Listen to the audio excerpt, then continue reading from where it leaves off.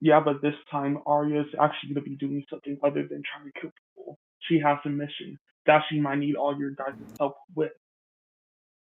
Again, you're gonna have to earn his trust. Because again, he's been fucked over by about every Bloodstone he's met so far. Have you heard of the Bloodstone Beast? Nope. Damn it. Well, just know it's the reason why my characters keep on dying. Like a kind of curse on the Bloodstone lineage. I thought you just had bad luck. That's what I thought too. Until I talked to Verb about it. It's a little column A and column B. I thought it was a sum up of poor decision making skills and bad luck. And a whole lot of C. Yeah.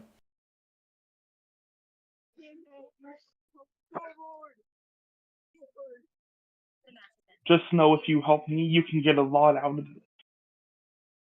Cora, I love you, but give me my 5th and Park Avenue.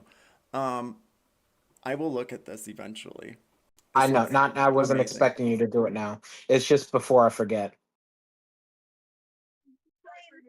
Thank you, DM. You're my favorite DM in this game. And you are all my favorite players. Thank you so much for coming out tonight. Sincere. Thank you for having me. Mwah. Glazing aside, right. I'm still waiting for Dante. I'm gonna fire up my computer right now. I've just been ticking around on my phone. That's how you got the custom spell. I wish. But let me get on my computer.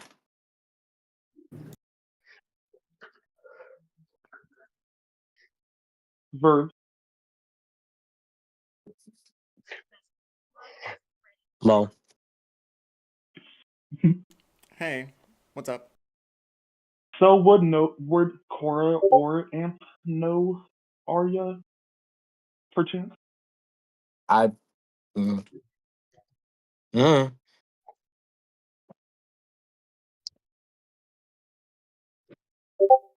Cora, roll me history. You're the boss. Thank you, my dear. It says, sorry, you were signed out of D&D Beyond. Oh, I don't think I opened up the campaign yet. My bad, babes. It's okay. No, it says I was signed out of D&D Beyond. I signed back in on my phone. 1 second. Oh, it did that to me today, too. It freaked me out. I thought I lost everybody's weird, campaign. It also did that to me. Whoa. What the hell? It did it to me, too. I guess it was just a bad day at the servers. And Maps is broke. I'll probably have to do the same thing then. I think something janky went on with the servers. Who knows? History was that? Yes. I mean, it won't be the first time something janky happened during a report session. That's 23 in history, Captain. Oh my dear. If only I could do that well on my combat rolls. But anyway, go ahead. I'll just take all those 23s now. Thank you. More history check. Thank you. That being said is this, darling. You do know of the Bloodstone lineage, and you are aware of the curse of the beast of Bloodstone. However, it is very secret, it is very brood, and only you are aware because your coven had been spying upon them before their demise. My question to you, dear Cora, did you ever sign your name to the Book of Brood? What is the Book of Brood? That being said, the answer is no, and you'll find out eventually, I'm sure. I'll flip a coin.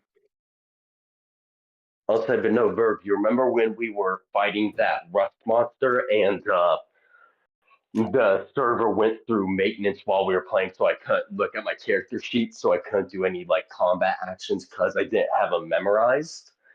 So that's why I decided, you know what, today on that 20 on that animal handling roll. I'm posting the campaign up right now. And it's in the D&D chat for our table. Dante is on his way, so once he arrives, we will be on ours also. Did somebody already roll a D100? No, we don't know if it's raining, darlings. There's an I will 80% do chance that. of rain. 4. You step That out upon the deck and you're drenched, darling. From head to toe, buckets of rain are falling upon you. Like a torrential downpour, the waves are crashing against the side of the iron ships. that scares me with my luck for the coming session. Out of 100, I got a 4. They'll probably be fine. Hopefully. All further rolls from the DM where he requests a random one will be 1d4 unless it specifies differently on your character sheet, for instance, like skill checks and such. But be prepared. If you open up a treasure chest, something might occur. Ooh. Who's ready for a mimic? Yippee! Ditto. I'm hoping I'm not right just because I'm hoping I didn't guess it right.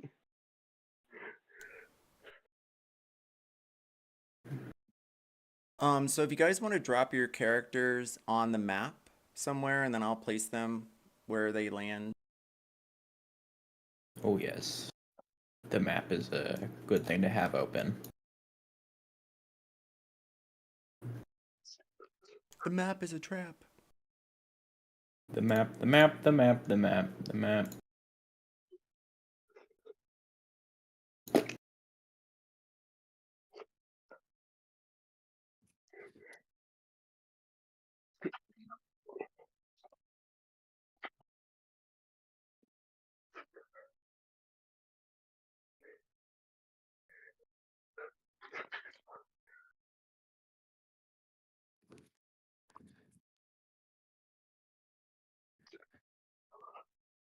If anyone needs any assistance in trying to figure out where to find their characters on the map and or add their characters, let me know. BTW, make sure we have open mics off, and then we're push to talk or we're muting in between talking.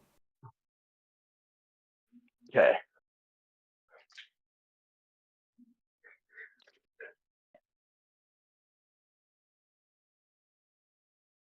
And then if anyone has any problems with that, not a problem here, just let me know and I can keep an eye on it because I have a pretty good idea how I can like turn your mics on and off without interfering. But I think Squigglepuff, you did that expertly last time and I still haven't figured it out. So if you want to be in charge of it, I will give you extra inspiration.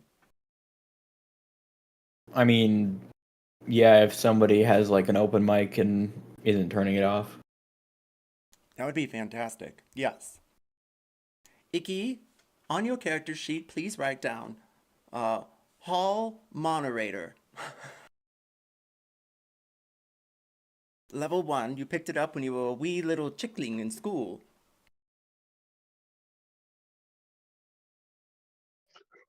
Alright, we're going to give Dante just a few more moments. I'm going to open it up to questions from your characters. Is there anything that needs clarification from your backstory or anything going forward? And then we'll move into introductions.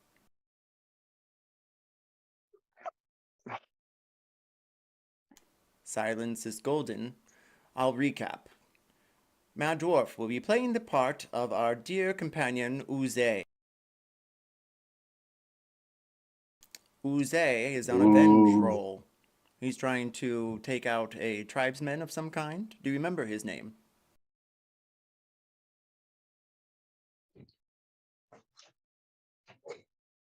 Hmm. The dramatic beat. Go with.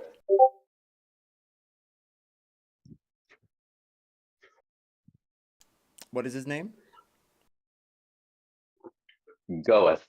Goeth. Oh, Goeth. Yes, Goeth. I remember it. Yes, the great Goeth of the great Beyondeth. Yes, Goeth. Goeth. Did he have those spiked arms on his shoulders? Those armor things? Yes. Now, that being said, that is quintessentially piece of the armor that the vampires use in all of their decorations, large shoulders, spiked, so then that way they might someday take their enemies and put their tiny little heads on top of those tiny little spikes. Occasionally, during grand events, you are noticing large heads, Cora, peering around on shoulders, back and forth, especially when you went to taverns to play cards. Now, dearest Cora, what was the name of that great place you're from? Oh, my place of origin. Yes. And Squibble, can you mute Mad Dwarf King? No offense, darling, but I don't need to hear your, burps. It was called Dark Reach. Dark Reach. Ooh, Dark Reach. Yes, was that to the north or to the south? I'm looking at a map now. To the north. Towards the Way to the mountains or the streams? Towards the mountains. You are in the midst of Shade Isles, is that correct? That would be correct. You great known the Vaughn. The great Vaughn. Did you know her? In this case, I'll say yes, I did. Did you tutor with her? I should like to think so, yes. Roll a dexterity save. Oh dear. Should I roll initiative too? I'm just kidding. No, I'm not. The night is young, and it's 15 minutes to midnight back on the ships. We're going to do over brief recap of our characters. Mad Dwarf King will come back to Oozey at the end. That was dexterity save. Dexterity save. Oh dear. 11.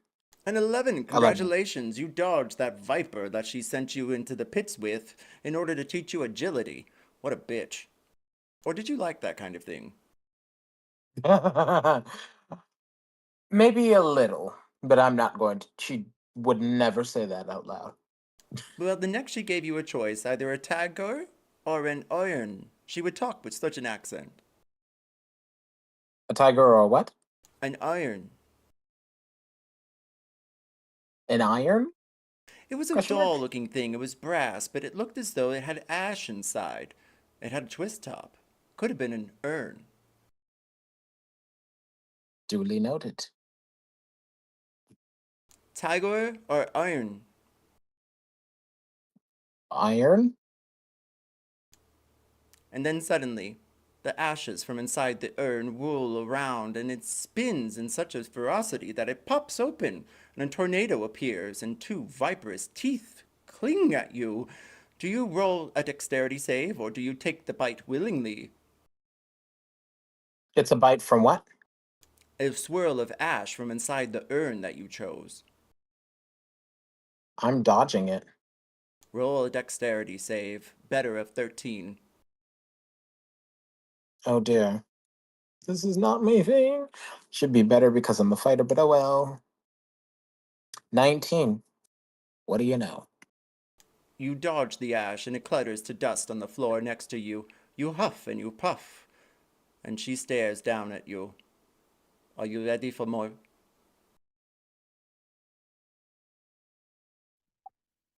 Low-key, been sitting here for like 10 minutes, watching Discord load over and over and over again.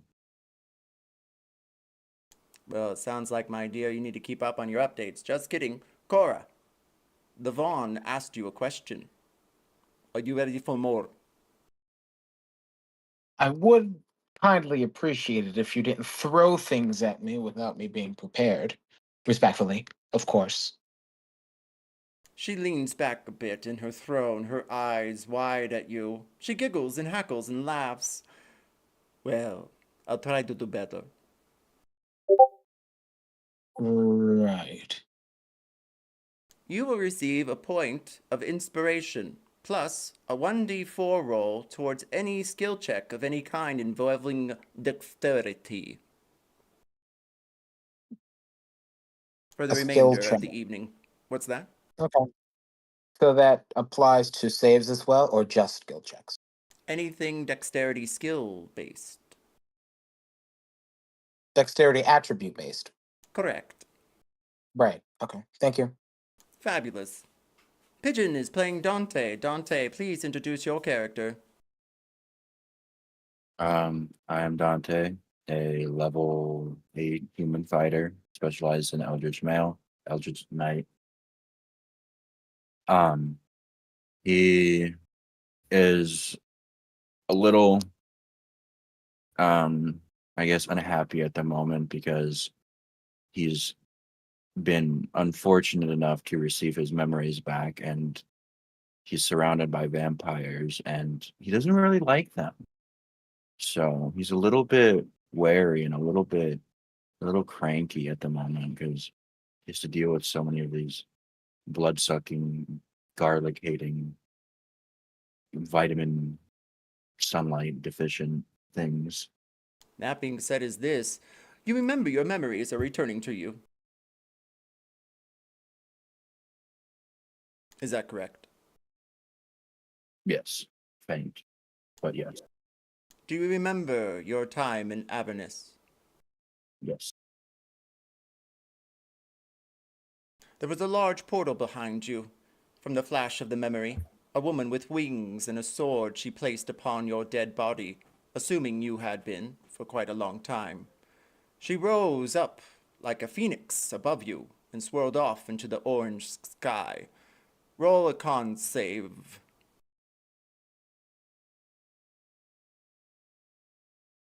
15. Suddenly, the river Styx nearby begin to bubble and brew and move over towards you. They stream against the sands of Avernus, demanding your soul. You lunge back and grab your senses just intact. What do you do next as the river gets closer to you and the portal is behind you and the sands are everywhere? I take my free sword and I just like slowly back up towards the portal with it like extended because he's just become alive again after being slain. He's very confused. The waters were by your feet and now they're at your back. Roll a dexterity save or they will pull you into your doom. I got an 8. Oh boy. You reach for the portal in hopes to go home with your free sword, and then suddenly you're whipped back into the depths of darkness. You will receive a -1 for all death saves for the remaining of this session. Seems about right for Dante here. Squigglepuff, you're up next. You'll be playing Ikki, is that correct? Yes. Introduce your Ikki, please. He's a Aarakocra rogue who, like a crow Aarakocra, and he just wants to go home. He does not like to be here. And where is home? I mean, he lived in Waterdeep, but then his family was in a town in the forest. A cavern town? No, it was in the trees. A tree town? Is that correct? Yes. Oh, how wondrous that must have been with the bridges swaying from left to right as a child. Did you used to go to school, or were you always late? Yeah, I went to school on time. Oh, excellent. You learned arithmetic. Yeah. Roll me a history check. History. 10. As you appear back up deck, you're able to determine that the rain is, well, quite wet, and your feathers have seeped all the way to your skin. You look quite, well, thin. You haven't eaten quite well, except for some pies you were able to get from Dante when he wasn't squabbling them down. And you've been able to tell that there's at least, well, Maybe 30 or 40 crewmen in total between the two ships that are now bound by some magic carpet that was demanded by one of the elders to be procured in place of planks connecting the two ships earlier. So keep in mind, dear gentle souls, there is now a magic carpet on the board between the cross ship, known as the Larder, and the ironclad Sparrow. That being said, dear Ikki, your teacher, what was their name? I can't keep naming every character, Steve. That is correct. Jeff. I don't know. I'm horrible at coming up with names. Mr. Jeff would sit and tell you the wondrous things about math, especially when you would put 2 and 2 together and get 4. He would count them on your feathers and then show you in your toes, and then suddenly one day he vanished, and nobody knows. Did you ever investigate that? I looked a little into it, I would say. But not Roll like me a stealth check. super deep. Immediately. Stealth. 15. An excellent number. You were able to sneak into his small hut in the trees in the forest. You found... Well, did you investigate? Yeah. Roll investigation. 7. You found a small diary he wrote of, and he mentioned Waterdeep and the great lords, and that he knew one of them. You've kept that book ever since. Put that on your character sheet. Book from Mr. Jeff. Okay. Aria, Bloodstone, please introduce your character. I'm Aria Bloodstone. I'm a Vampire Battlemaster fighter.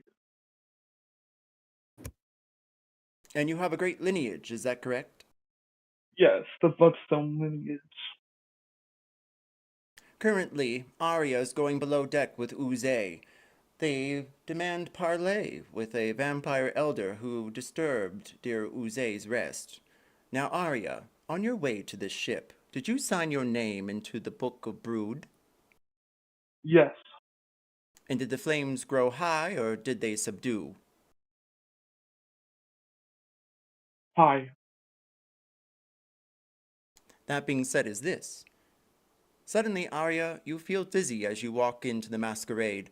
You feel as though someone familiar is near to you, though you're not sure who. Roll me a wisdom save.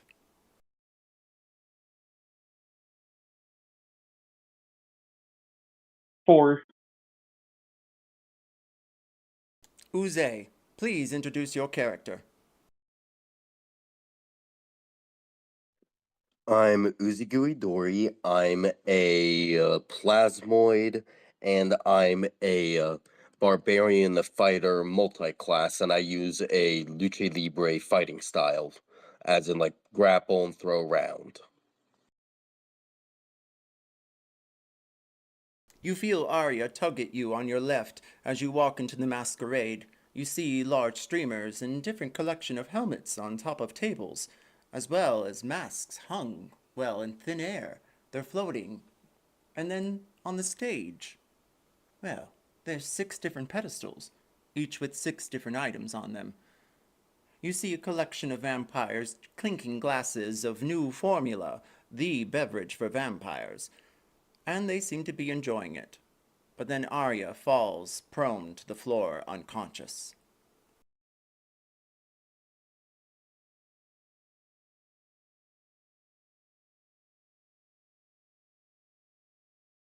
What do you do?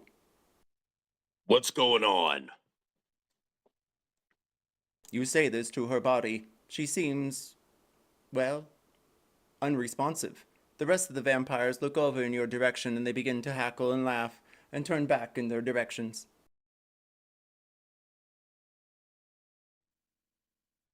I'm gonna have to drag you out of here, aren't I?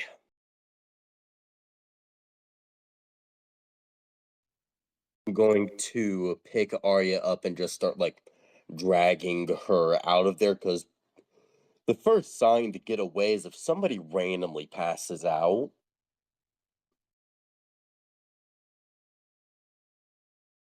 Good point.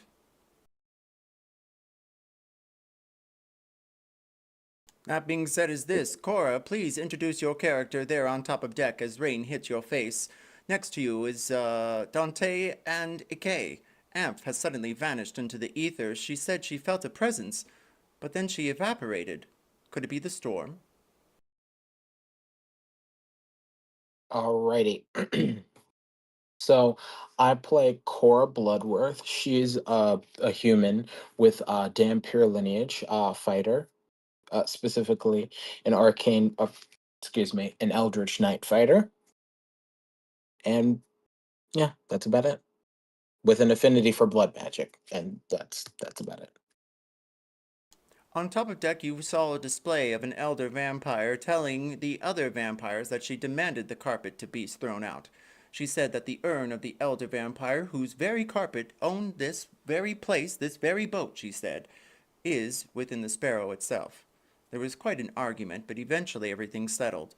The commander has moved over to the cross ship, and I believe their name is Cobb, is in control or at the helm of the Sparrow. What are you doing there on deck? After witnessing Aria disappear, Yes. yes. So she wasn't supposed to disappear, was she? Or was this a planned departure? Or is this supposed to be a shock? Like, oh, that wasn't supposed to happen. Sort of. You may roll Arcana. Alrighty, will do.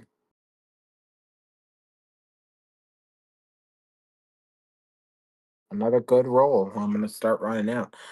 23. You can tell that she's evaporated, obviously, but she's gone into a void, another realm, some sort of demiplane. You can tell by the sulfur taste it's not Avernus, but it is created by someone close. So she's probably, knowing that, she's probably looking around to see who did do it and if they're like on deck or whatever it was. Or yeah. You know it was some sort of spell, and it was somewhere casted between one of these two ships. I would definitely be looking, probably seeing nothing on top deck.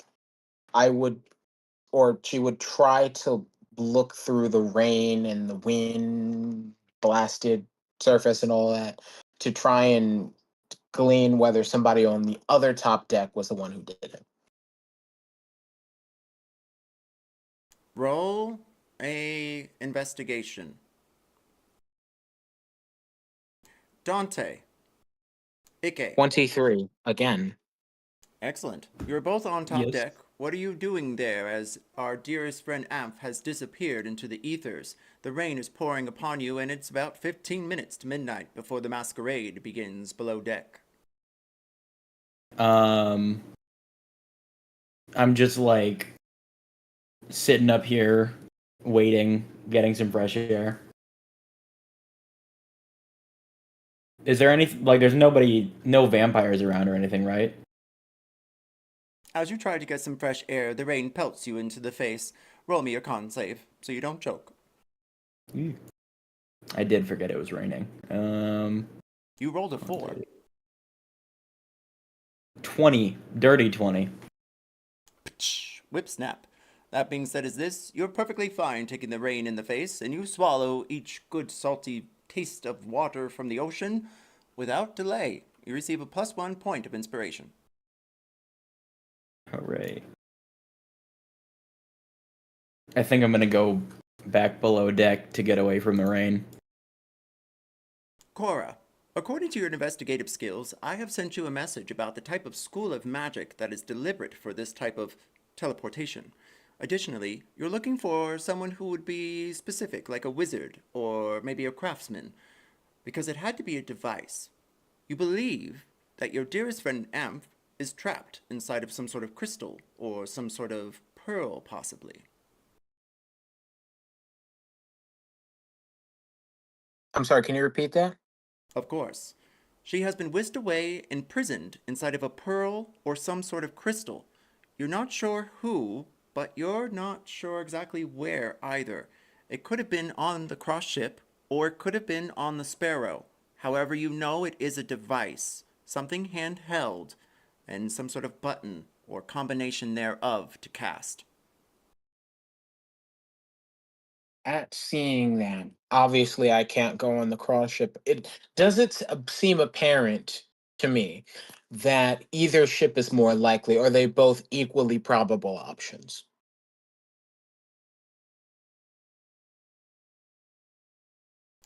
You think that it's more probable that you're looking for someone who would be a wizard and or someone who would be knowing the ships better than anyone to be able to hide a crystal or pearl that would enclose a person. This would not be something they would hold on them unless they were daring enough to have it as an earring, for instance. The only one that I'm aware of that could fit that bill is the vampire elder, or one of their adjacent people. That being said, But is I this will keep that in what's my that, pocket Okor? for right now. I said I'm going to keep that in my pocket for right now. I'd optimally be getting out of the rain, so I'd probably be going below deck anyway. But just on the staircase or something to get out of the rain. Excellent. Do you try to go towards the helm, where the door is back to the lower decks, or do you stay in the narrow passage that leads back to the final deck, where you all hail from, where the barracks are and the large puddle of ichor? Towards the barracks. I probably go in the barracks and change into something dry, and then just stay around that sort of area. Excellent. Dante, what do you do as the storm whisks against your armor, pelting it? You hear tins against the metal. I guess if I'm seeing everybody go downstairs, I'll just go downstairs as well. I hate my Wi-Fi. Is there a way you can restart the stream? I can see it. It could be me, darling, but yes, I'll redo it. I'm gonna blow up my router. It's okay, I had to get a second one this week. There we go. So if I need a switch, let me know. We can do it during the 15-minute break. That being You're said, is good. this. Again, thank you everyone for coming. I'm so glad you all made it. Mad Dwarf King, Oozey, and Cora, and Dante, Yes. Ikki, and Aria. What is all your passive perceptions? I have a 14. passive perception of 20. 14. 14, but I can't be surprised. My passive perception is 12.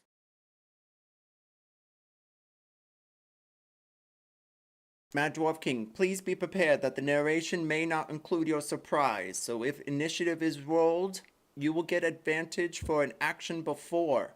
Keep that in mind. That being said, is this. Anyone with a passive perception of 10 or higher hears clinks and clanks as Oozey, played by Mad Dwarf King, is carrying Aria into the barracks.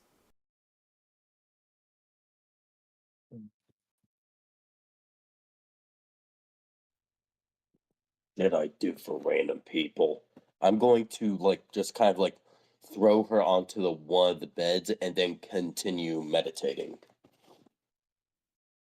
That being said, is this. As you walk into the barracks room, you notice the black ichor against all of the walls and the floor and the ceiling, exploded off of, well, Ikki's old clone, possibly, or shadow demon, you're not sure. That being said, is also this. There is an exploded bunk bed, thanks to Dante's inability to attune to an evil demon dagger sword.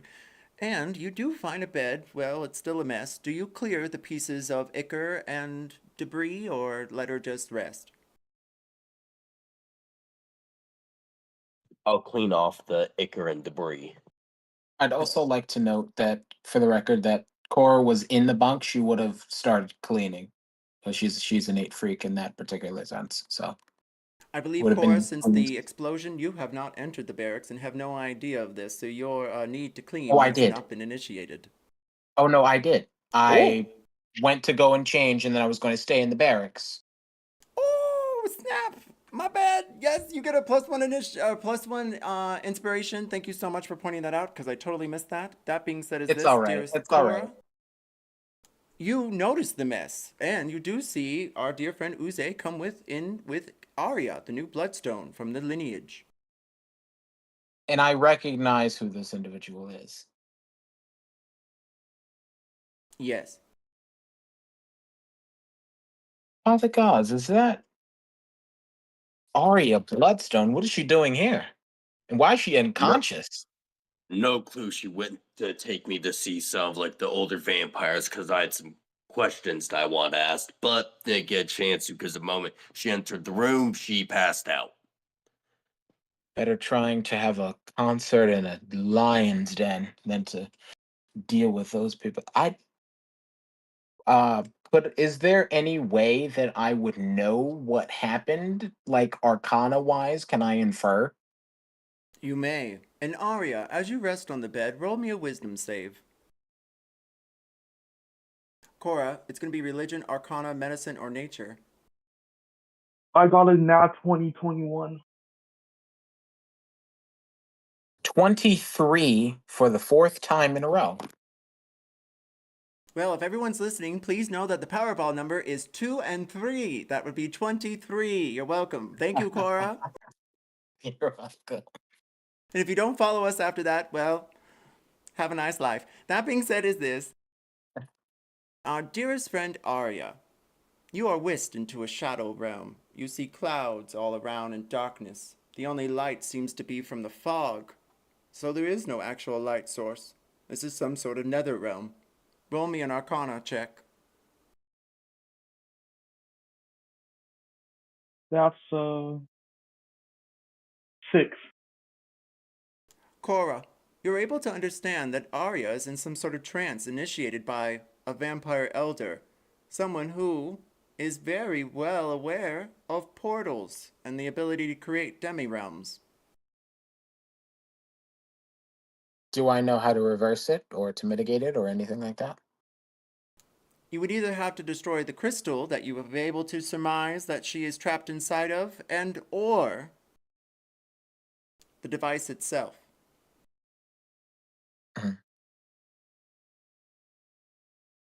Well, this is a classic trance, all right? I can tell you what's wrong with her. I mean, I don't really care, but you seem to care. So, um, there's a device of some sorts. Think of it as a crystal. She came into contact with this crystal and, well, fell into a trance. And very simply, the only way to get her out of said trance is to destroy the crystal or the device that the crystal was implemented with. So, and who knows where that is? I mean, I figure it's either on this ship or it's on the ship across from us. But that's really for you to figure out. Again, if you care. Why must people keep fucking around and finding out? I said it. If I said it once, I said it 1,000 times. People go places that they're not intended to go, and bad things happen. Not my problem. Exactly. Why do you think my ass skedaddled out there the moment she passed out? Smart man, you are. That does remind me, since I wasn't able to ask them the question I want to, I might be able, you might know. Do you know anything of a monastery that got destroyed about 80-ish years ago? History check. Correct. Radio. History. I feel like my luck's ran out. I'm hoping not. 15. Only a 21 this time. The next number is 21. No, just kidding. That being said, is this, dearest Cora. You are aware of the monastery, however, you know it's been shattered in time. It's been over 100 years since that monastery is burned to cinders, and somehow it's connected to the great capital of Saul. You can ask one question, I will give you an honest answer, because you did overhear something once Well, it was between two gentle souls. New vampires had been discussing it. What was before? I'll phrase it like this: before it fell into ruin, what was the purpose and not the purpose? Before it fell into ruin, well, I'm trying to do a lawyery thing now, but before it fell into ruin, what sorts of goings on went on at the monastery? Originally, the High Council of the Coven had decided that it was going to use the tribe in order to experiment on blood magic. It's what propelled the vampire society we know as the Coven, or the Blood Coven, to be in charge of Soul, to be able to do all the things that they are doing right now. The fact that they have these ships is thanks to the experimentations of that neighboring tribe that was, well, the ones that disintegrated Oozey's family. Mm. Okay, so if I'm, I did overhear the elders talking about that monastery once. Apparently, before it fell into ruin and everything, it was used to conduct certain rituals. That's really all I know.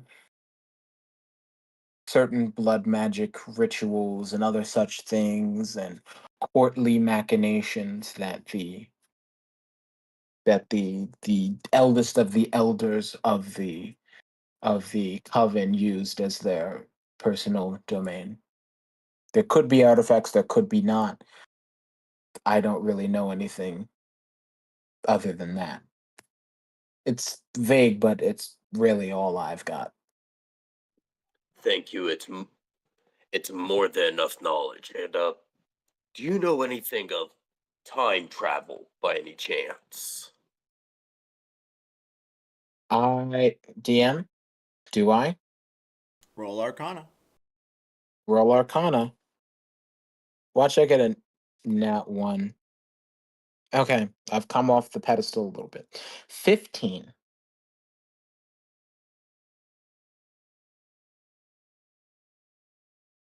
That being said, is this. Where did you study, dear Cora? Was it a monastery, a church, or some sort of scholarly academy, or maybe it was just a good tutor? I'm sorry, can you repeat that? Where did you study? Where did I study hemomancy? Or just like Magic. magic in general? Magic in general. That would be the College of Gloom. I actually have it written down. It's the College of Gloom, I think. The Yes. College of Is Gloom that? is very prestigious. However, did you get in? I did. You what? I did, but with some difficulty, being a half blood and all. And even when I did get in, I wasn't treated the same. That being said, is this. You found it very interesting, especially the tales of the Seven Sisters. They were of Mistra, a grand legacy of teleportation and chronomancy. They ruled Faerun for a point until their role had been played so eloquently that a dragon of time had devoured them, well, at least 9 times, according to some tales. That's time travel for you. 7 plus 9. Well, that being said, is this. You know that time travel is possible, and again falls into the realm of, guess what? Transmutation. Transmutation. And the god responsible for time travel is who? According to you, the Seven Sisters. The Seven Sisters. Okay, great. Also, I would like to amend my previous statement. It is not the College of Bloom, it is Witherbloom. There we go. That's it. It's Witherbloom. Ooh, Witherbloom, even better. I remember they have a specific area they call Gloom, which is all the old elders' tombs. Right. Biology, necromancy, magic, general curriculum. Correct. And I sent you a link for the Seven Sisters. That being said, is this, Okay. dear adventurers, we're going to take a 10-minute break, and you all decide what you're doing next as the clock begins to strike midnight. Well, I think we should go to the thing. Yes, we should go to the thing. The Though I don't masquerade. think that a great sword is going to fit on my person when I'm in a ball gown. So can't really take it. Hey, I've just got the clothes on my back. I can store it Where are you storing it? within my body. I mean, would I that I don't literally, make it spare sound any clothes. better. I It'll be literally like- have an empty great sword sheath on my back. Like, my be like- sword is a long sword. I don't need. So If you He'll can be hold like it, then Rico. fine. I don't know if they're Uh, going to want us carrying iron, but they're vampires. They could probably break our arm off before we could even think about it. yeah, I'm not taking my armor off. Imagine I don't- having They bones can that bring be rust broken. monsters. I if would they want probably have off. it under just in case, to be completely honest. Imagine having bones that can be broken. Yeah, imagine. Right? That's just any gun.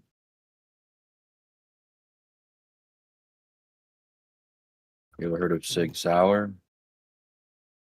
huh? I have. I Yeah, think that's Sig- what's his name's favorite gun. I have, but boy. like, The M17. Make sure you don't drop it. oh, is that one that goes off when you drop it? Yes, Nice. I think. Or I think it's a P something. The one thing that Right. guns are not supposed to do.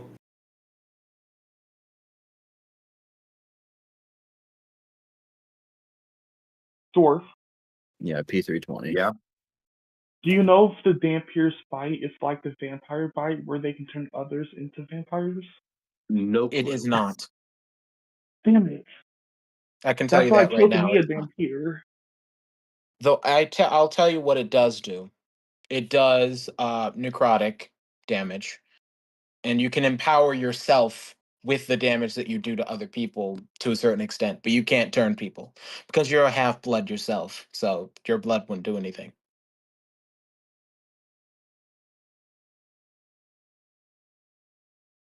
Rules as written anyway.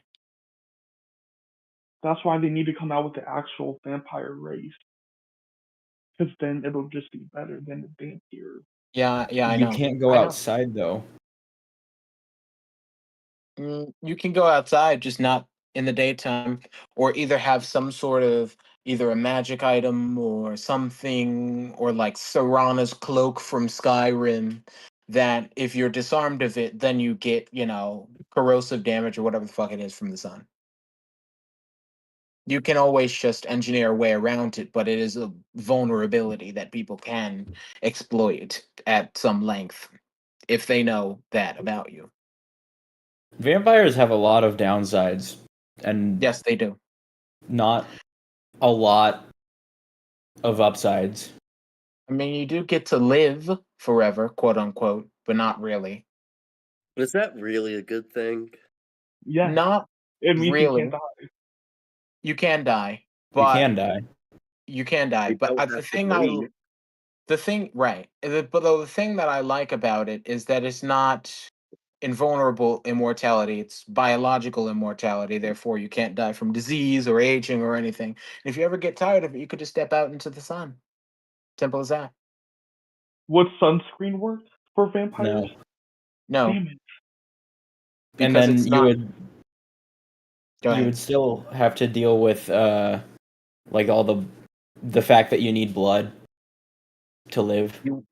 You would, but that wouldn't be so difficult after a while. I mean, there's nothing saying that you can't subsist off of animal blood, really. Or at least not in Dungeons and Dragons. But if you have the sufficient means, and also because you have an extended life, it doesn't mean that you have to live forever, like I just said. I mean, I Yeah. myself would like to. I would like to have more time than I'm going to have on this planet, simply because imagine what you could do with 2 lifetimes. You could spend the first one setting your second one up.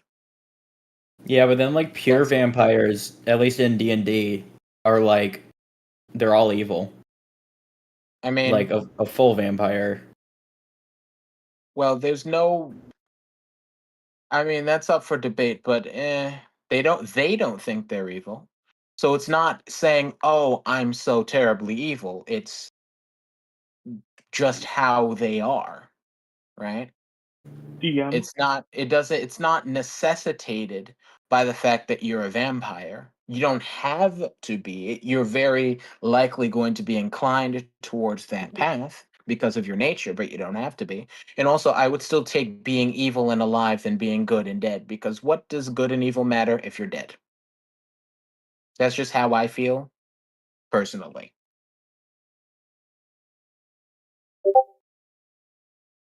That being Not said, have is a this mentor. Aria? What's that, pray tell? The 1d6. What about it? Oh, it's to see what I feed on, because I want you to roll, not me. I like it. Yeah, let's do it. Speaking of life and death and good and evil, Aria feeds upon the carcasses of...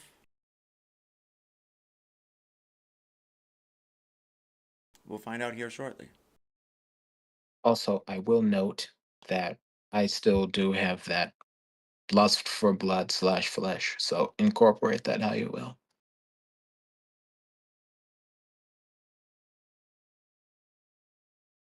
Did you get that, Navigator?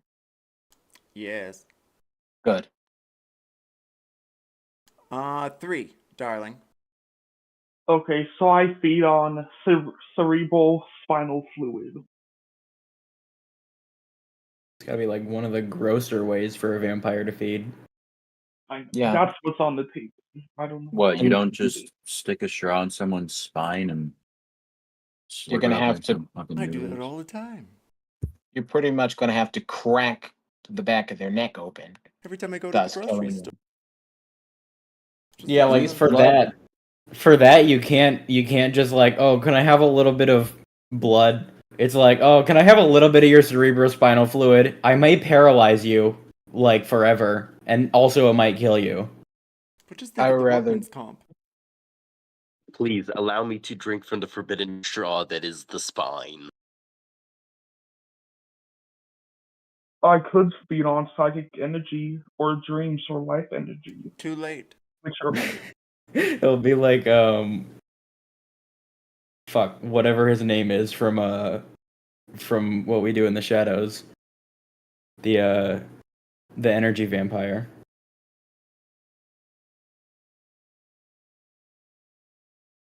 Repeat that last sentence. He can be like that one guy from What We Do in the Shadows, the energy vampire. I forgot his name. The energy vampire. Dave or Daryl or something? Steve? It's Very like easy. something Robinson. I'm so glad that I just have to drink blood, because the whole cerebrospinal fluid. Oh boy. I mean, It's not a Colin. person.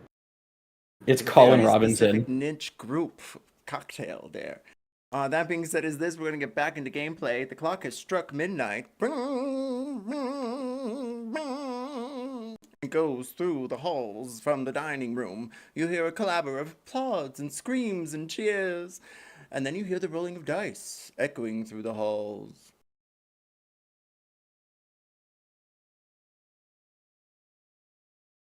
Well, don't all stand up at once and tell me what you're doing next. Are you going to the masquerade or not? Yeah, Most we certainly. kind of don't Might really as have much of well. a choice. Already got the mask on. Everyone, please describe your masks, starting with Aria. Remember, it describes your alignment. uh, my mask is roses on it with the thorns type of thing. I don't really know. I haven't really thought about it. We'll come back to you at the end then. Cora, you're up next. Cora's mask, as is her, as is her, as is her, what am I saying? As is her heraldry, as in her clan symbol specifically, is it's covered in roses in that particular sense. But more than that, the roses are on one side and it's, very bright and red and, all of that. And then on the other side, there's blue and gold. So like the duality of something that I'm going for. Passion and pride and blah blah blah blah blah on one side. And then I would probably say more of a calmness on the other side. A masquerade. Every day a different face. Masquerade. Tell me, Ikki, what are you wearing to the masquerade? It looks like it has like a design with on one side there's like a hand holding a knife, and then on the other side there's like a hand dropping some coins. And what is your alignment? Neutral. Ooh. Cora, what was your alignment with the rose on one side? What was the alignment with the rose on one side? Was it one-sided rose, or did you have a collection of them going down like a carousel? No. One side is the roses and it's bright red, and then the other side is blue and gold with the calmness and refinement, but the pride and the passion and the blah blah blah blah blah is on the left side. Now, for clarification, Cora, you know blue and gold is also the same color as the brood. I did not know that. Is that a fashion choice? No, wait. I'm sorry.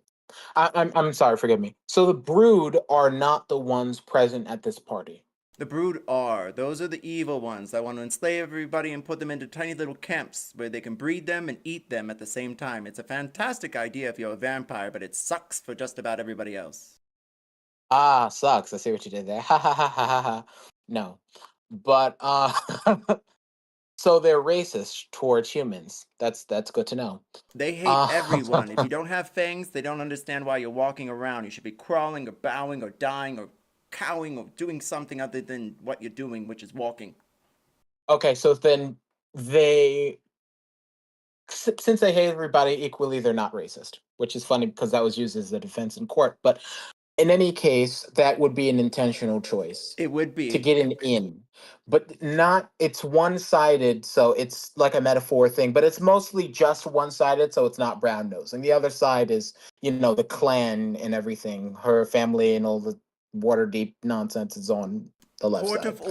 Court of order. I'd like to clarify, in D&D, we wouldn't say racism, we say speciesisms or speciesists.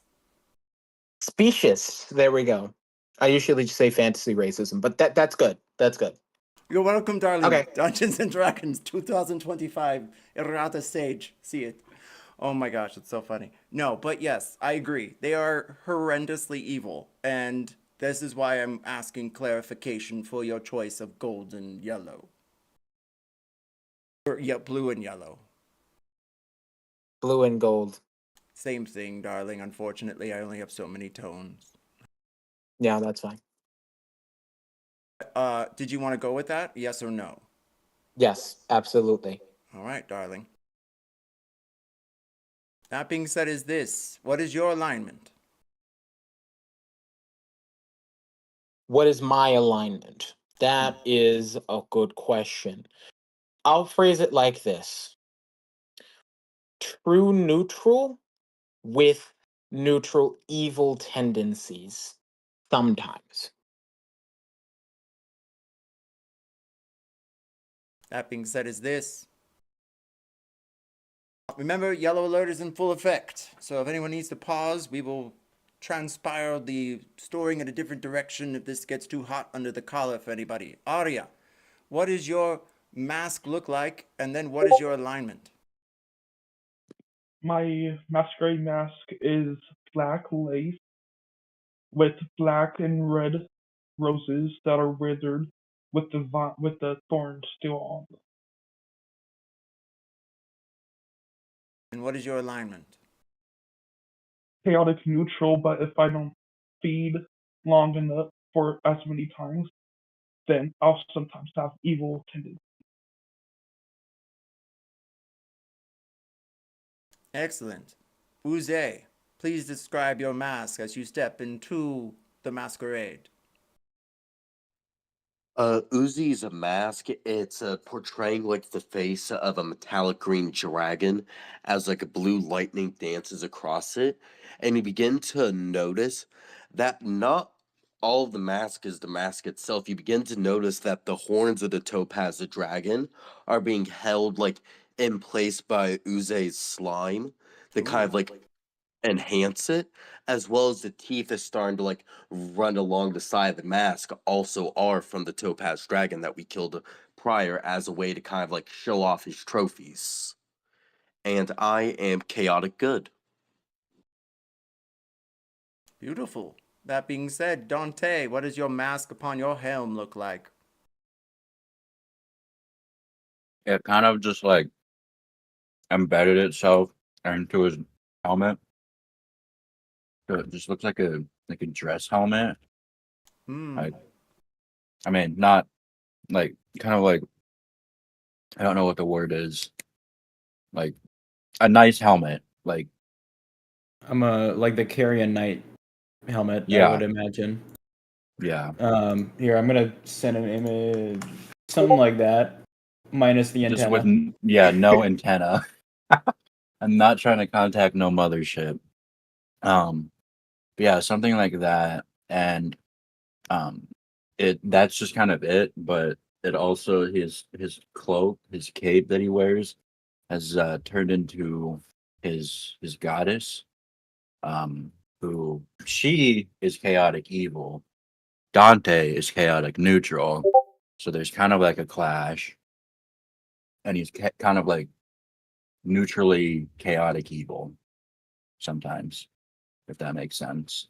Um, and yeah, she's just kind of like floating behind his shoulders, like yeah, like with her arms around him.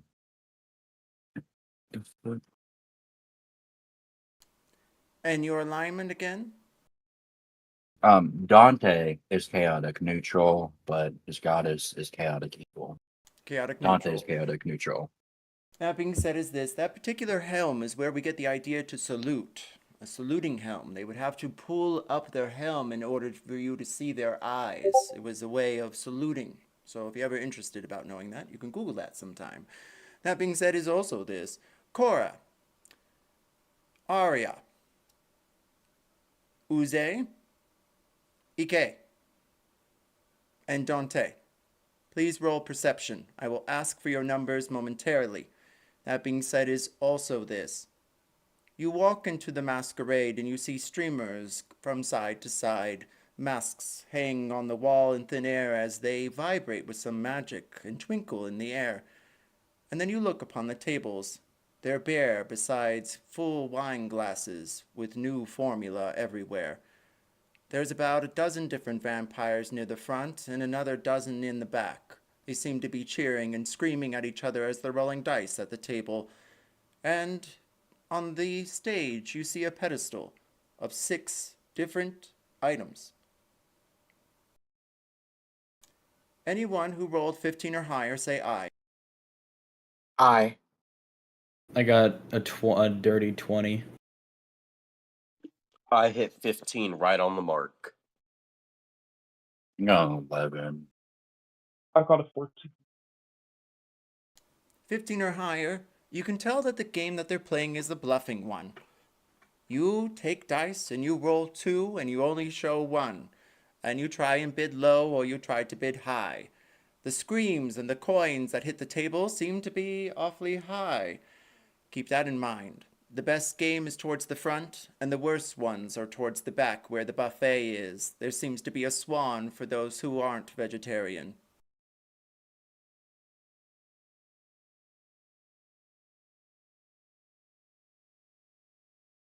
Well, I will update the map and allow you to move your characters. I'll start dropping down NPCs here in a moment. What does everyone spy towards or gleam towards as far as a person that they're looking for? Can I'm I looking at.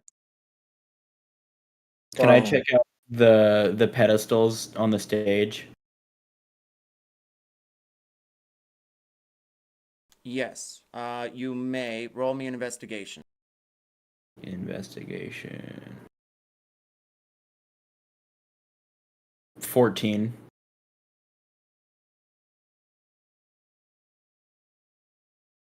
You see a collection of things: a wedge of cheese, a nice gown, a magic-y hat, a scythe. Would you believe it? And then some sort of gear-looking mechanism with a tube and a crank.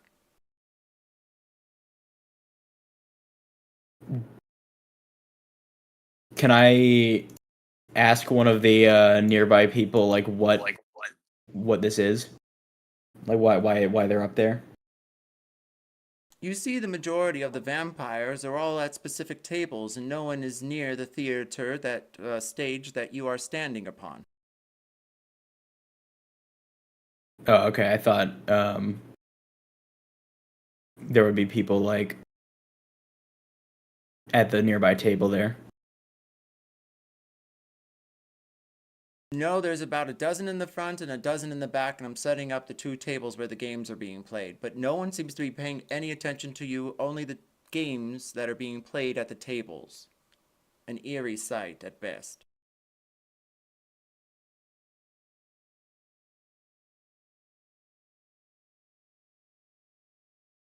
I think I'll Corey, head down to Coria. one of the game tables.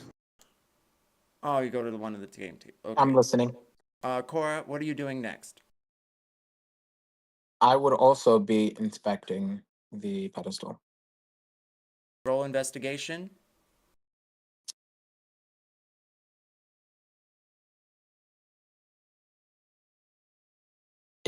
Hold on, wait a minute.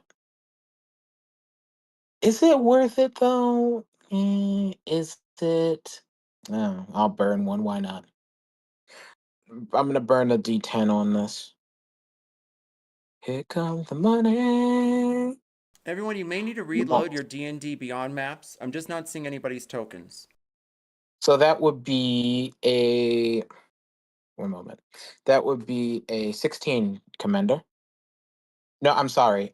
That's a 19, Commander. On the investigation. You can tell that the robe is made by elves and it is enchanted. It might increase some DCs depending on the specific school of magic. You can also tell that the hat next to it, well, it seems like an unlikely pair, but they may go together. What about the other items? The scythe is well made, and it has a clasp on the right. It looks made of wood and iron, though no magic specifics. Though then suddenly you see a twinkle and spark a moment with your magic eyes. The wedge of cheese seems like one from the larder, but you smell it, and it is enchanted with something. Could be demonic. And then you have the contraption in the middle. It's like a little wound gentleman with a gear. You tap the side and he turns, though you're not sure exactly what it does. I would like to touch the scythe. As you do, suddenly the scythe becomes alive and animates next to you. It spins with a velocity of 1,000 miles a minute and then lies back upon the pedestal again. Whoa. Probably. Oh well. I'll suck it up and touch something else. I'd like to touch the robe. As you do, you hear harp music and the twinkle of piano keys. It almost begins to almost go in sync with your fingertips as you wave against the sides of the fabric. Mm.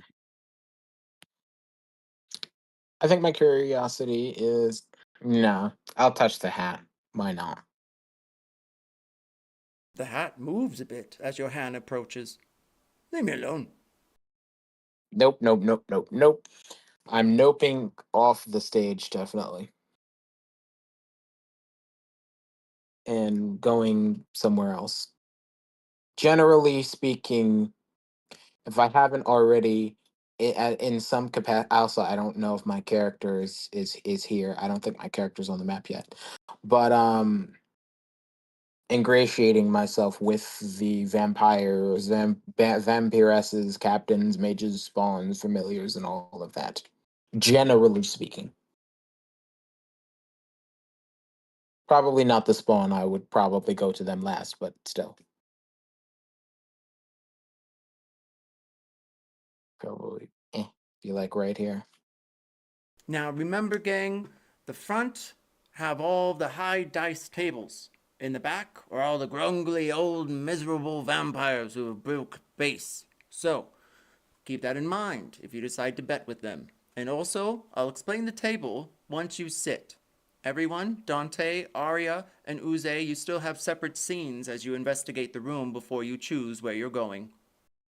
Okay, the one thing I will note before you move on is I would be at the front tables. So the front is at the bottom of the map? No, you were at the right one to begin with when the vampire Okay, good. Lord was shoulder to shoulder with you. Okay, good. That's fine. I'll stay there.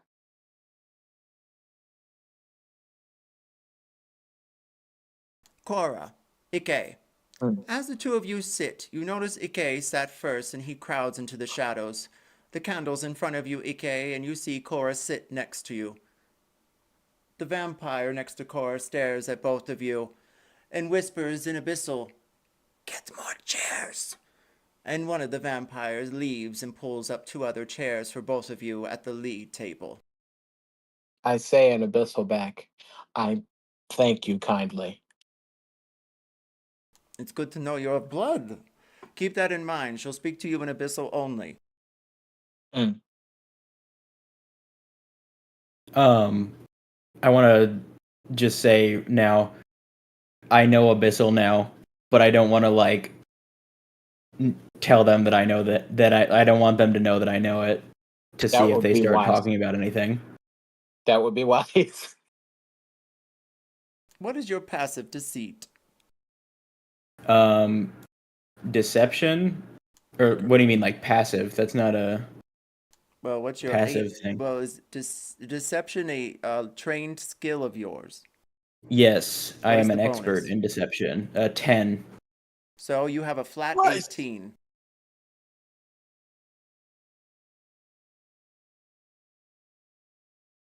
Noted. You're a good bluffsman. Dante, what are you doing? Oozey, what are you doing? Aria, what are you doing? I'm just kind of walking around trying to see if I can hear the voice that was like talking when they're knocking on the barracks door earlier to try to find the person that was there before. Ooh, good eye. Roll me perception or investigation.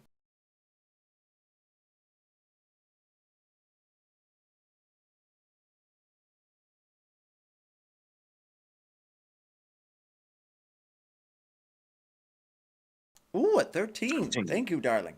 That being said, you hear a hearty laugh from the back where the kitchens are, and the voice does seem gruffly familiar.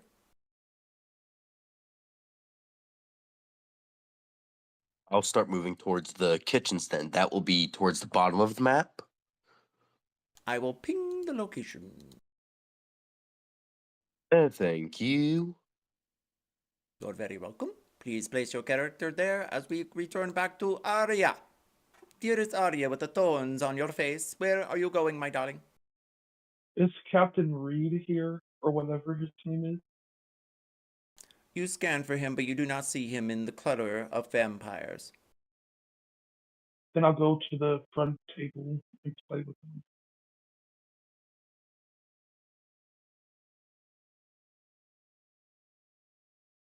Aria, there's two of you. I'll get rid of one of you. There you are. Dante, what are you doing? Dante's just kind of like walking around. He's got that little nagging voice in his head. It's not really nagging anymore. It's kind of like a deafening yell. And it's like There's a lot of vampires here. You should really just kill them all. So he's kind of just like quietly, like just on the verge of freaking the fuck out and going absolutely crazy. So he's just kind of like, I guess he was just like following Ikki and just like he's gonna like stay behind him and just like suddenly just his head is like tweaking out and he's just like twitching. You all right? He's also catatonic. He's not speaking. It's just like tweaking out and just like incredibly erratic, muffled breathing in his helmet. He's not having a good time right now. All right. I'm gonna turn to the rest of the people at the table and say, I apologize for my associate here, but he seems to be having some issues. Ikki, roll me persuasion. And Dante, the room spins all around you. Roll me an athletics check. I got a 6. I got a 13. You're able to find the side of the hull of the ship, and you're able to steady yourself behind Ikki as you hold on to his chair. Aria, another chair is brought up to you by one of the commanders. A specific Steve, or Sam, I'm sorry, to be exact. Do I know him? No, but others are familiar with him as you gaze around the table, Cora. You do notice the female that you all met the day before, with the one with the long nails and the long blonde hair, is sitting right to the right of Ikki. Duly noted. I look at Sam and I just say, like across the table to him, hey, no hard feelings for the whole, like, thing. He looks over in your direction. He smiles and lifts a glass and mumbles something in Abyssal. Could I hear what he said? Something about horse ass. Translation's rough. I'm also gonna put this out there. Dante has casted comprehend, so he is in the loop, but he can't speak it. He knows it though. Excellent. That being said, is this. Do you all pick up some dice and begin to play with the rest of the vampires at your table? Yes. What's the buy-in for the table that I'm at? You're noticing that each one goes for 100 gold. You pick up 2 dice and you roll each. You hide one and then show the other. And then quickly the game becomes a roll of bluff and bets and checks of which one can out the other. For the lowest hand or the highest. So if you have 2 ones, you're more than likely going to win or split the pot. If you have 2 sixes, you're more than likely going to win and split the pot. However, if you have anything in between, you forfeit whatever you earned or put in to the pot. I'll Does join in. heroic inspiration apply to the dice? It does. And sleight of hand as well as other tricks you might be able to have up your sleeves. Oh, okay. Good to know. The Umbral Lord to your left, dear Cora, smiles as she sucks on a twig. She offers you one. It's a black, sleek-looking thing. It almost looks like a twig itself. However, you notice with your keen eyes that it's wrapped and made, and it might be corrosed with saliva or, well, sap. I politely take it, but I don't do anything with it immediately. I contemplate it, or I'm trying to look like I'm contemplated to avoid putting it in my mouth. She brings a candle from the table up to your face from the other side of the helmet. No, no means nudge, nudge in Abyssal. I suck it up. I suck it up and I do it. No, no, she says as she sets the candle back down. Roll me a wisdom save. A wisdom save for sucking on this black pipe. Well, that didn't sound right, did it? So it's a twig, is that right? We call it a twig, yes. It's anything that, in my D&D realms, we consider a drug use. Oh, fuck. This is going to be interesting. What was it, a wisdom save? Yes. I'm going to be absolutely blasted. 3. The wisdom save always is an unlucky 13, and you rolled a 3. You see a collection of colors upon all the vampires, even the blonde. It's almost like angelic wings spring from the sides of her face, and she smiles an eerie smile in your direction, and you feel relieved for the first time in your life that you might be on the right track with your life. I feel good. Like really good.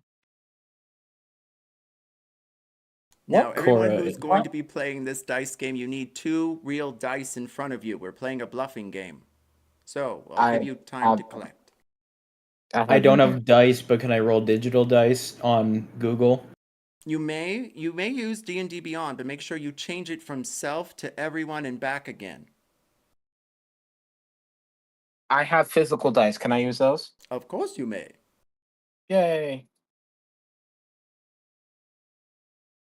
Can you I'm explain the assuming rules of it's the a dice game? I'm assuming Yes. it's a D6, right? Yes. Or So, 2 D6s. everyone's going to roll 2d6. Then you're all going to put 100 gold pieces into the pot if you choose to stay, or if you choose to leave the hand, then you put nothing at all.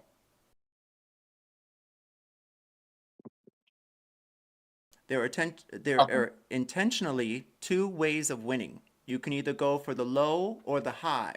So on your turn, you'll say low or high, and then everyone will spy at you. And you may bet or you may pass. If you bet, then you may bet your ass. So keep that in mind. Low or high what, though? Whether I have the lowest or highest? Correct. And you're only going to reveal 1 of your 2 dice until the end. Oh, so it's like blackjack. Essentially, yes, with a bit of bluffing against the entire table. But there's no home, like no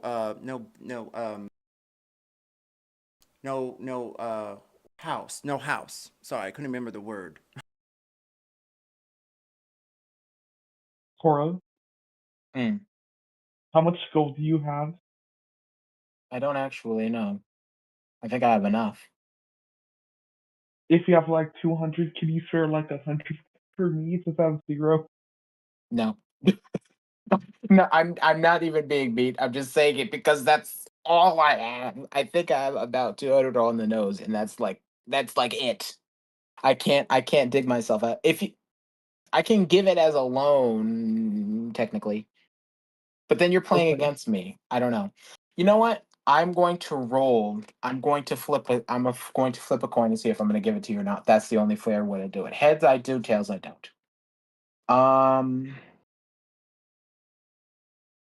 Null. Tails, I don't. I'm sorry. That was just RNG. That wasn't even me. You know what? Fuck it. I'll give it to you anyway because I feel bad. You can have it. You can have 100 gold. Both of you roll me a perception check. Radio. 10. Wait, hold on. I have more than 100 gold. What the hell am I saying? Aria, you feel your purse get a bit heavier. And you hear the abyssal speaking umbral lord lean in to the table. Null, darling, null. That being said is this, Ikki, from your end of the table there is a mage next to you, a vampire with sharp silver fangs. They seem to be clasped onto the tips of them. They wear a large trench coat, and they seem to be fumbling with the sleeves of it every now and then. Next to them is their vampiric familiar. He looks like a zombie, though you can tell he's a vampire with 2 large fangs that recede past his chin, and every now and then he antes up 100 gold pieces or that. He doesn't roll. However, he just has the same 2 dice in front of him, a 2 showing, and nothing else.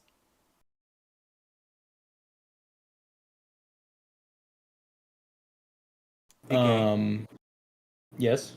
what are you doing there at the end of the table before we start our bets? I'm also joining in on the game. Can I I'm just gonna say to the mage, promise you won't blow my face off if I beat you. He whispers in abyssal, fat chance.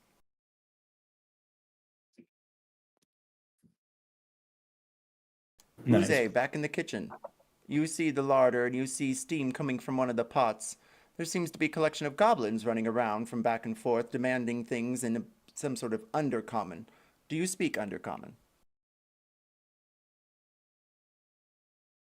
Oozey. I will double. I You don't hear a speak collection of knobs undercommon, and but I things. do speak goblin. You do speak goblin. Excellent. Fran, what's up with the tomatoes? You hear another one scream, I sliced them yesterday. And then you see a large vampire elder in the middle, smelling one of the rich textures of soups they seem to be making. He's entranced by it, really. And you hear him howl in delight. Oh!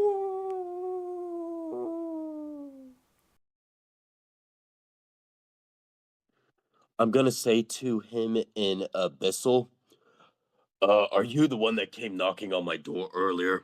I'm sorry if I came off as rude. I was just, you interrupted my meditating, is all. He says, with his tongue tipping onto his dainty teeth. They are also silver-tipped, with sharp little ridges at the end. He turns around and grabs a spoon. He dips it into the soup. Tell me, how does this taste? I'll go ahead and take a taste of it.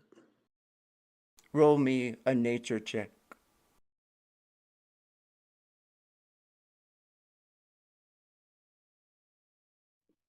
$15. It is probably the most delicious, yes, the most eloquent. You can actually taste the field and the waves of the wind upon them from the sand-sword seas. Oh, am I wrong?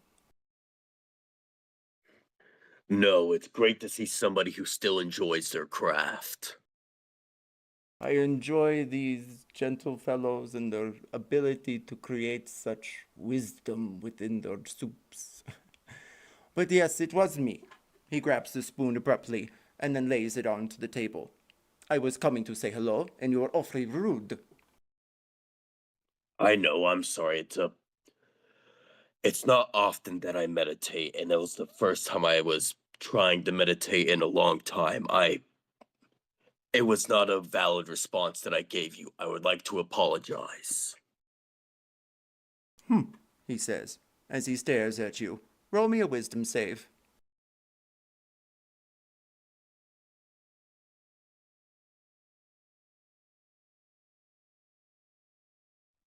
$7. You feel from the top of your gooey, ooey, plasmoid skin from the bottom of your toes. Not a chill, really, but more like a whisk of energy passing through you. Suddenly, you feel calm. You feel assured. And you don't feel, well, uneasy about being around such vampires. Well, I understand meditation can be important for mortals, but I haven't used it since, oh my gosh.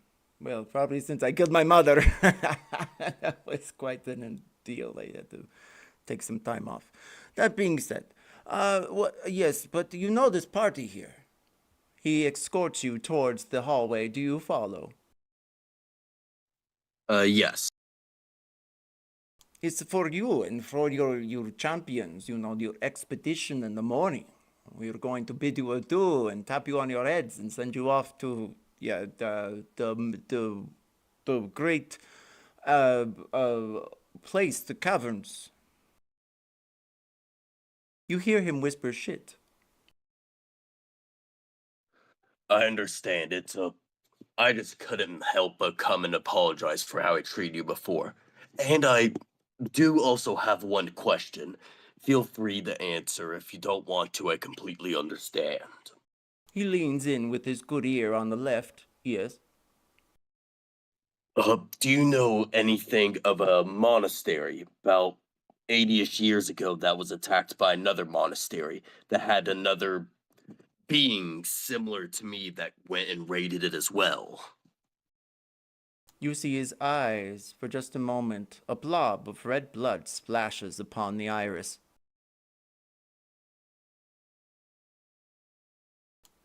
Is everything okay? Yes, I am not aware of this place. It seems very interesting, though. You are from there? Yes. Excellent. That is good to know.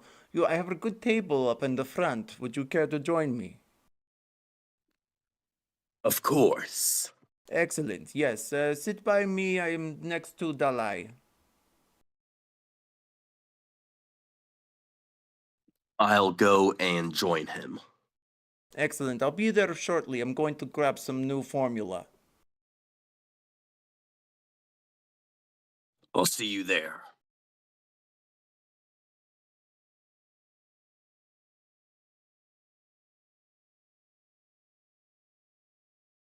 You sit down to the blonde woman. She smiles at you.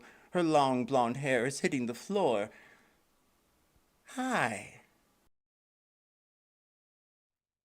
Hello there. You joining in? Might as well. Don't got nothing to lose, right? Except for maybe your blood.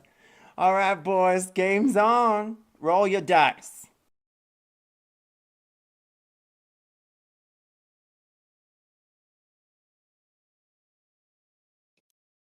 I'm going to be rolling my blood dice for this.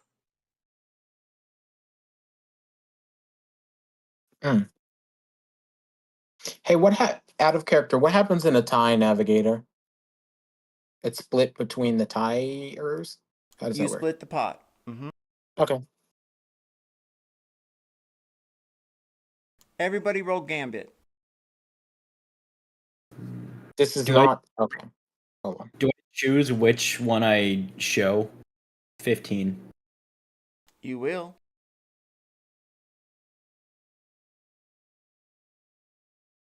$28.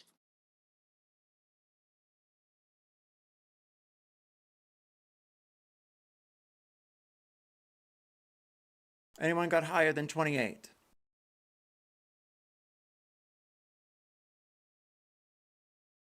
All right, that being said, Cora, you start the bet. What do you place, and do you roll in with 100? I do. I place a 1.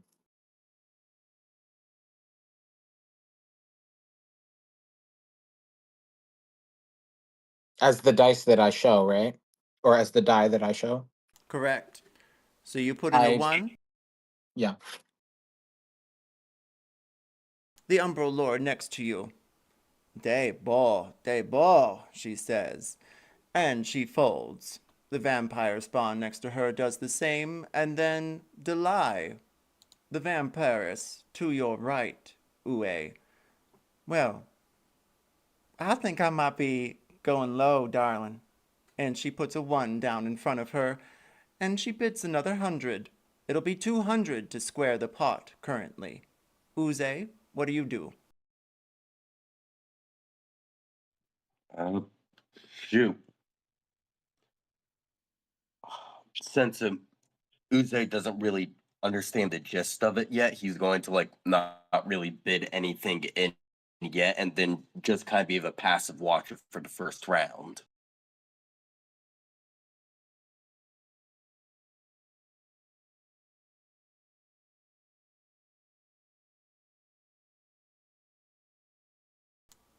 And Baron Corpse next to you, your friend from the kitchen, folds.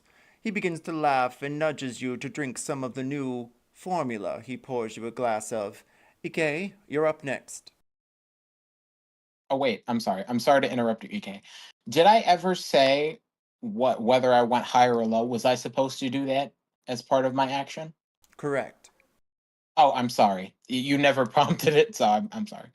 Low. I'll be going low. I figured because Which you played that one, darling. right, which means that I'm saying that my numbers are the lowest combined. Correct? Fabulous. Correct. Right. Okay. Thank you. No problem. Ikki, you're up next. I put out a. I'll put out a 2, and I'll say low. But then can I also say to the group, I didn't expect to be treated so well by a group of vampires. Delilah looks at you for just a moment and she begins to laugh with a hackle. And so does Baron Corpse and the rest of the party of vampires. The Umbral Lord leans back to you, Cora, and whispers, "Watch that one." I most certainly will. In Abyssal, of course. Of course. Ikki, my darling, it is 200 to you if you're still in the pot unless you're raising it. I'll wait, raising it. What? Are you raising the I put pot in more than 200? I put in my 100 coins. You have to put another 100 in order to equal up the pot. Delay raised it to 2. Oh, okay, then I'll put in 2. The vampire mage next to you squirms with their eyes. Are you telling lies? You hear an echo in your voice, going through your own, dear Ikki. Roll me a constitution save. Oh shit. Here we go, guys. Oh, god damn it. Get out your stakes, holy water, and holy hand grenades. I got a natural Yes! Yes, Dante Oh, gets the. fucks. Yes! You said you got a nat 1? 1. Yeah. Oh my god. Ikki, high You or low? disintegrate. Hi. That being said is this, dearest Ikki.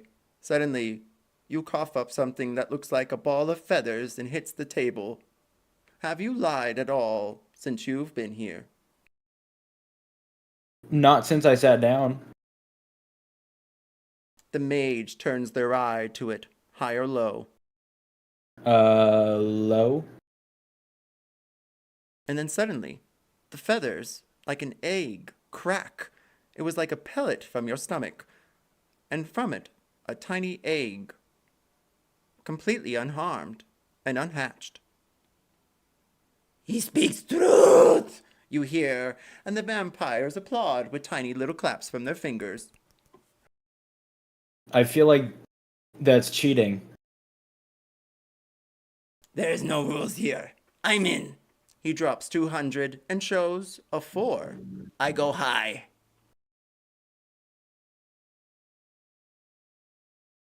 The vampire familiar next to him folds, and so does Sam. Aria, it's up to you if you're 200 in. I'll put out a 3 and go high. Oh boy. Cora, though you may be low, it's still 300 to you, so an extra 2 up into the ante. I don't. What? I'm sorry. I don't know what you're saying. So you can fold if you want to, or you have to pay another 200 to the pot in order to stay in with your low bet. I'm pushing up against my limit, but god damn it. I'm gonna do it. I'm gonna ante up. I have to. I feel like I have to. Null, null, says the vampire Umbral Lord next to you. And then Delay stares you down. She looks cross as she leans in against her shoulder.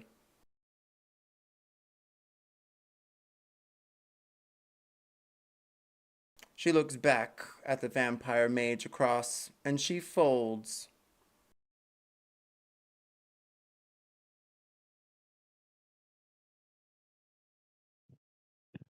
Oozey, what do you do?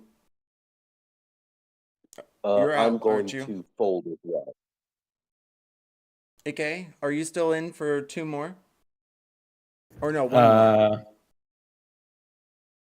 One more? Sure, I'll go one more. 100 Excellent. more. All right. Now you all have to reveal if you were high or low. I reveal a pair of ones. Damn. I reveal a 3. So a 2 and a 3. Ikki, you lose the high. And what about, say, you, Aria? Or, I'm sorry, you lose the low, Ikki. Cora, you gain 600 gold pieces. Hot damn, here we are. Radio. Aria? I put out a 4, showing you I have a 3 and a 4. The vampire mage only had a 5. You also received 600 gold pieces.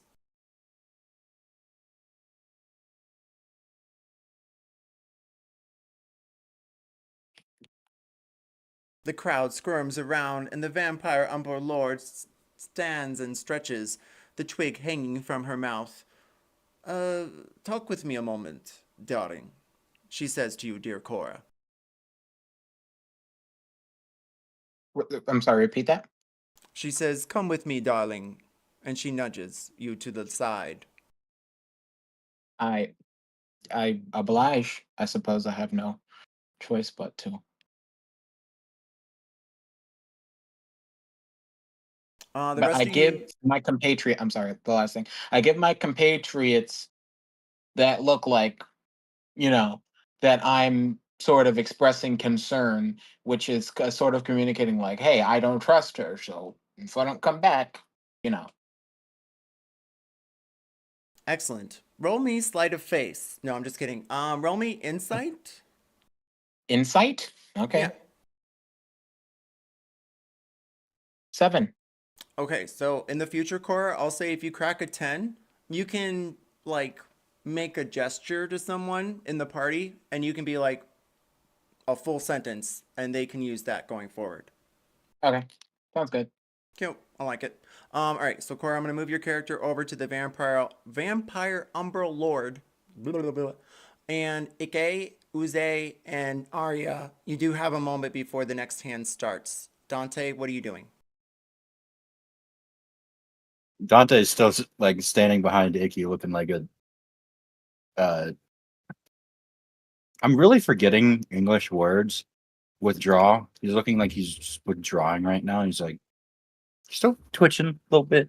His hands like twitching towards his sword. He wants to hurt. Dante, roll me a wisdom save.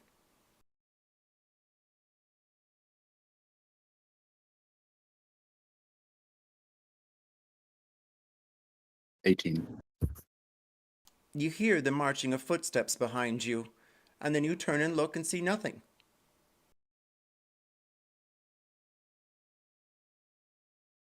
I want to turn to, I don't know, I just say to the group, like, I want to ask them, why aren't you guys eating us?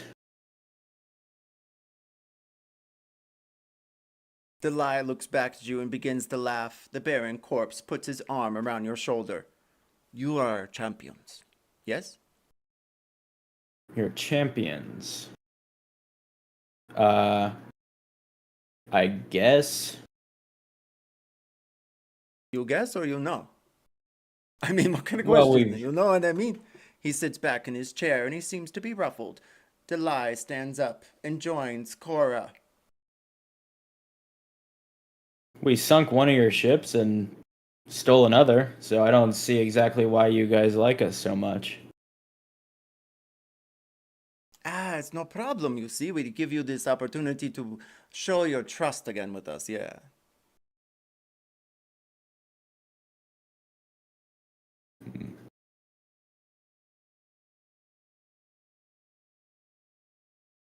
Cora, you stand there in front of the stage, and the Umbral Vampire Lord leans back. You like the twig, she says. It's something, all right. I can get you a full stack, yes? Uh, I suppose it's not really what I came here for as such, but couldn't hurt. I'll have it in your room by the morning, yes, before you leave on the great expedition. Yes. Delay joins you at her shoulder. Cora, correct? Mm. Yes, that's correct. Which one of these do you like?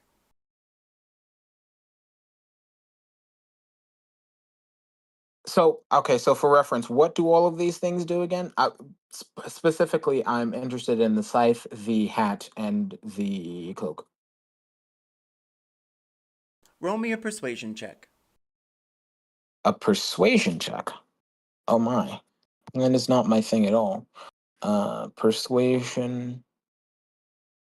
Persuasion. Where's persuasion? Oh, I'm kind of proficient. Well, I'll be damned. A 22. Delay, leave her be. You choose, darling, which one of these, and I will tell you what they do, okay? All right. So, the scythe, what does that one do? Ah, the terror of worlds. She stands up to the stage, her dress behind her, and she grasps the scythe. You hear her whisper in abyssal, "Speak to me." And she wields it with such ferocity. The scythe itself becomes a skeleton mass, with its edging of blades as fingertips. And then she sets it back down upon the pedestal again. It is quite unique. Yes, I can see, but what does it do? That being said is this, she informs you that it does extra necrotic damage upon just about anything living, and you also have the ability to be able to phase step about 30 feet if you barrel into the ground. It's fresh grave dirt, sometimes it's faster. Okay. And the cheese wheel, what does that do? Ah, the delicacy. Roll me another persuasion check.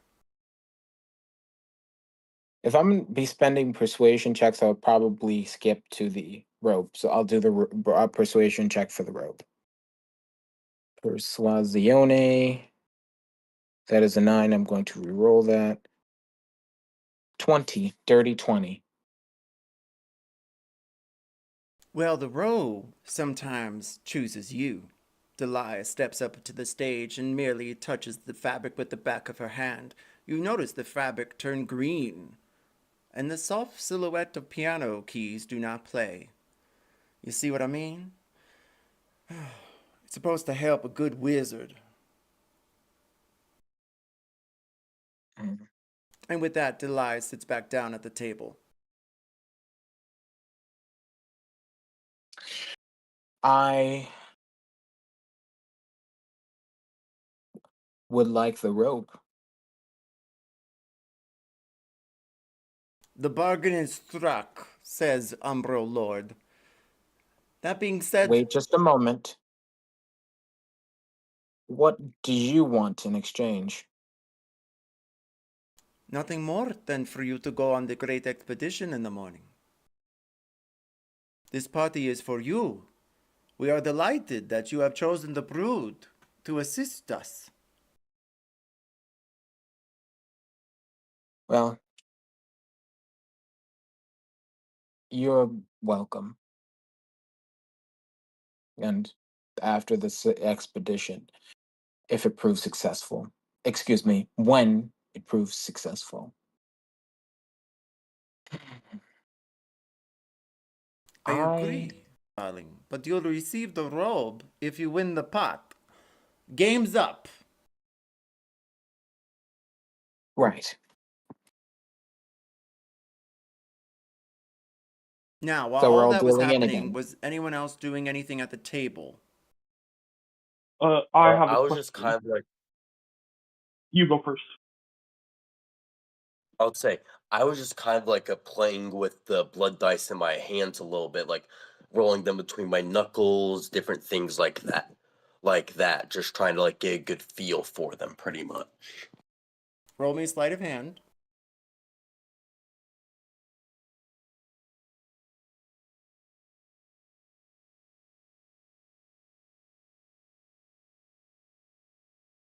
Nat 20. High or low? High. Red residue appears on your fingers as you twirl the dice into your hands. Keep that in mind. High or low? Low. I'll allow you to mark one of your dice any number you choose when you roll.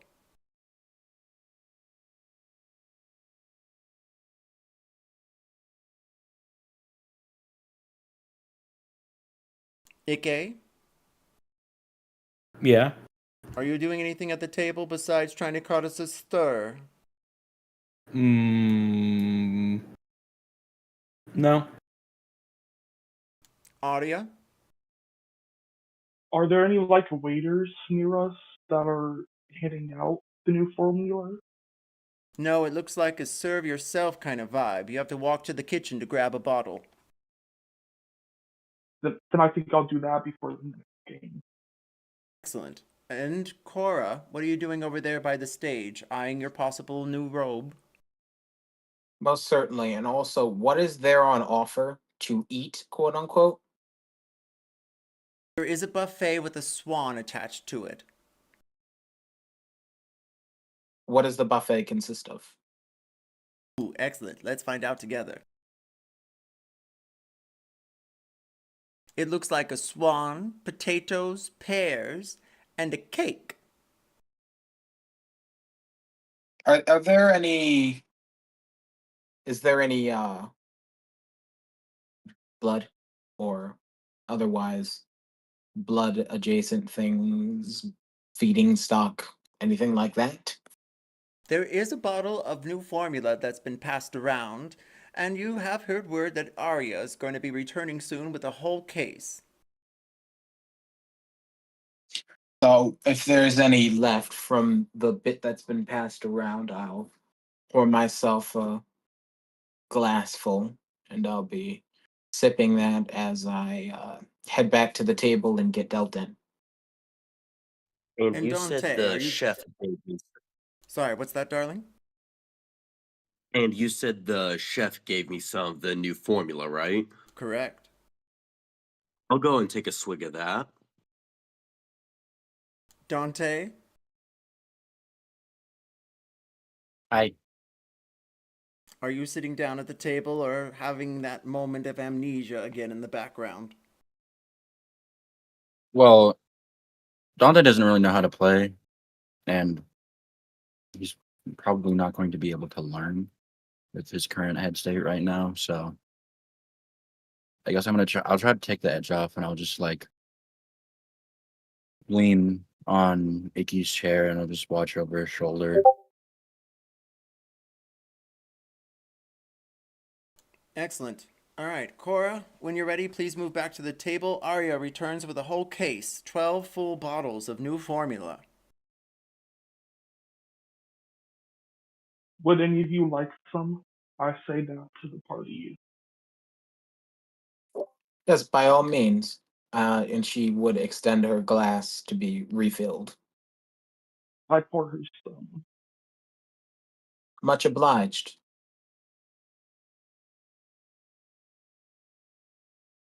Everyone roll.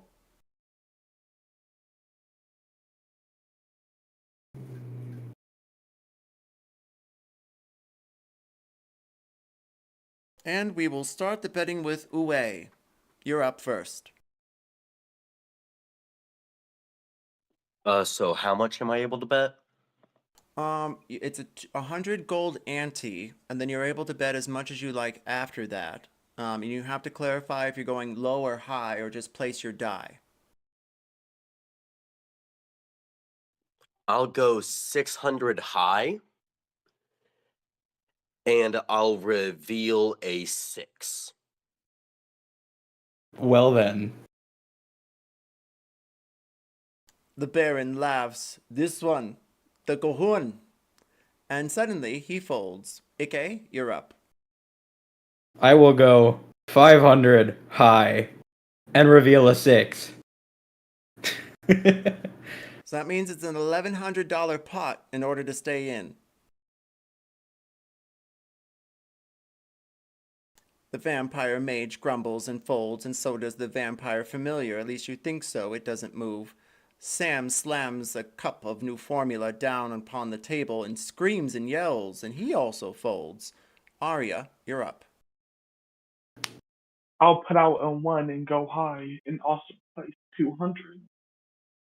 The pot is now 13. Keep that in mind. Cora, you're up next.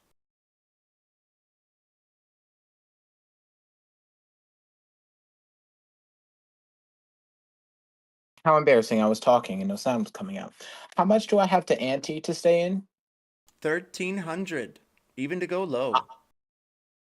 I have to cough up 1,300. Correct. I think that represents pretty much everything I have. Oh God. I am plowing almost all of it, and I'm going to say low. So it's just like this stack of gold, and she's just like low. The Umbro Lord smiles at you. Low. No. And then she takes off her necklace, and it has a large pearl pendant, and says in Abyssal, "These have always brought me luck." And she lays them down upon the table. The vampire spawn, he folds, and Delai stares again at the vampire mage across the table, narrows her brow, and then folds again.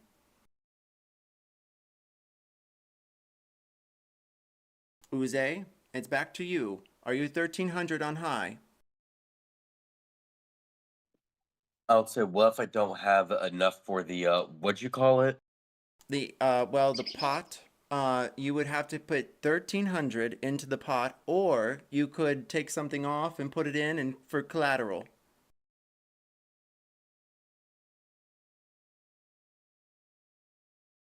Let me look through what I got to see what I can throw in.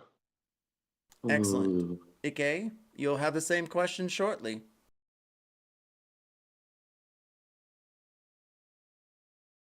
I'll throw in that mithril chair leg.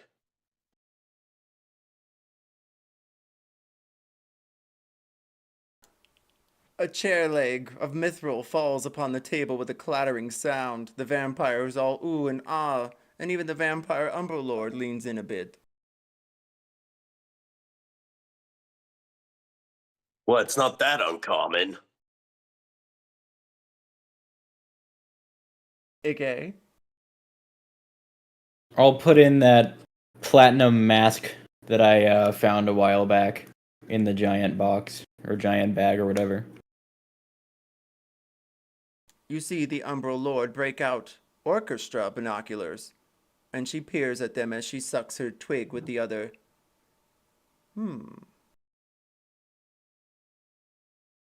Aria, 1,300 to you. You in? I'll take off my pair of earrings and put them in. That's collateral. Cora,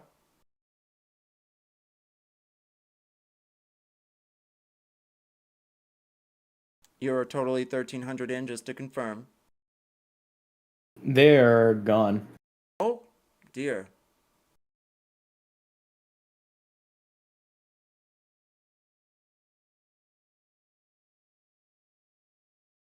Well, we'll come back to her. We'll take a 15-minute break, and then we'll square off with the bets.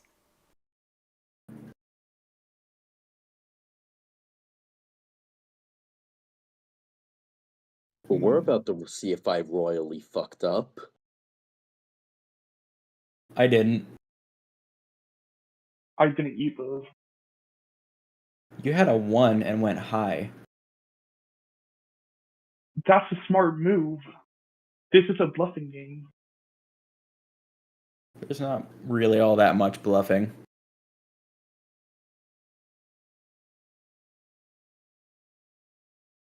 Well, I don't know. She might be able to turn a sleight of hand and make that one a 6. Maybe. Can I roll sleight of hand right now for that? When we get back into play, we're going to give Cora some time to come back.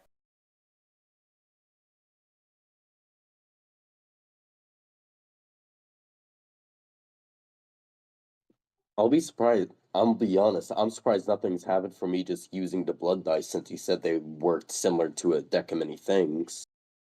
Technically, Huh? you're not giving a reading. That's fair.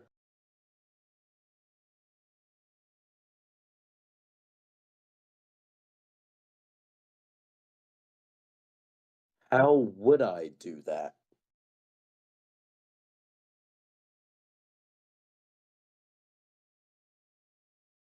You probably have to use the D100 model, and then we do that for the deck of many things. Okay.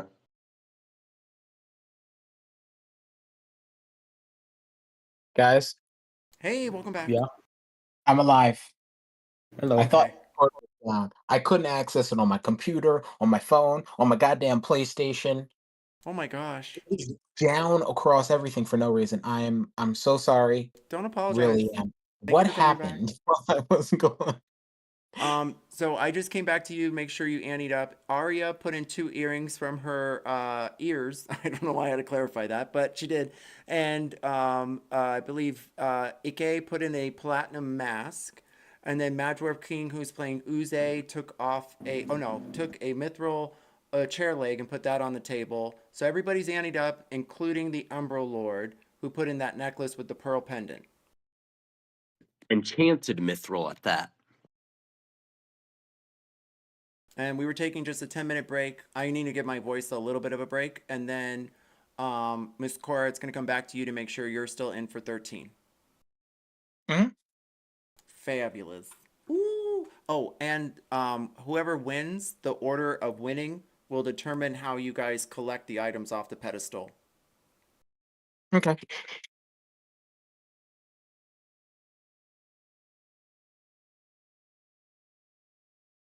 Again, thank you everybody for coming out. I really appreciate it. And thank you, Cora, for taking the time to get back onto your PlayStation to play with us. There we go. Ooh, hello. Hi. I just switched to my PlayStation so that I can play in while we're idle. Fabulous. Yeah, multitasking king. You're a bit buzzy, but I think we can work it out. Yeah, this isn't as good as my usual mic. Is it all right though? Because I can switch to the other if it's terrible. It's gonna be buzzy for me, but I can deal with it. I'll join it with the general consensus.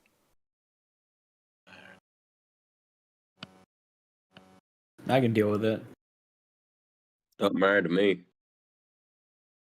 Okay, good. Great. Done and done.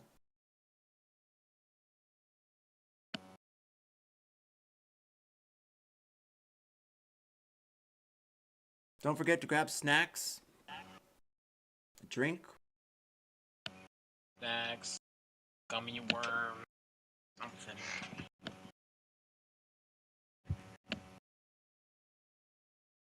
So Dante, you'll receive the last item on the pedestals, according to this mathematic logic. Okay. Probably gonna be cheese or wine, so Yes, the 6th item is just a limited edition new formula blend. It's more berry cool than just cool.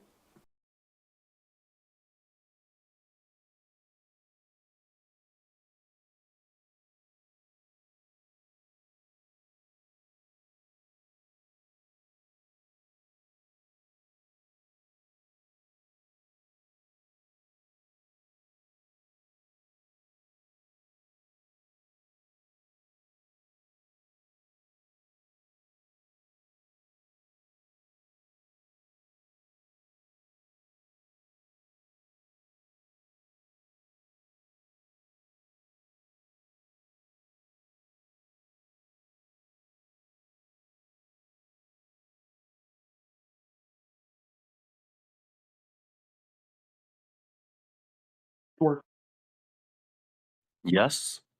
I have a question for you. Well, more of a bribe. If What you is it? fold, if you fold, I have No. a special sword that you can have. Don't do it. No. Don't do it. I don't Don't use do it. swords. I Don't don't do it. use swords. I don't use swords. No way I'm folding with what I got. It's a scam. It's a scam. Don't do it. It's a scam. I know it is.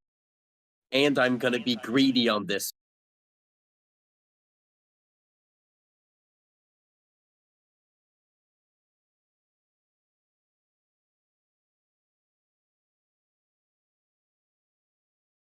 We're gonna start again at 35 past the hour.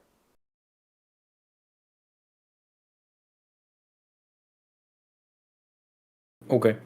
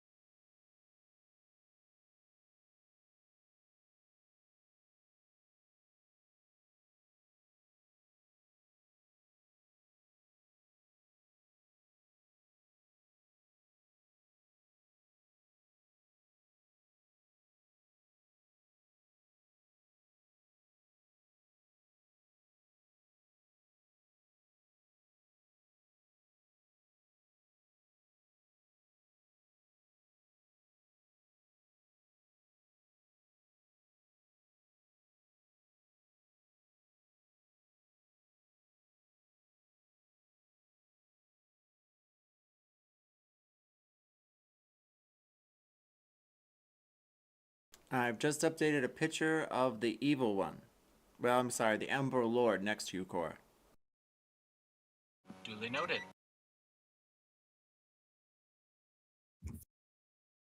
And the rest of the vampires in the background are the ones that are taking up the table. Sweet, we got Punk Vamp.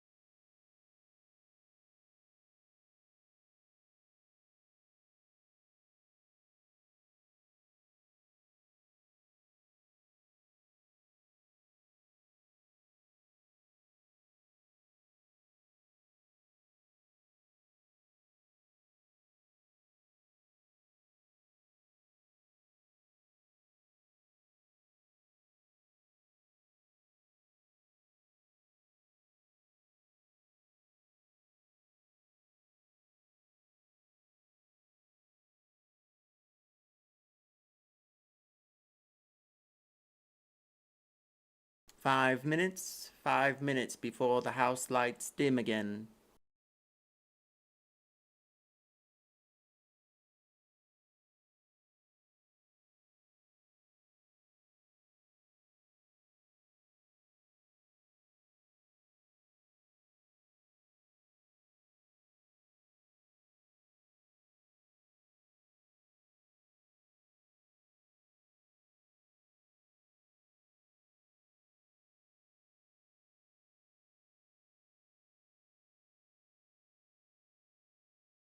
Don't forget to send your text messages to your loved ones.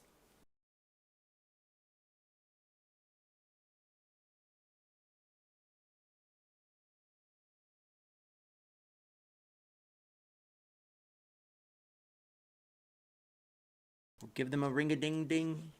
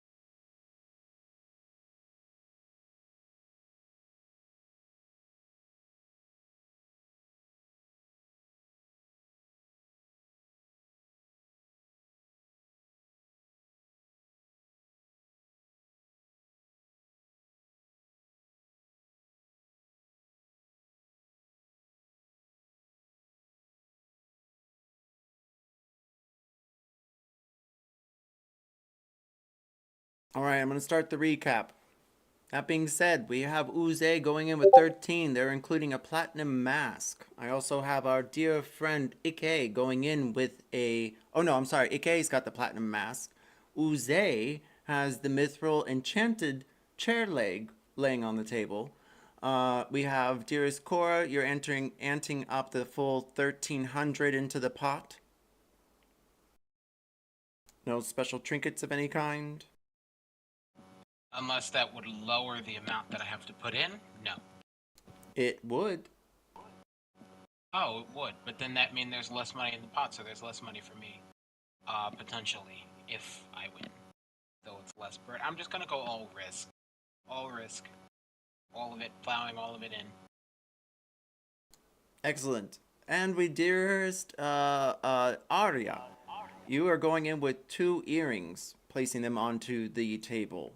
That being said, everyone reveal high or low. Hi. Low. Hi.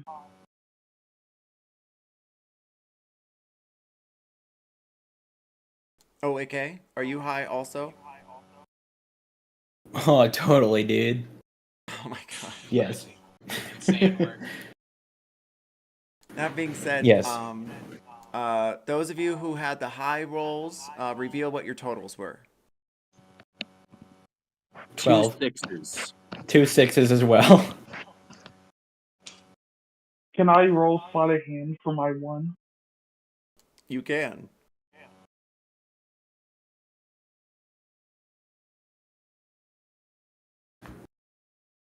$13.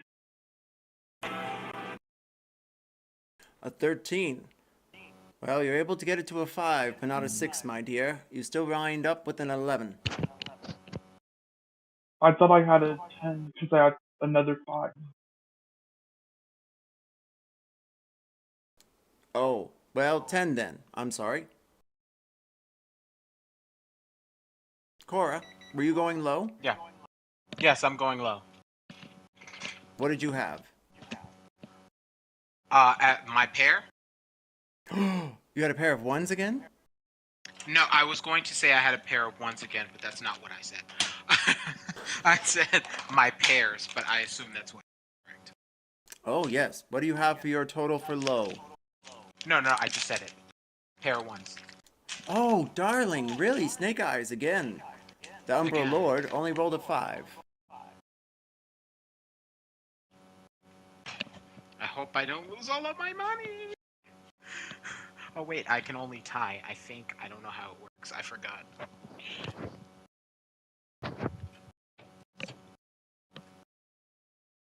That being said is this. Cora, you receive 1,300 gold and your ability to choose with Ikki and Oozey. The 3 of you will go first. There is no particular order unless you choose it yourselves. Oozey and Ikki, you both receive 750 gold pieces. Aria, unfortunately, you lose, and you go after Oozey and Ikki and Cora, and then Dante, you're last. I'm back at where I started. Woo! In terms of money. You said there was like a doohickey? I'll say, yeah, what are all the options? All right. So the first one is a magic hat of some kind. It's dark, it's umbral, it's evil, it might be good. Then you also have a magical cloak that when you touch it, it rings the sound of its choice, whether or not it wants you to wear it. That being said is also this. You see a small contraption. It looks like a figure holding some sort of crank. And as you push the button, the crank does spin and does the little tube inside of this contraption. Unfortunately, it's not much more than that. No one's explained it quite yet. There's also a wedge of cheese, a nice bottle of wine, a scythe, and I believe that's about it.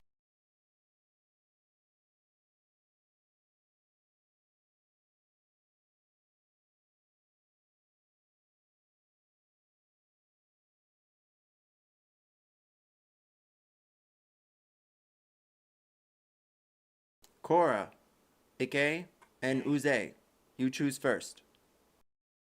I'll be grabbing the Or actually, no. I will grab.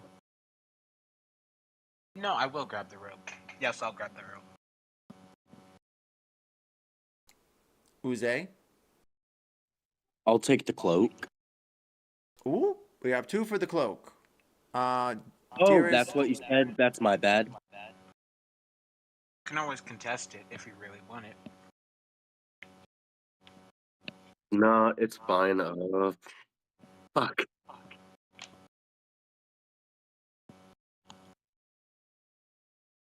I guess we'll go for the hat.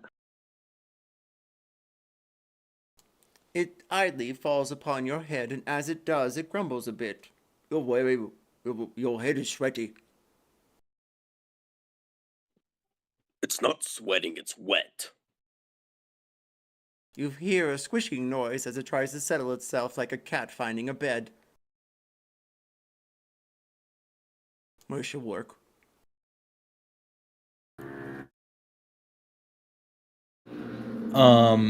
Can I ask one of the vampires what the doohickey does? The Umbral Lord leans in. Ikki, correct? Yeah, that is my name. She sniffs your neck. I read your file. It's quite exotic. Yes. Yes. So, what does that thing, that machine do? It gets you out of a tight spot. So, let's say, for instance, you're trapped inside of a coffin. And then you need to get out. This would help you with it.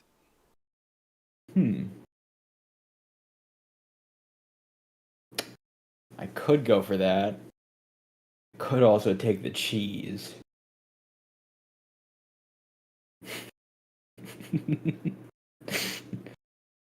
It could I'm be gonna- a bagel.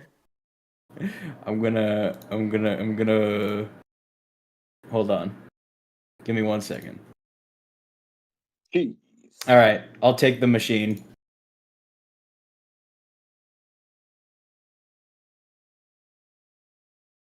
Write down the machine with the little knob and the guy who goes around like this. I don't know. But yeah, something to that effect.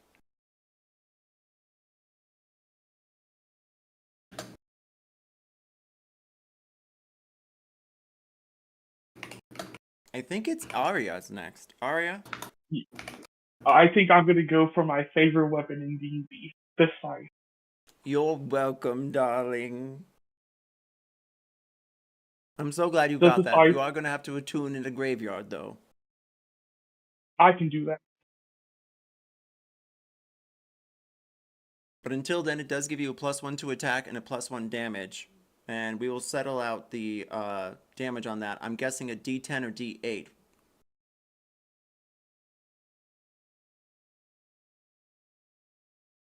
Dante, which do you choose? I have the choice of either the comically large bottle of wine or a cheese wheel. Correct. I think I'll go ahead and choose the comically large bottle of wine, I guess.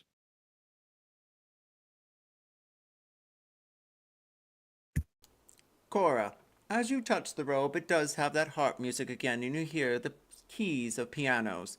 Keep in mind, it's not very good for stealth, and you do have to roll with disadvantage with wearing it. But it does increase your DC by 2, depending on your school of magic, if you're a wizard.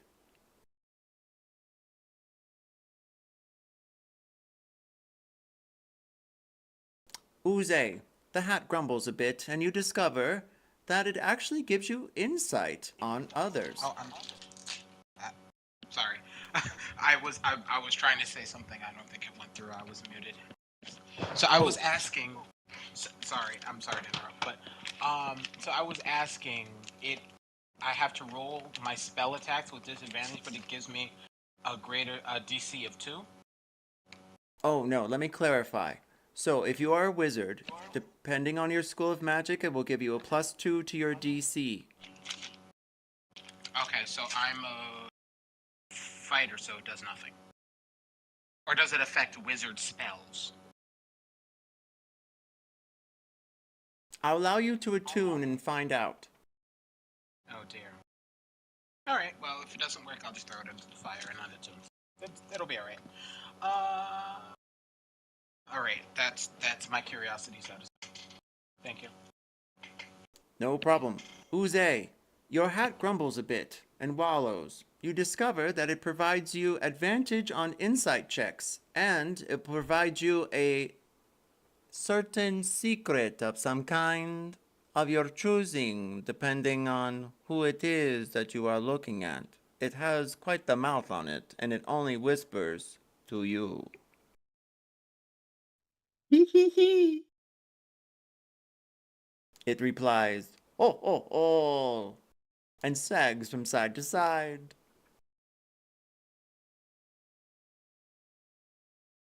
I'm just imagining this like coarse woven hat on your head and your little plasmoid body swiggling back and forth. I'm gonna start moving the teeth around to kind of create like a little platform for the hat, so it's not like seeping in, since it seemed to not like that. Oh, it started like actually feeling like it was on a roller coaster. Every now and then you hear it go whee as it slides off the side of your head and then back on again. Then I will not do that. It's like those kids, you know, with the little hill and snow and a sleigh. That being said, Dante, you chose the what again? The big bottle of wine, or the bottle of wine. As you pick it up and swiggle around, you hear something chime inside, and you see a ruby the size of your fist. It is a grand ruby, though not magical. It is worth 250 gold pieces. I'm sorry.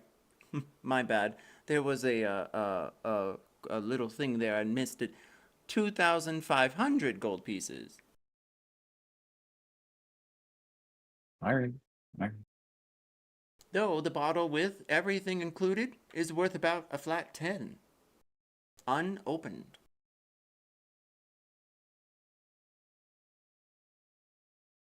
There's It's a like one of SKU those. number and everything. What's that? It's like It's like one of those bottles of wine that has like gold, or like I don't remember if it's wine or something. It has gold in it.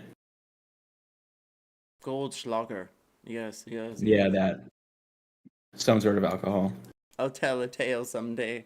That being said, is this. Ikki, what was it that you picked up? I took the machine. As you peer at the machine, you can tell that the little figure looks like a gnome. The gnome looks like they're connected to some sort of crank, and the crank is connected to a wheel, though you're not sure exactly what else it does, but when you push a button, you're supposedly get out of a tight spot. Questions? No, Yeah. I'm calling it my get out of jail machine. I love that. Aria. Would I be able to keep the case of wine that I got? You may write that on your character sheet if you have a backpack that can handle it. You may have to tie it with some rope, so I'll need a sleight of hand.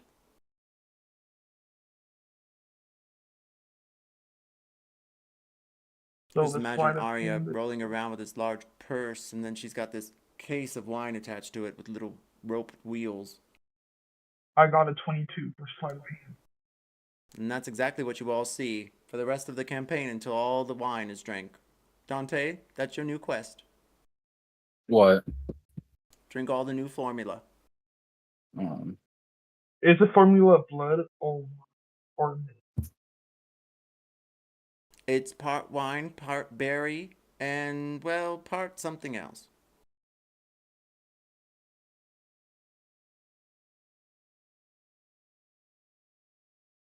I want to try to, as the party winds down, I want to try to steal the cheese. Roll sleight of hand. Sleight of hand. 22. You take the cheese. Yeah! It does not stand alone.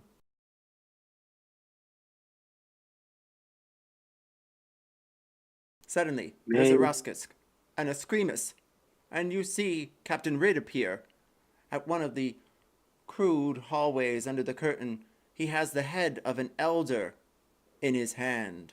The woman who went below deck earlier. Cora, you recognize them. Dante, so do you. Ikki, the head is familiar.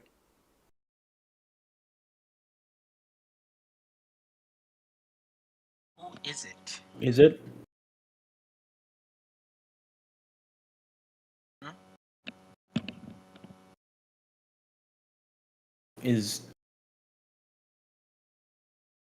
Who is it? It is the elder vampire, the one with the longer nails who feasted on Dimitri first, the one who bit him on the back of the neck.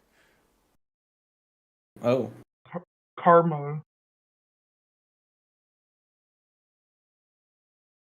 Who was it? He says. Who was it that gutted her?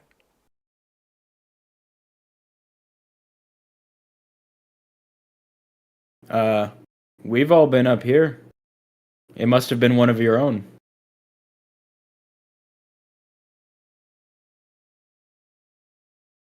He goes to the table and spies around.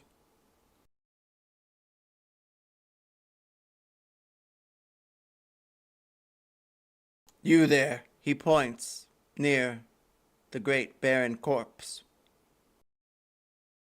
Stand.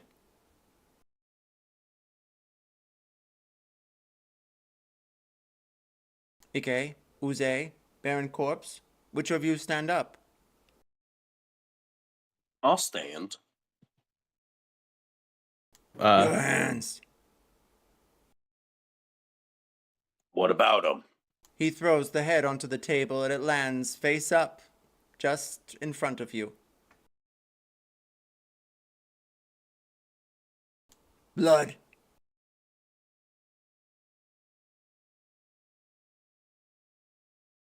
You killed her.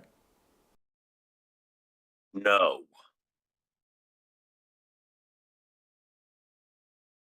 Guards, arrest him. Suddenly, you see the collection of at least a dozen vampires appear around you, and they all aim at Oozey. I'm rolling the blood dice. Screw it. This could go very badly. Isn't that only for reading, though, for the blood dice? You're giving yourself hey, a reading of your future, Oozey. things are already. Yeah, I'll roll the blood dice. Roll 1d100. DM. Player. Would I be familiar with Captain Reed, since I'm from the Brood? 56. With Captain Red? Or Rid? Yeah. Yes, you are very familiar. Like close friends or acquaintances, that's what I mean. Roll history. Is it the 13 or 22 card deck? I believe it's 22. I'll be sending a link shortly. I got an 8.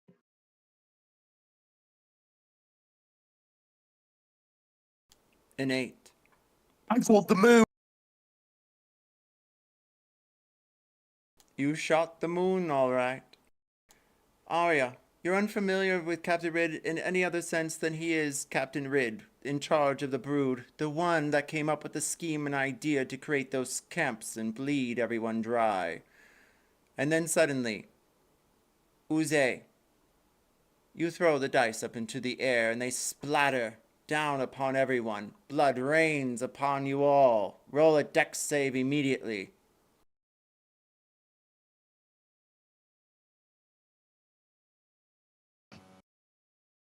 Can you repeat what happens? So it's an intentional blood splatter or an inadvertent?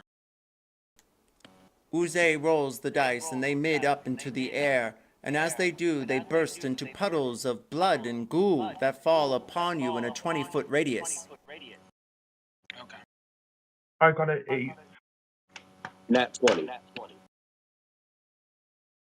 I got a 6. You said -6? Ask yourself that question again. How would I get a -6 unless I have a negative dex save, which I don't. That would be funny though. It would be. Do a flipping die. Straight up done. Skills. Oh wait, it's in me. The dex save is a DC 22. If you roll a 20, you receive a point of inspiration. Oh poop. I failed. Me too. That being said is this. The blood splatters upon the vampires, and it corrodes their skin, and they steam like they've been burnt by the sun. If you did not roll a 22 or a nat 20, you are taking 28 points of necrotic damage. Ooh. Off to a great start, already below half health. My bad, I panicked. And then suddenly, Oozey, time stops for you. And you too, Cora. And Aria. And Ikki. And Dante. 3 moons appear upon the stage in violet hues. And you whisper from your mouth, Oozey, make a wish.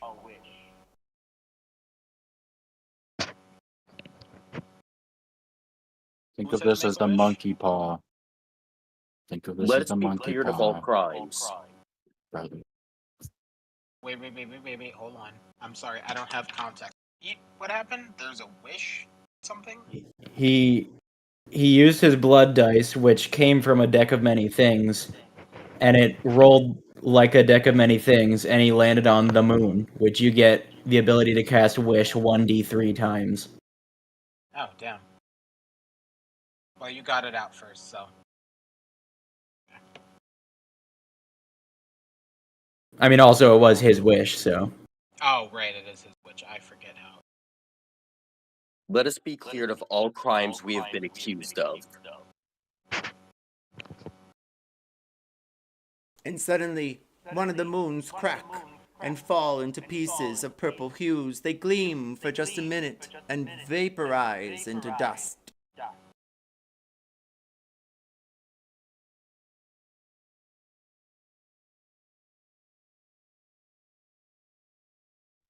Alright. I'm going to spend one more wish, and then y'all can decide the last one because I need to use this one more wish for one thing.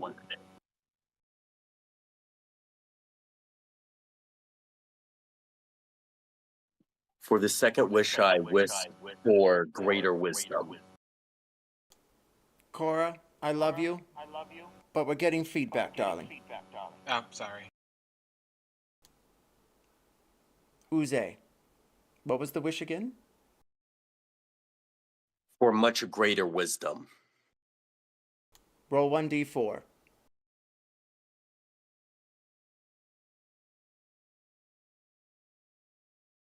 I will be using an inspiration point to reroll. 4. It increases by 4.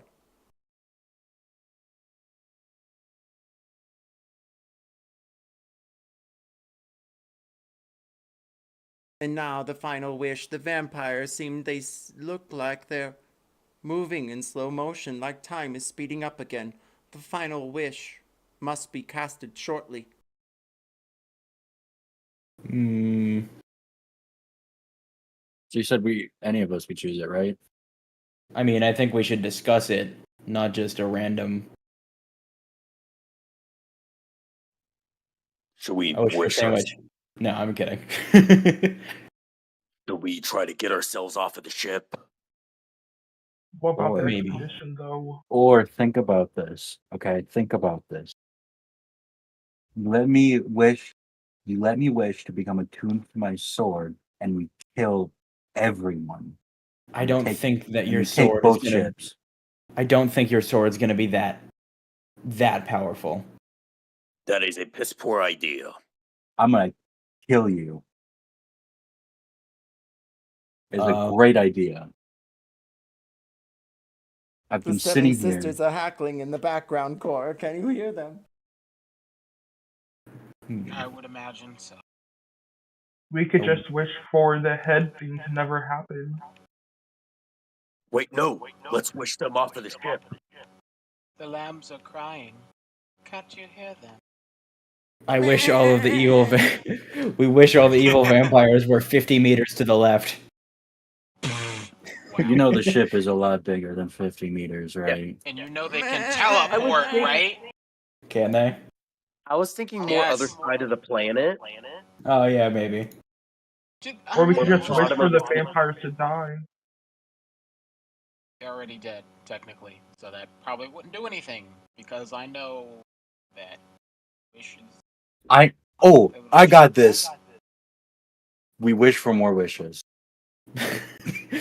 Great idea. It could work. I don't think it will, but we could still do it. Oozey? Why not? I mean, they're not going to accuse us anymore. In the end, it's up to Oozey, so. I don't want to be selfish about it. Is the biggest thing though. Yeah, if you wish for more, if you wish for, what is it? 1, 2, 3. If you wish for 4 more wishes, we could each get a wish. I doubt that's going to work. You never know.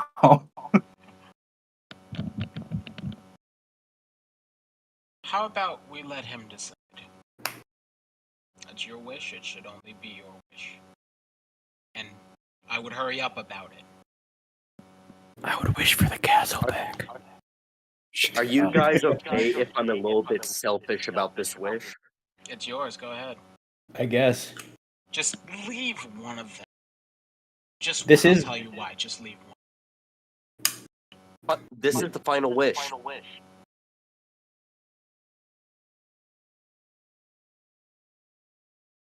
So, Cora, what is it you want to do? Because this is the final wish. I mean, what do you want to use it for? I need to keep at least one of them around, or at least, or I'm not going to be able to become a vampire. I'll stay as this half. Oh, I was just going to wish to know all the knowledge about my past monastery and the enemy monastery. Then do it, and do it quick, damn it.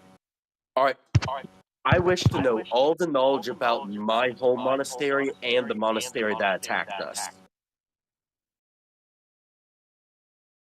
The vampires begin to scream and wail in pain as the piercing pain of 28 points of necrotic damage seems to go to the bone.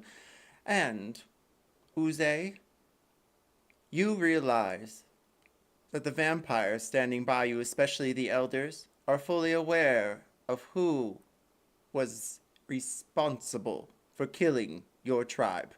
His name is whispered in your ear. What was it?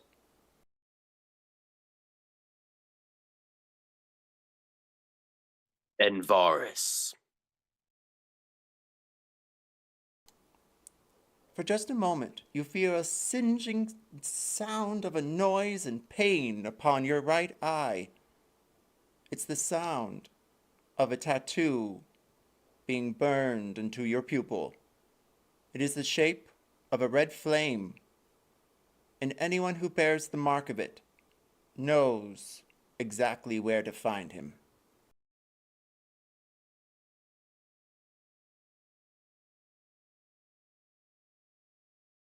And as you scour upon the room, you see the elder Baron Corpse knows exactly where Envaris is.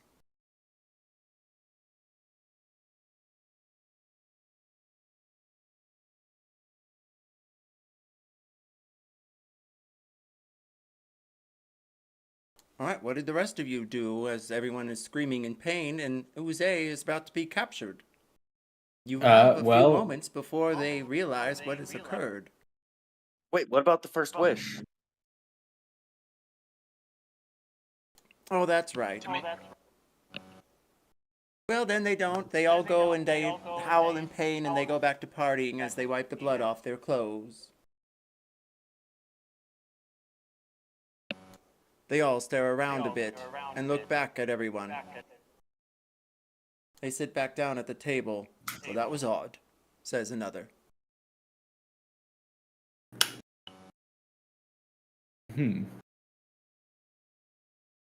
So we're dropping you off at Waterdeep then.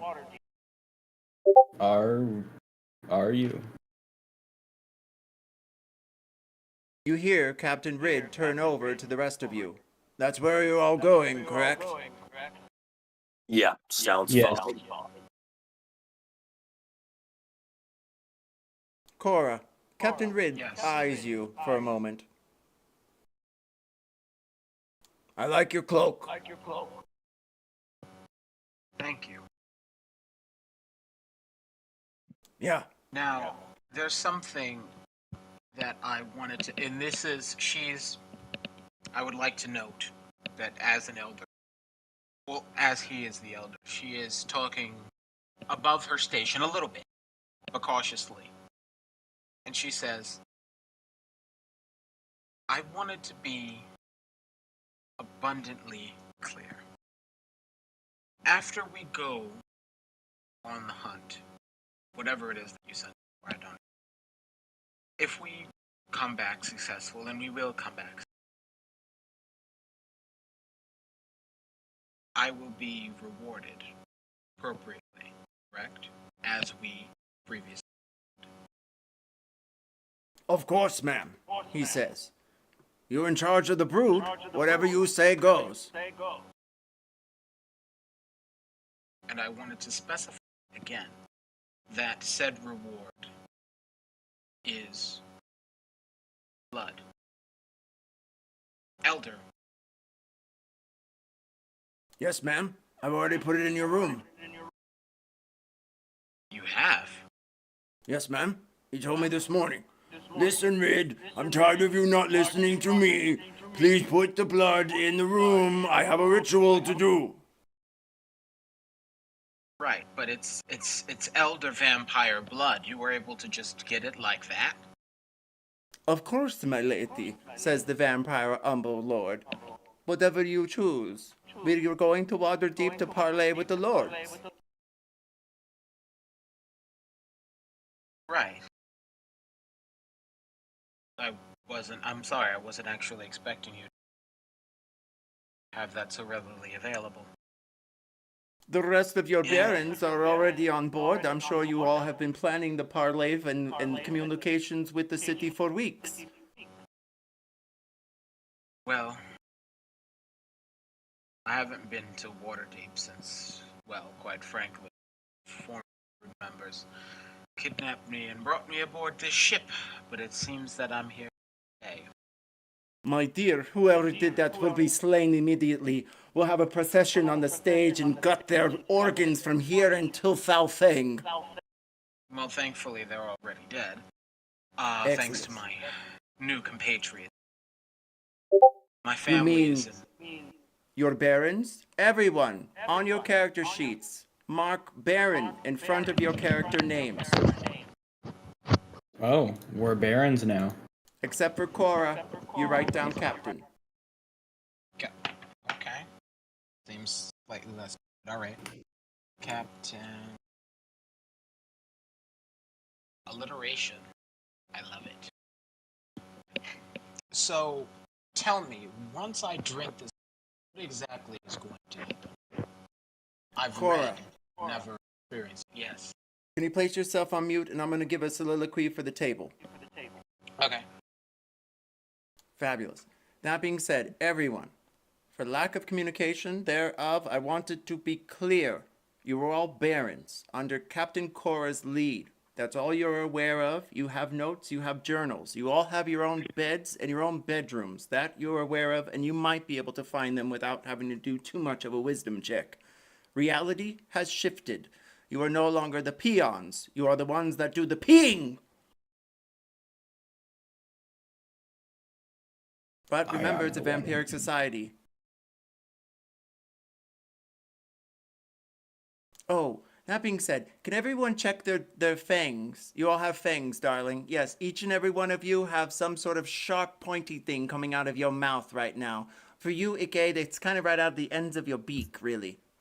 I actually have art like that already. Give me a second. I'll pull it up. You all realize that thing about new formula, beyond the berries and the wine? It's the specific blend of vampire blood, gotten and gotten from the evil places that these camps have where they suck the blood out of people and they put it into the wine. That is what you're drinking. So you got the fangs and you became a baron from drinking the wine, right? No, from the Great Wish.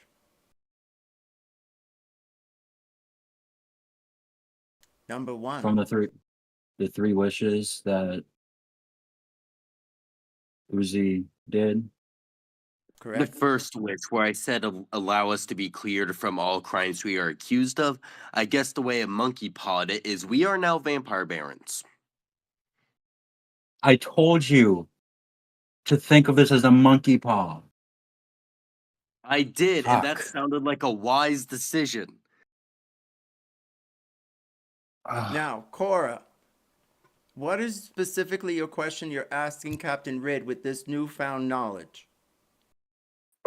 No, I'm specifically asking him what is going to happen when I drink the blood. I prefaced it to be elder vampire blood. He turns to you for a moment and he looks unsure. Well, of course, my lady. I'm supposed to help you unfurl the flask, pour it into the large cavernous bowl, which you will then mould some magic into, and you will drink it whole. That is all I'm aware of, my lady. You're supposed to have some incantations you said you were going to prepare like a poem. And you were meant to help me with this. Yes, it was supposed to be tomorrow evening. We were all going to do the soft, small finger claps for you at the end of the poem after you drink. What if we just skipped the ceremony and we did it right now? Yes, my lady, How long? yes. How long would it take? He rolls an Arcana check. The rest of you, what are you doing? DM. Aria. Since I'm already a vampire, when I just become a full vampire? My darling, yes, you're a full-blood vampire. Everyone's going to receive a whole new stat block they're going to have to pop onto their character sheets by next week, Oh, interesting. if not sooner. I'm just like kind of poking at the like fangs. I'm like, what the hell? Logistically, how do I have fangs? How would that work? I don't even have a mouth. You remember your little plasmoid finger people? Mhm. Your little plasmoid people that you can pop off and they go bloop bloop bloop bloop bloop. Oh yeah.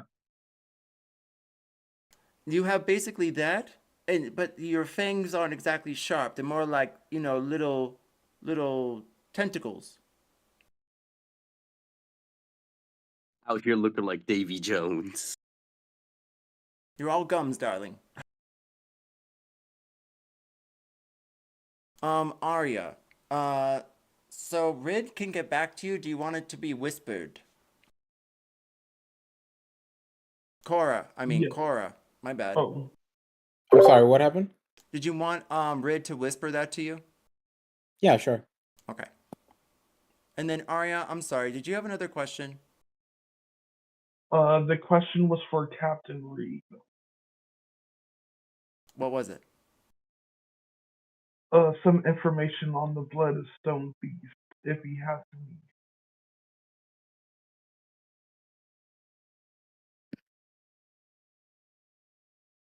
He turns to you and he bows his head. You see the markings in his hat from all the battles he's gone through. He turns. We have vanquished him, milady. Your family is free. Is it that they are amnesia again? Should we fetch you some... He turns and looks at you. Roll me a deception check.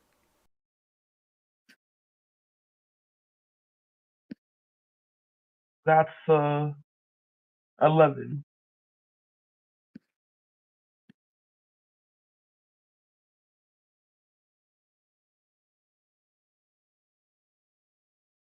Milady, would you prefer if I took you to your room? Yes, I would like to do it immediately. Please, let us not tarry. Oh, I was referring to the Baroness Aria. But yes, I can take you both to your rooms. No problem. Here, follow me, my ladies. Aria, do you need my shoulder? Sure. Ikki, Dante, and Oozey. What are you the three of you doing as you see the other three venture forward towards the lower decks? Which vampire was it that you said had more knowledge about the monastery and more about Envaris?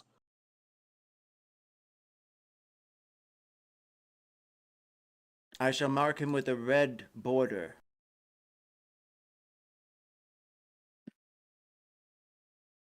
I'll go talk to Corpse and test out the new hat. Excellent. Do you take him aside or talk to him there at the table with Ikki? I'll take him aside.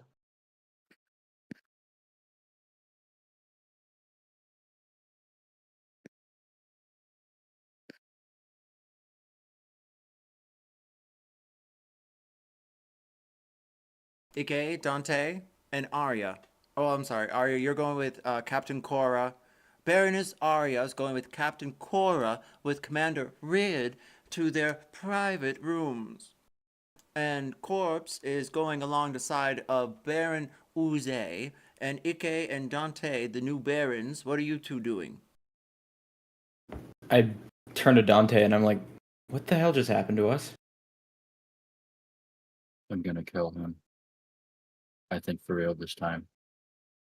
Also, I feel like there'd be like somehow, because she's like totally. I feel like Dante's dead.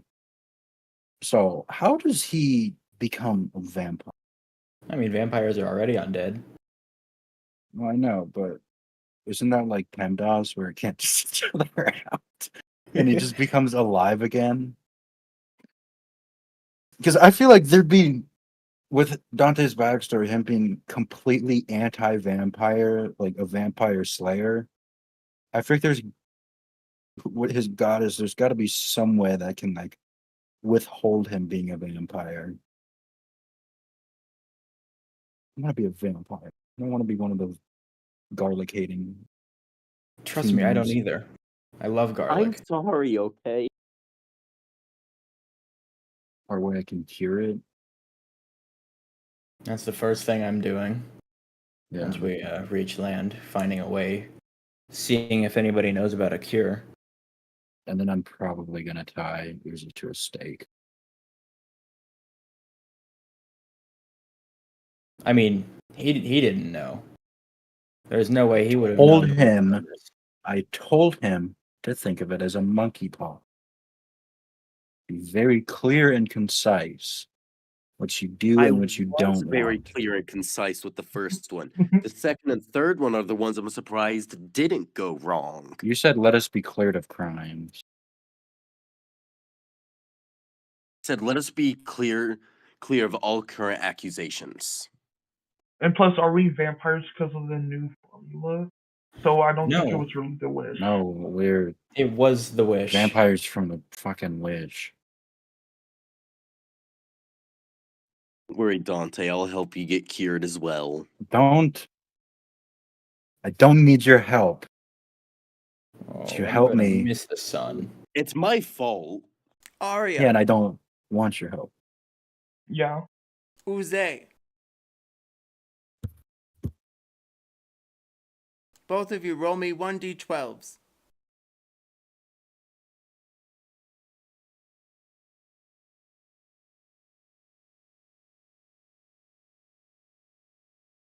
I got an 11.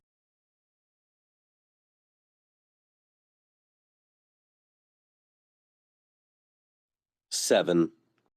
18 in total. Divide that inspiration point amongst the party. Don't forget Amphi should be back next week. That is your inspiration points for this session.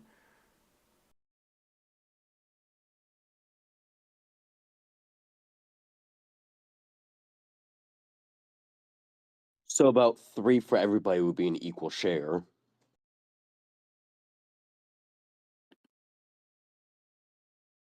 Okay. Aria, does that sound good to you? What's 5 times 11? Would that be? Oh no, 5 times 18. Would that be 3? What? You mean Where are you 5 getting this divided math? by 18? 5 people, 18 inspiration points, 5 times 18. 6 That would of be us. 5 There's 6 of divided. us because of Amph. And also, Oh yeah, yes, there is 6. 6 of us. It would be division, not multiplication. 18 I'm divided by bad 6 at is math. 3. Okay, yeah, makes sense. I'm fine with that. Now again, on the D&D map, green doors mean they're open, yellow doors mean they're closed but could be locked. Anything purple or pink is a surprise thing, so you have to give us a moment to soliloquy the door. Now, Cora, and, well, let me clarify. Captain Cora and Baron Aria. You are both escorted to your private chambers, one right next to the other. They seem familiar, and obviously the same. The reality hasn't shifted that much, it would seem. However, Cora, on your bed, you do see a phylactery. A phylactery. Hmm.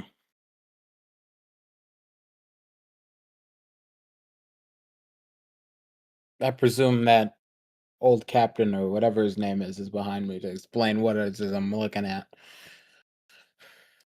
Oh, yes, milady, this is your phylactery. We had conquered very vast armies. We laid a siege to the north in the vast ice valles. And this was our quarry.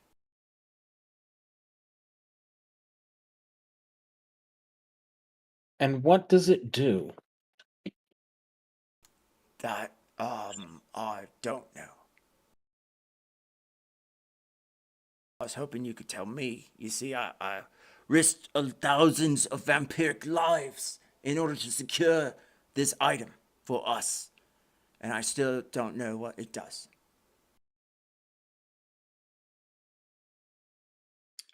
Right.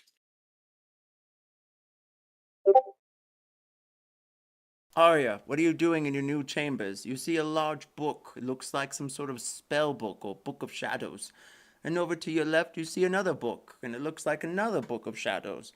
You peer into your closets, and you see vast amounts of books of shadows.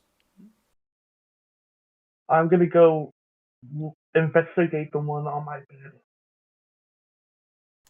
The one where? The one on my bed. As you look at the one on your bed, you can tell it's a diary, and it's marked for today. Apparently, you write every time you eat.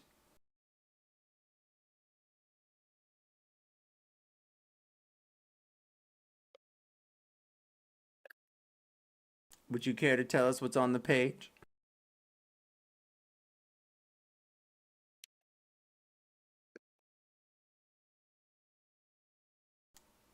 We'll come back to you, Aria. I'll give you a hint. It's blood and a question you might have. How about that? DM. Yes, Aria. Sorry, my headphones weren't working, so I couldn't hear you. Holy shit, you like- sound so much better, babes. I don't know what happened, but can you use this from now on? Because I heart you so much. Yeah, it's just my computer speaker. It's cool. Okay, so we're gonna take a 10-minute break because I need to feed my cat. And then, Aria, we're going to come up with a question that you're going to ask for your diary, and you're going to tell us what the question is while you talk about how you're eating something bloody. Oh, no, I'm sorry. You don't eat blood. You eat the brains of fluids from the spine.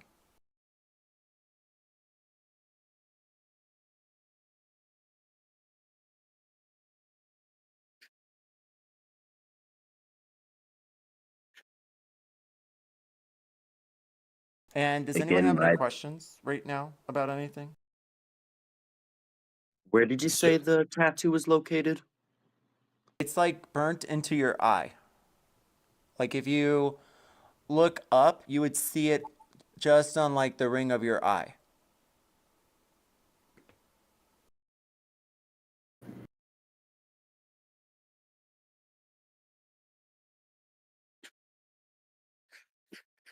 Okay, what do you guys think about the switch? It was kind of like a last minute ditch. It's interesting, and I'm like wondering how it's gonna go.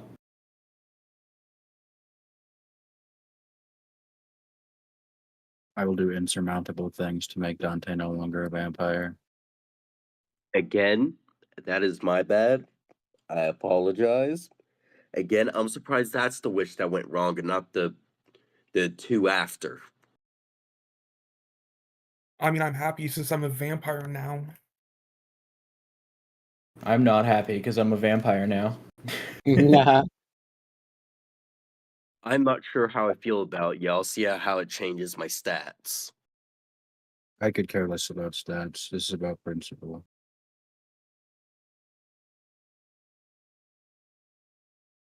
And plus, aren't there like umbrellas in D&D? We could just use those. If it were that simple. Again, if it ruins my build, I'm definitely gonna do my best to get cured. I also don't care about stats. I just am anti-vampire in the story. Damn, so your character's speciesist? Yes. Yes, vampires. I mean, Dante if was anything, killed by vampires. if anything to be against, it would be vampires, because like, you know, Yeah, Dante got frickin' eaten by vampires, was sent to hell to kill for vampires, and now he's a fucking vampire. So would that mean you just hate yourself right now? Yes. yes. I now only have a grudge against these specific vampires. I mean, I have a grudge against these vampires, and also I want to get rid of my vampirism.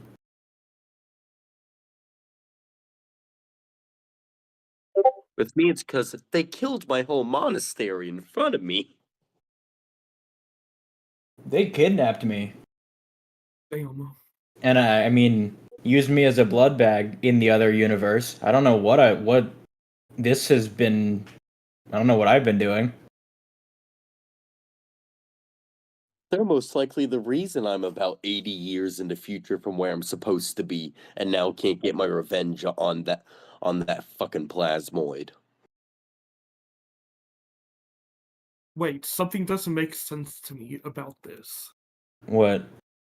Just one The thing. curse is still on my bloodline, even though Captain Reed said the beast was killed.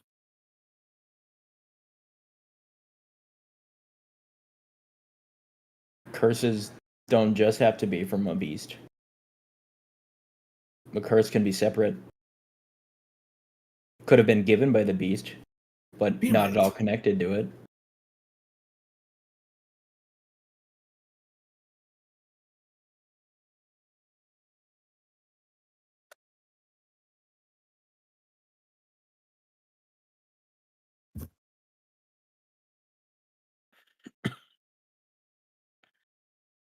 What if I say I have a cure? I know a way to get the cure to vampirism. Do you though? I would say I don't want it. I do. I know where it's at. I know how to make it. But I need something. Well, tell me what you need and it first before I agree to anything. Well, all I need is just y'all's help with gathering information. That's it. Information about what? The Bloodstone Beast, the one that created the curse. Oh, I was about to offer help anyways because of my new, advantage on all insight checks. Yeah, that one's not too bad. And the fact that I can just get to know one secret of his.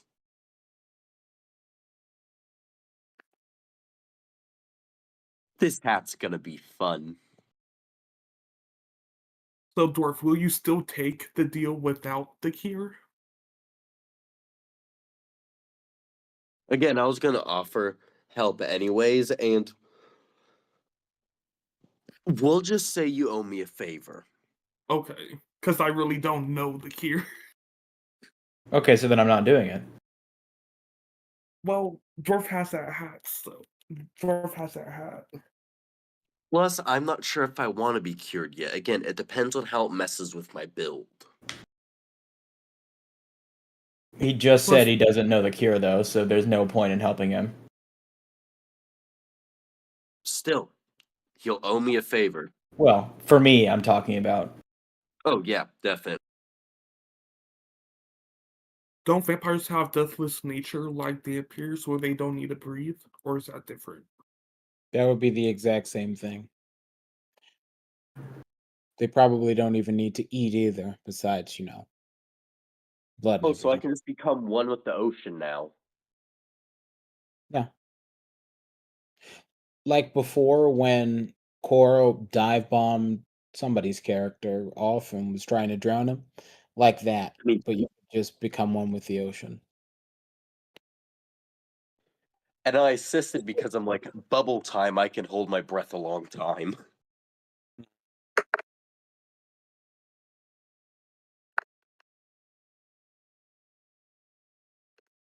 And so now my character won't die in 3 sessions. Unless you try to do something evil, which some of all of us may or may not run you through, but it's neither here nor there. Or like try to walk outside or something. Don't worry, if you turn evil, we'll figure out how to make a switch. Or try to go over a river. Or try to eat garlic bread. At least I can still eat my porcelain plates. Wait, don't vampires become evil when they drink too much or don't drink enough so their instincts just take over or something? Well, that's not necessarily evil, that's just succumbing to their instincts. So, We'll start Like again werewolf. at 5 past the hour. That'll be in 4 minutes.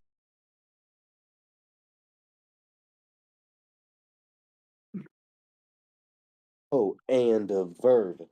So, because of that last wish, was I able to complete that one quest?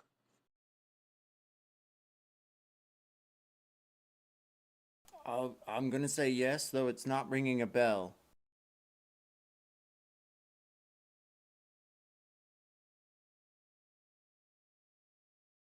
Can you remind me what the quest was again? I've got to take a moment because entirely everything got flipped. I'm gonna go back in the conversation. It was something about finding out more knowledge on the monastery. No, that's the weird thing. The only thing you have is this mark that leads to getting to where the actual... Thank you. Someone just followed us, by the way. Thank you, Space KZ Done. Ooh, that's fun. Space KZ Done. So the next NPC is going to be named Space KZ Done. That's the way it is. From here on in. Have a nice day. It says of finding out where the red leader, tribe leader, and all that were. Fabulous. I'm putting that in pen. Say it's called. You named the quest Right Rider. It's in my chronicle. Oh yeah, you have to kill the bastard. You haven't done that yet. Oh, okay. Dwarf.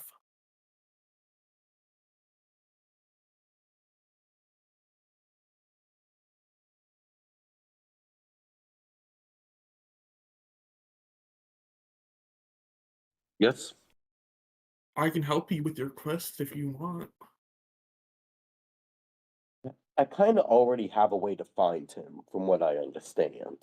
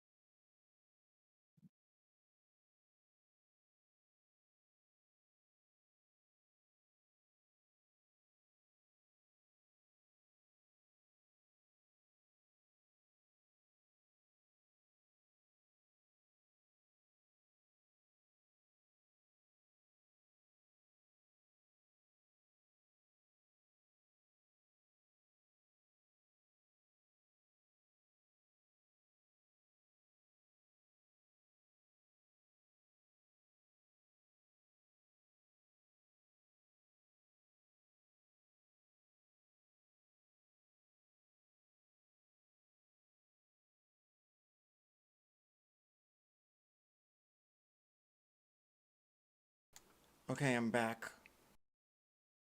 Did I miss anything? No. I have a dead pixel on my screen. And I'm annoyed about that because I literally just got this monitor. Space K2 done. Oh, yeah, okay. And just to confirm, you said because of the flame insignia burned on my eye, now that it would make it easier for me to be able to find him? The tattoo will lead you to him. Anyone that is marked, you will see a mark upon their head or cheek with the same flame. You are the only one to see said flame because of the tattoo on your eye. Follow the flame, and you'll find the guy.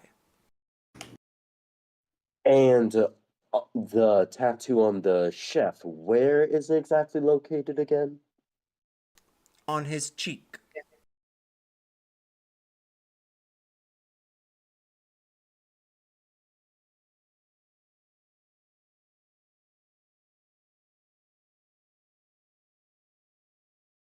The ship sways from left to right, though it seems like some sort of sliders episode.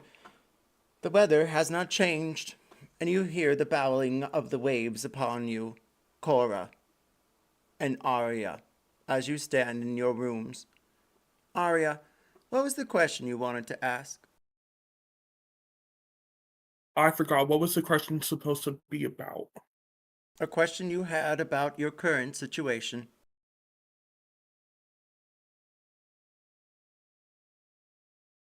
What could I do to try to find out whoever put the curse on my family? You skim through the diary and you learn that you like to drink on the deck according to when exactly moonlight strikes just right. So you only feast about once every 2 or 3 weeks. That being said, you have come closer to determining exactly where the curse is from. It seems to be from an old witch named Irene. She can be found, apparently, in the old treacherous hollows of Waterdeep. Though that's all you've ever heard. Treacherous hollows. Not sure exactly where that might lead.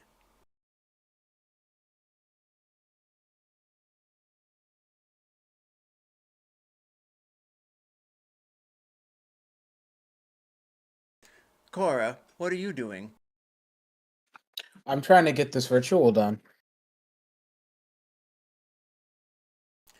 That being said, is this? Do you care to just wing it or roll investigation and find some notes on it? Or something Well, else? I brought what's his face with me. He said he was gonna assist me with like imbibing the elder blood and getting elder blood stuff conferred from that. So I think he said he was going to assist. I'm looking for him to assist and give me insight and Excellent. such. Cora, roll me investigation for the rest of the room. Indeed, I will. Yes, Oozey. indeed. Sorry, what's that, darling? No. Nonsense. Continue. Oh, I'm gonna bounce over to Oozey real quick and then bounce back to you, Cora. Okay. Oozey, you take the figure known as corpse, over to the side. He stares at you wide-eyed. You see the marking of the flame upon his cheek. I'm going to set my hand on the cheek where the insignia is and slowly start pulling back the slime until like it's perfectly encompassing like the insignia, like almost like a imprint of it. I'm just gonna look him dead in the eye as I'm doing this.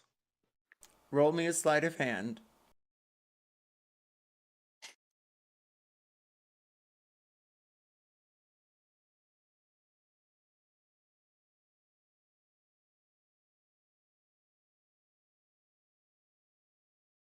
With the 15, you succeed, and you're able to pull back a magnificent thing and match the tattoo perfectly to the one that only you can see on his cheek.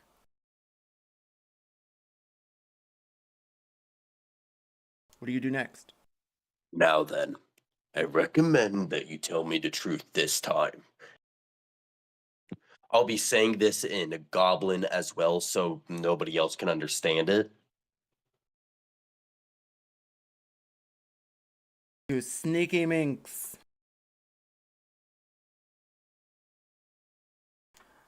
Aye, listen. He speaks in Goblin. It's high-pitched and the frequency's a bit off. Listen, I understand, Great Baron.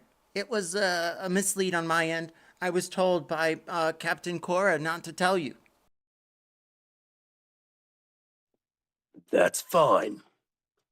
All I need now is everything you know.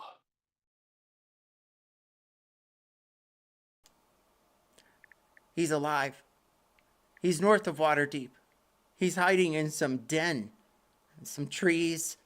I hear there's some great bridges that swing from left to right. That's all I know. Are you sure you don't know more, maybe weaknesses or anything I can do to torment him? You see the great elder's knees begin to buckle, and they shimmy from left to right. You feel him tremble with fear. Roll me intimidation.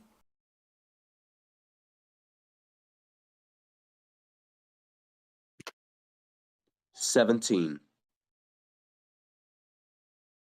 I shouldn't be telling you this.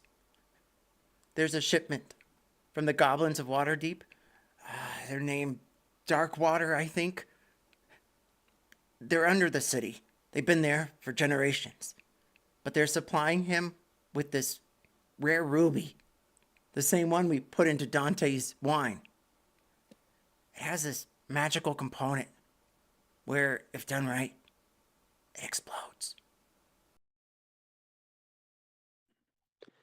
Thank you. Now, as long as what I know doesn't get out, I think we can be good friends now, don't you?" Yes, Baron. Yes. "Good.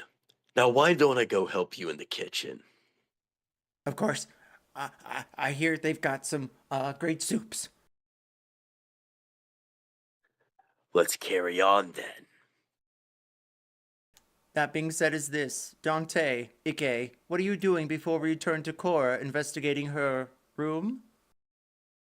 Can I? Where are we now? You both, the trio of you, are still in the dining room.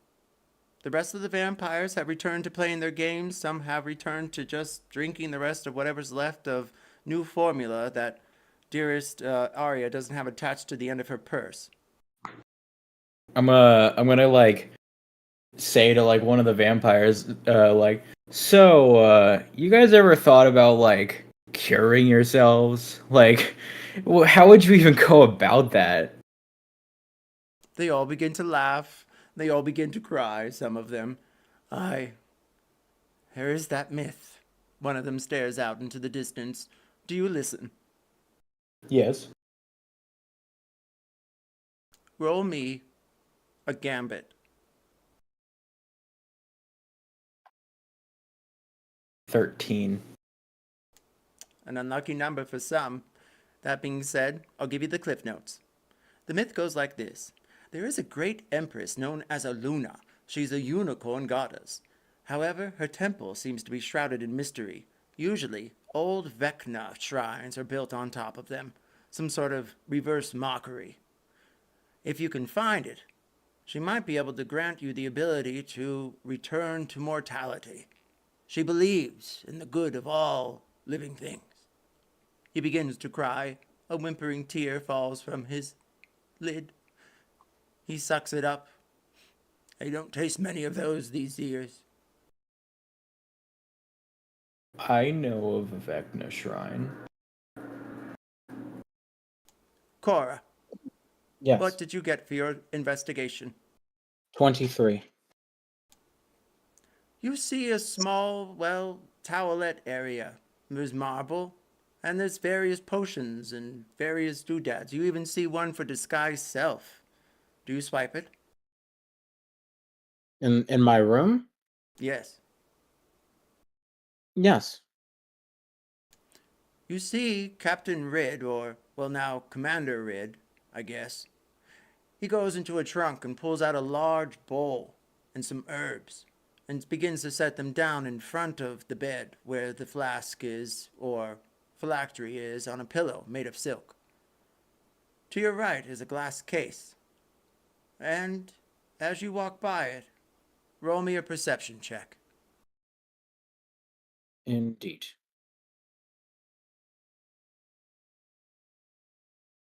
$21. That being said, is this. As you peer by the windowed glass, it's empty. However, for just a moment, you see a familiar face. It's like an illusion or transmutation of some kind. You see Amph trapped inside of the glass. She's screaming. She beats upon it, and she looks back at you with fire in her eyes.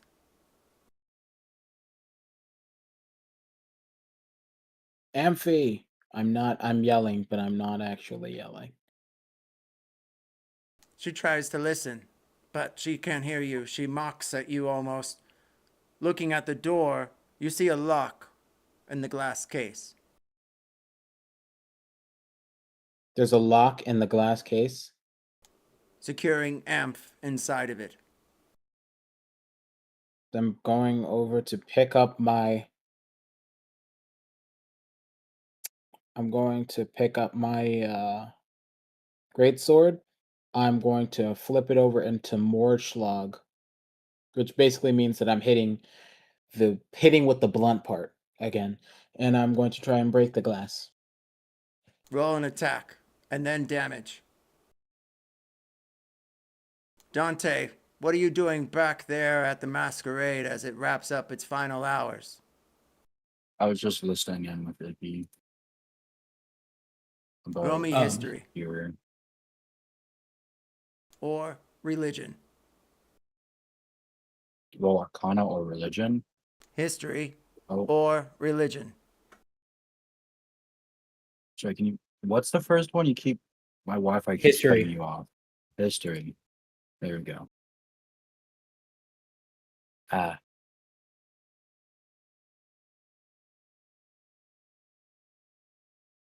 okay. Okay. Wow. Whoa, dude. Are you fucking kidding me? Every single roll was less than a 10. Hold on. What is hold on, this? Hold on, That's wait. 3 inspiration points. And Cora, Wait. I see your 28 to hit. As you hit the side of the glass, it smashes into pieces and Amph falls to the floor unconscious. She opens her eyes for just a moment. Where am I? And then falls back unconscious again. Okay, so I am going to very quickly scoop her up like a fancy sack of potatoes, and I'm going to put her in bed. I can't really figure out what's going on with her, but I'll figure it out at some point. Though I still am the most present thing that her mind is consumed with is first of all finding out where the commander went if he's not with her already, and getting this elder blood thing out of the way. The commander prepares the bowl and places the herbs next to it. He says, "Ready when you are, madam." Ready. Did you have a poem prepared? You said you did. I did. He picks up the flask from the bed and holds it in his hands, with both of them clasped together.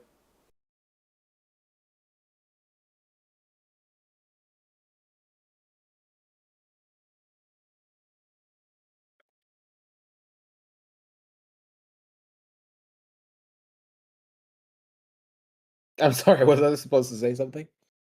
I thought you said you did. No, I did. I said it in character. I did. Oh, you did or didn't? Did? No, out of character, I don't have one, but I could probably find one. Question mark? Cora, we'll come right Yes. back to you for your Yes. poem. Okay. And that being said, Dante, what did you finally roll for your history check? I'm gonna give him an inspiration point, and I'm gonna guidance him. He will get a good roll. Yes. What is? Okay, now roll a 1d4 as well.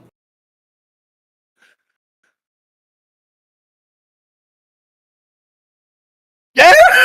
So you get a 19. A 19. Congratulations. You have learned that Aluna is the goddess, the druid, the original, according to most lores. Her love is so pure that it's known to end wars. There is a dress that is known in some places that has helped marriages and tribal feuds that have gone on for ages. However, this legend, this myth, you have not heard of it. Though, if the others are true, why not this one? That you are sure of. Okay, so Dante, we know of a location with a Vecna shrine. What are the chances that there's something under there? Yep. And Dante is just going to immediately head up above deck and try to locate a boat that he and Ikki can just leave on. Well, I don't want to do that yet. Oh, bye. That being Well, said is this, dearest Cora, before we begin your poem, I have an announcement to make. Indeed. If you had previously given me your 3 items that you had chosen for your character, and if this is news to you, then you may move on. And you can still choose 3 new items. You will have them directly printed onto your character sheets currently, if you can add them yourselves.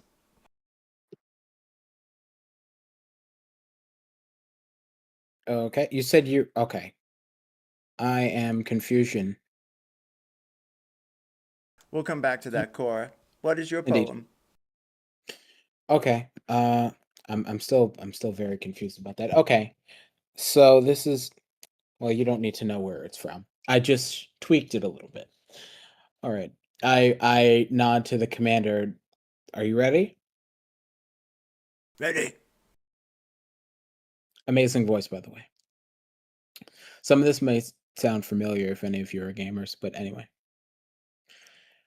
12 dreams for the Red Queen under crown of stone. 8 voracious beasts born from 8 restless nights. 4 nails piercing the flesh of the sinner. 1 prayer for the summon called by this song. Confronted by the eerie and unknown, mortals became desperate for answers. A flock's flight makes for an omen, the falling of a star a dire presage. Turning to priests for interpretation when there was no reason to be found, new questions flourished as old answers withered. What is darkness but lurking sun? What is wall but enslaved stone? What is glass but tortured sand? What is a song but a call to arms? What is hate but jilted love? What is life but death pending? With that, Captain Ridd grabs the phylactery from the bed. He twists the cap and pours it out into the large, oval container in front of you. He drips a few herbs on top, and it bubbles red.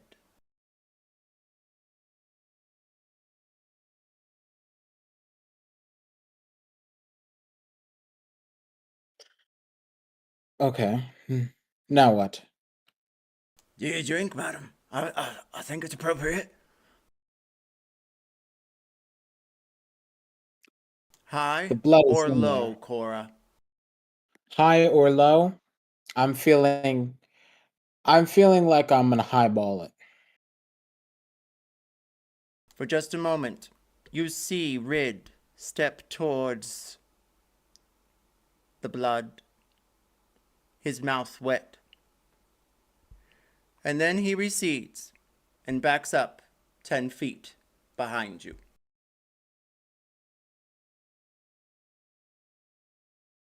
Where are you going? The detonation, ma'am. It's too Pardon? much. I have to go. No, stay.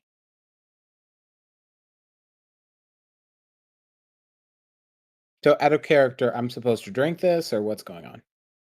Oh, that's up to you, darling. It's your phylactery.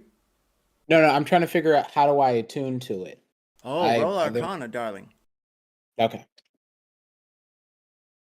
Aria, Bloodstone, roll Arcana, or Religion. 24.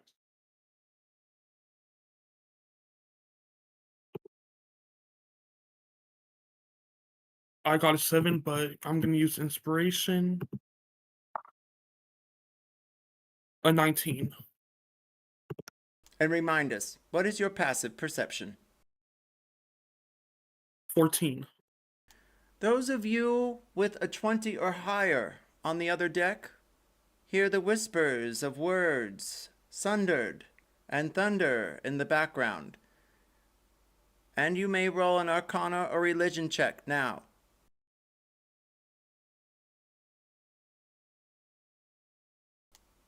Aria, with your 19 Religion check, you're able to determine that Cora is up to no good. There is evil spinning out of the room, and your eyes flash with a tentacle's view, and then the crown familiar to you, the one of who shall not be named, appears on her doorframe in a flash and a vision. And then, suddenly, you see the vampire Rid burst from her door. She looks back at him. No, don't go. Aria, what do you do next?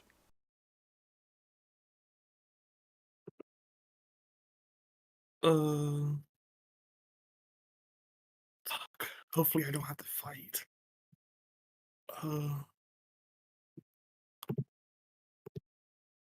Cora, with your I'll 24 Arcana, you're able to determine that drinking the phylactery will devour the power within that oval bowl. Drinking it, you will invoke the spirit of whatever it No, was or is. no sooner said than done. I'm absolutely with haste gleeking that phylactery and the elder blood and all of it. I got a 17 on Arcana. Ikki, you hear the gulping noise of a demon being drunk, or that of a god. You know that he who shall not be named has just won. That being said also, Cora, your character, well, they fall with a thud onto the floor like iron, and your eyes open, gleaming purple. You rise, levitating from the floor. Your skin looks as though it's been made of iron and orc.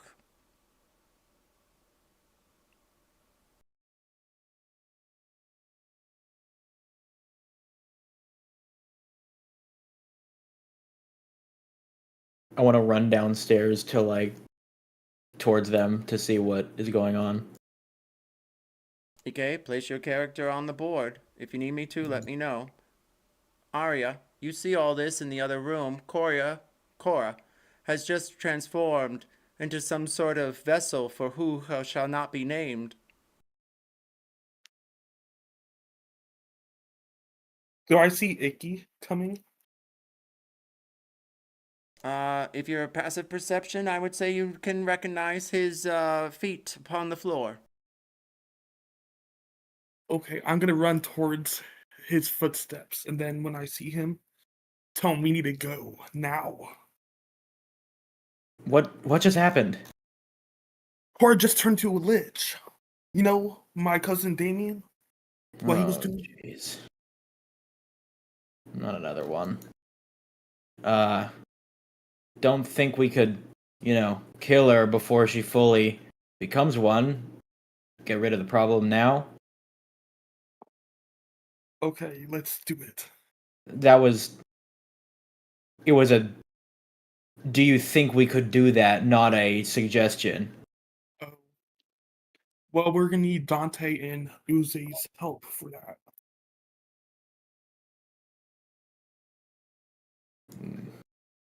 We should go get them then. Yeah, let's go.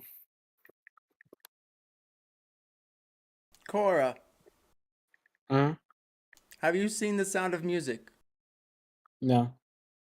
There's a delightful ditty called I Am 16 Going on 17, and it plays delightfully in the background in some strange reality. You yourself, my dear, are choosing now to remain in play, which I have no problem with, but you will be profoundly powerful as I will have to give you specific abilities, and you'll have to write down Vecna Spawn onto your character sheet.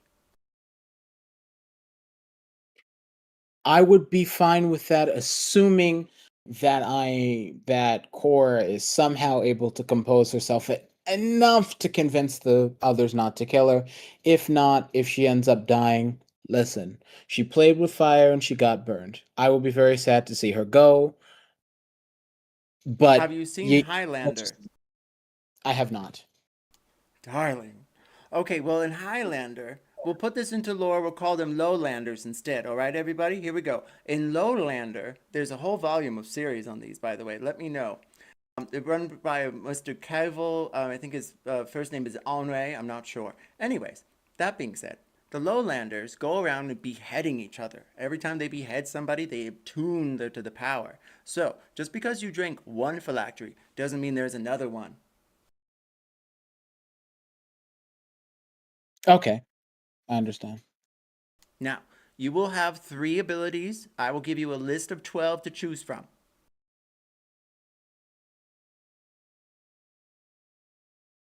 That sounds okay to me, assuming that I don't die. Well, we'll have to find out. If not, well, I'll just do a random roll of magic spells to throw at you if they decide to kill you. That being said, also, don't forget you have that potion of disguise self, so that'll help with this ironclad skin vibe you have going on from head to toe. Oh, if I have the presence of mind, I'll pop it now.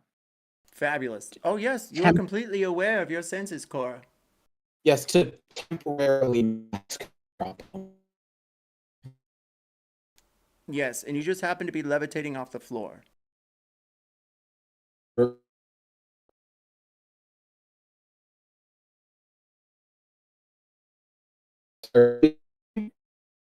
Is this me DCing?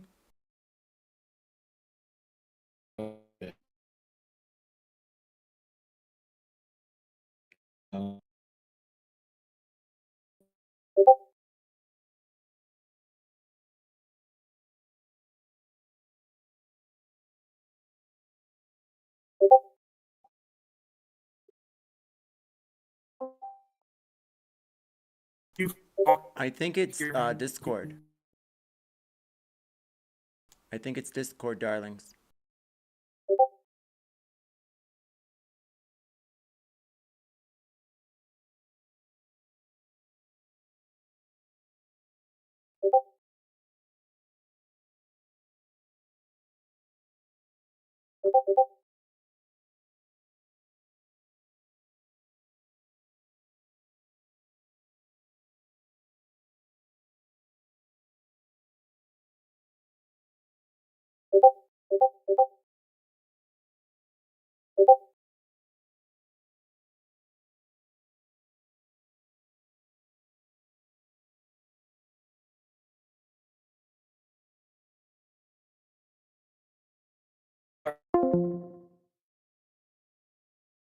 Hello?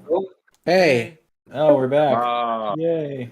it's Discord is shitting itself. Is that Yeah. just me? Yeah. No, it was everyone. No, because it happened earlier during the gambling scene. I couldn't access no. it on 3 separate platforms. I'm like, what is going on? Well, that one was you, or it might have just been a prelude to this, but it happened to everyone here. Oh God. Okay, But now it's is- now we're back. Okay. That was a daring moment. It's like into the thick of things. I think I'll knock them offline. Right? sounds about right. Well, I was at the edge of my seat, darlings. Yes, but I'm popping that potion. You return to your foremost self if you choose, unless you want to look like something else. But you are levitating off the floor. That might be harder to, well, talk through. We'll figure it out in a second. But at least I still look human in loose quotation marks. Meanwhile, Aria and I believe Ikki, you rendezvous with the rest of the party back at the masquerade. The vampires all seem to be sleeping or cocktailing or whispering in the shadows in the background, smoking on twigs.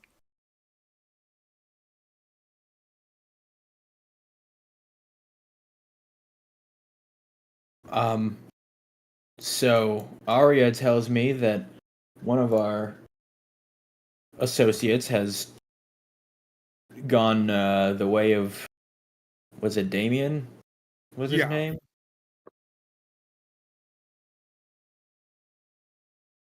Cora. Oh, Dimitri? Oh, right. I'm sorry. I'll let you all explain. I'll sit back. What? Hello? Can you hear me? Oozey? Dante? No, it's just Huh? I was talking to you I know. and you didn't Someone's say. wave the lich. Yeah, he's still processing the fact that he's a vampire. To be fair, Yeah. I can't hear because me and him are in two completely different spots. Where are you? I'm in the kitchen. Oh yeah. Okay, well I found Dante then, at least. Because I knew where he went. Do you roll investigation to try and find your friend?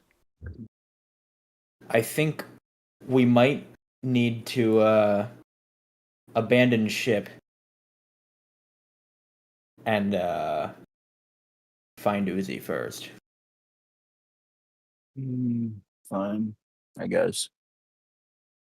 14 for investigation. You're able to find Oozey. Oozey, we have a problem. What happened? You remember Cora? Yeah. She went the way of the Damien, but she actually did it. Okay. And So I think we should leave. like, what do you mean she went the way to Damien? Did she summon an eldritch being? What? She summoned more a so became the Eldritch being, from what I've gathered. That's not inherently bad. Ikki, do you want me to explain to him? Sure, yeah, you do it. Okay, so you remember my cousin Damien. He wanted to become a lich. Yeah. That's what Power Cora test. became. Okay. became And a what vessel for makes him. that inherently bad? He's possessing her right now. She became a vessel. Oh. Fuck. Yeah. Shit. We could just ambush. If I don't. they're being possessed by who we all know who it is, but we're not gonna say, Maybe. then, no. Maybe she's not powerful enough yet. Maybe we have a chance. You I want saw to test it? She was floating in the air. I think it might be worth a shot, because otherwise, then we'll have to deal with 2 liches later down the line. Wait. Is there a way to possibly get her unpossessed? I don't know. I don't Killing know. her solves both Again, of our problems. We get rid of the just think of vampire it and we this get rid of the way. lich. If we can get her unpossessed and control of her body again, imagine the power we'd have, with a lich on our side. There Or is the thing there is is, no lich on our side. There is only she a was lich on never their on our side. side. She wanted that power. She talked to Captain Reed about it, so it was obviously planned. Fine. Corpse, you're joining us.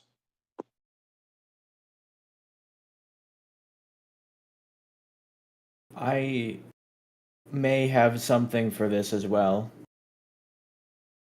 If it truly Spit it comes to out. it. I have a funny scroll that I've been holding on to. And what does it do? Polymorph. I could turn her into a chicken.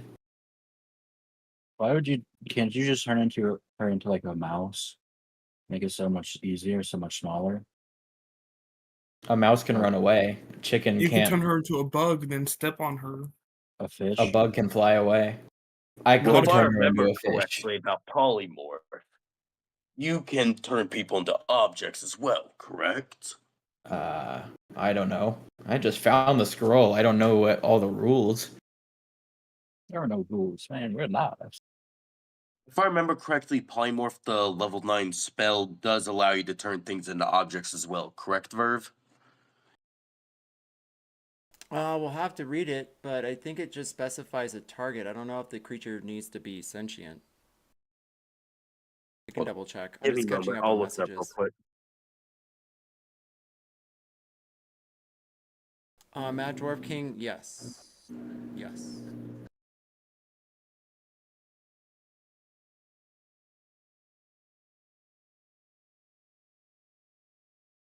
I think I know how to get Cora on our side. What is that? Well, my cousin Damien, he wanted to become a lich, who he was following. He did tell me some things. What did he tell you? I had to talk to the DM about that to just see if it's okay. Who's that? I'm saying that out of character. Well, then why'd you say it in your fucking voice? This is my normal voice. No, I can tell the difference. I can tell the difference. Yeah, I can tell the difference, and you said it in your character voice. Did I? Yeah. Oh, I meant I didn't even know there was a difference. It's very Well, slight, but I can tell. Who's the DM? And what do they have to do with it?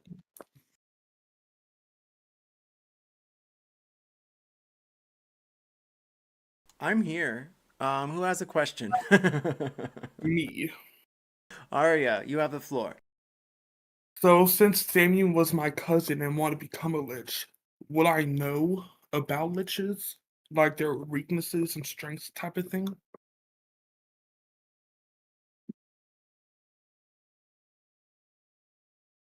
Roll Arcana, Religion, Nature, or Medicine if you have some sort of doctorate.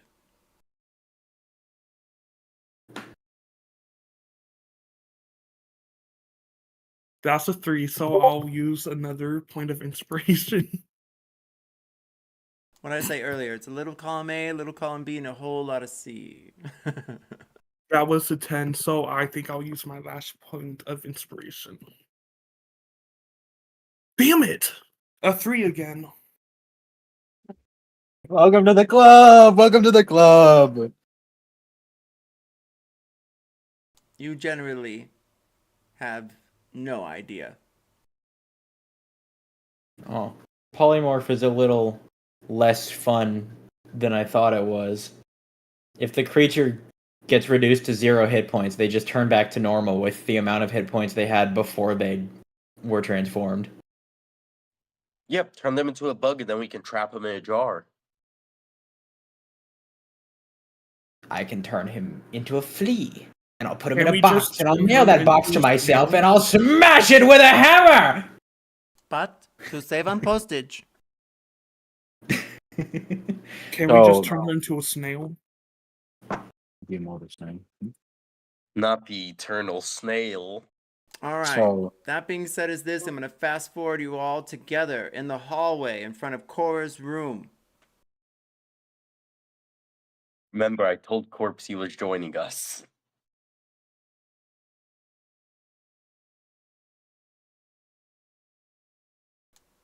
Cora, you see Yep. your friends at the door. So of course she looks normal, quote unquote, except for the fact that she's levitating how many feet over the ground? Roll me 1d10. Oh god. I'm gonna be smacking into the ceiling. 1 second. Please be low, please be low. What the fuck? 6 feet. Or I got a 6, excuse me. You're correct. That's actually really far. You're correct. You have to crouch down when you go between doors. Can I undo it, or have I not figured that out yet? I've not figured that out yet. No, so I'm just a little baby lich. And that's So you why I guys want to see kill what I you mean? now. Wait, I wanted to get a word in before you commence the killing. I'm saying that out of character, but she did see you first, so. Friends. Hi. I Hi. heard a little bit of a commotion from here. No, everything is fine. Better than You seem fine, actually. I think. Oh no, I know. I think this is the best that I've ever felt. Can I just use message to say to my friends separately, but I'll just say to all of them like, yeah, she's gone off the deep end.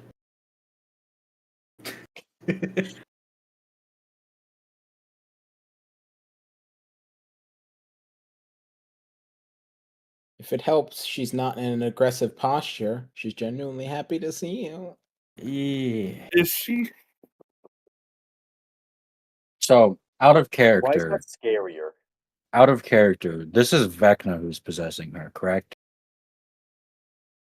Okay, we have to take a moment. I think, Cora, they're having. Has anyone seen Adam's Family Values? No. No. Okay, I've seen I'm gonna clips of post it. a picture. It's been a while. But I think they're having a moment and thinking that you look like Debbie. You know what? I love the Addams family. But Debbie? Really? Don't insult me. Is that the one that was abusing Fester? Yes. Yeah.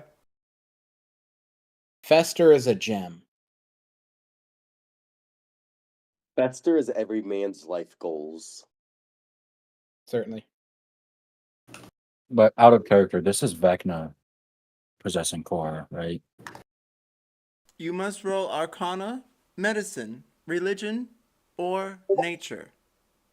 Nature, What if you have hypothetically- to have druidic abilities, and Medicine, you have to have a doctrine.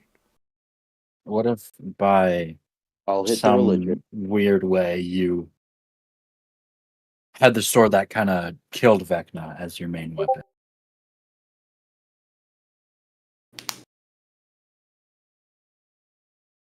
I'll give you advantage. That would I'll give still you not gonna guidance. do anything. Hey, God! Nat 20. It took like 3 inspirations, but I was able to nat 20 on the religion check. And then roll a d4, Sean. So you got a No, 11. Oozey, high I'll or roll low? a religion. 3. Hi. Another highball. You study Cora. You look behind her ears, a dead giveaway for any transposed demons. They always have stitches. You'll see them back and forth, almost like razor sharps. Don't confuse them for pimples, my dears. That being said is also this. You confirm that Cora is indeed possessed by nothing but her own convictions to drink blood out of a fucking urn.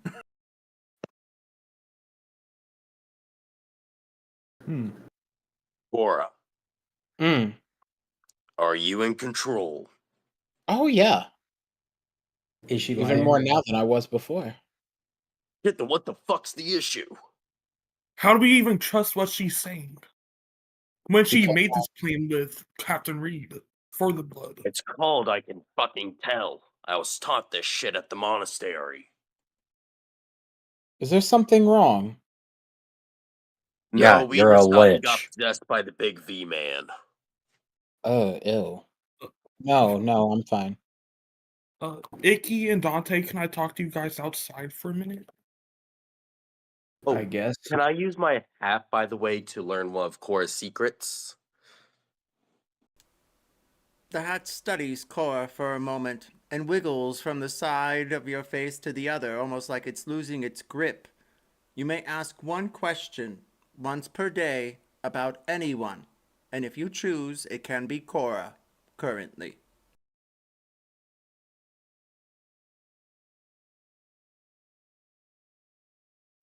Does she have any ill intent towards us?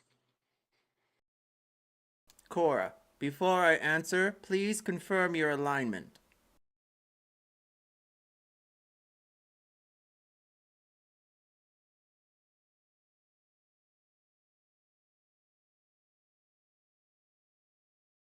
Ooh, Cora. We lost Cora.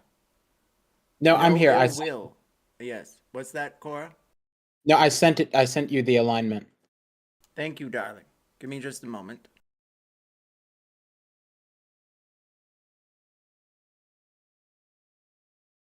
The hat studies her and gruffs a bit. I think if I had to determine a vampire who would eat you from the front or the back, this one would nod and smile first. And probably apologize. He laughs as the hat wheels back behind your head. I'm gonna like pat the top of the hat and just go, "Thank you, friend." Meaning she does want to eat us.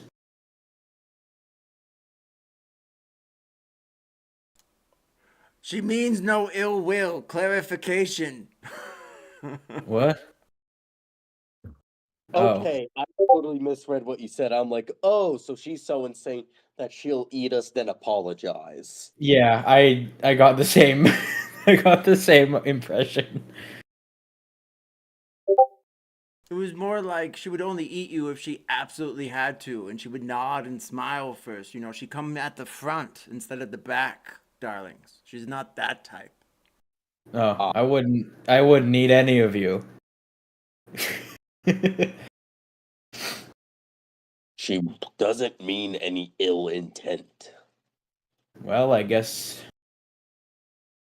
that means I could have told you that.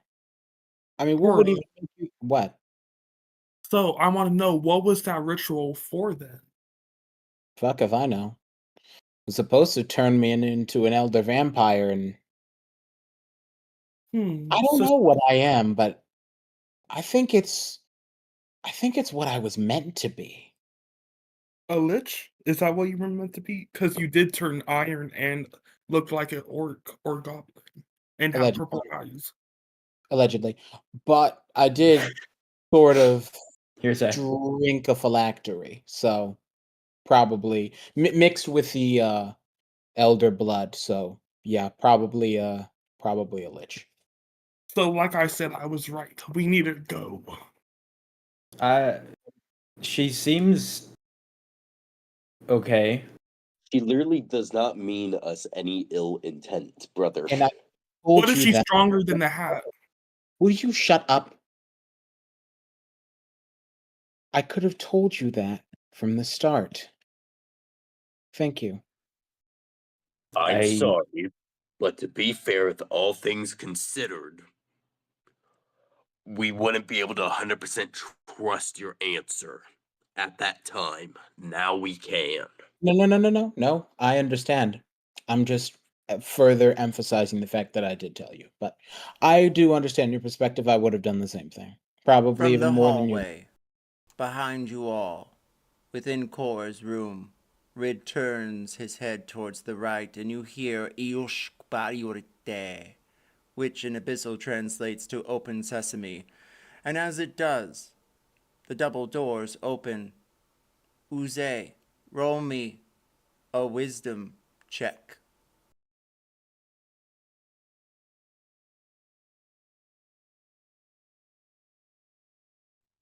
$30-20. Whip snap. You hear footsteps that seem familiar only to you. For some reason, you want to protect the party. And then, there in the doorway, you see a familiar face, the same from the boat that had that portal that started all of this 80 years ago. Finally, he says, I found you. I'll be loading a picture here shortly, and with that, we take a small break. Who could it be? I know, and we're about to get our shit rocked. And I Fun. don't even. Ah, shit. So Because I wait, may have been Verb, able to defeat him in the past, but I'm not going to be able to do it again because I bet he's a bigger powerhouse now. 1987 campaign. Now wait a minute. Carl. Verb. So a while ago you said something about our legendary items that we have. Yeah, what Did was you that about? say to like add them to our sheets? Correct. Like, as in we have the items or just have what we want? You have the 3 items that you chose, which I asked you to send me at the beginning of the campaign. Cora, I don't know if you ever got that memo. Bloodstone, you're allowed to choose also. 3 Nice. legendary items? Anything you Look at want. that. They 3 items. Anything you want. Anything you want. Hooray! I have a Cape of Mountebank now, and an energy bow. And a Stone of Luck, or whatever it's called. Let's put it this way. Oozey pulled the Yahtzee lottery with that double 22 on the moon.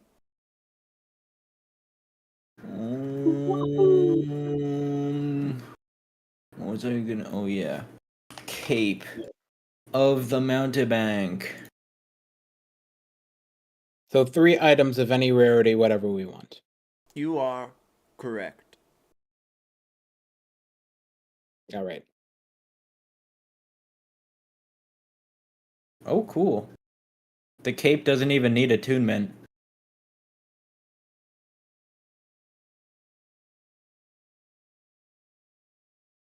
And I would say you all have first level attunement.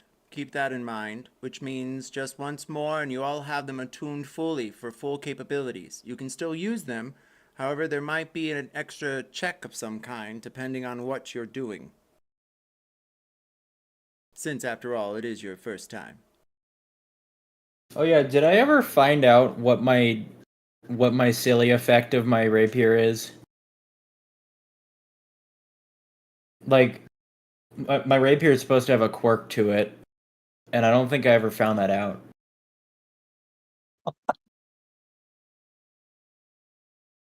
How long is the break gonna go until? Real quick.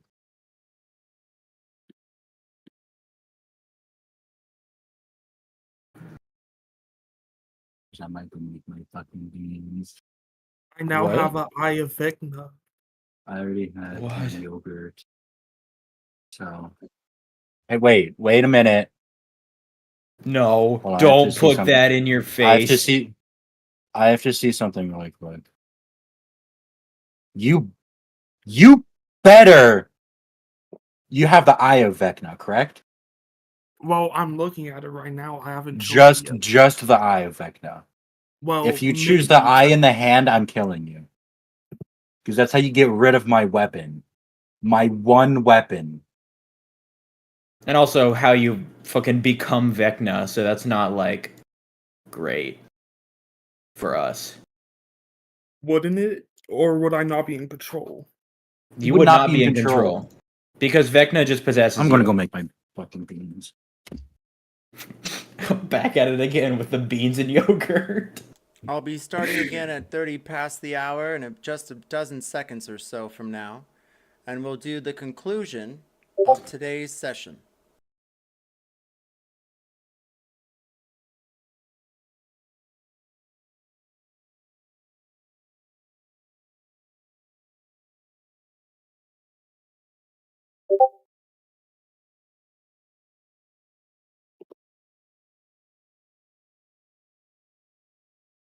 Oh, I could get a silver Worm's breath grenade.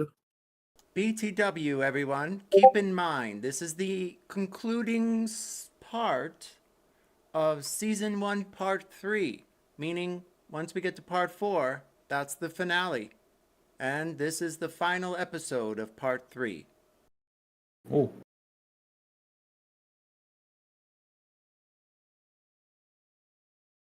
Vecna is an old god, a deceiver, a sorter of myths and legends. Some people mistakenly call him Vexna. Well, that was a name that some cultists used in the southern regions near Flan in order to summon the great behemoth dragons from old under the great name of Vexna. But that's a legend for another time, as it turned out to be Vecna the whole time. Before the doorway stands a figure. He has, well, a leather cloak of some kind. It doesn't seem to be made of any beast that you're aware of, and you're welcome to roll nature or medicine to figure it out. He has a vest, a large pendant around his neck that seems to be telling time as it ticks by, and he has red glowing eyes. He looks at Oozey and nods, and the rest of you, he says, "I've been looking for you." I nat 20 on that medicine check. High or low? Low. You can tell that the leather is, well, Oozey, something from the outer regions of space. Space.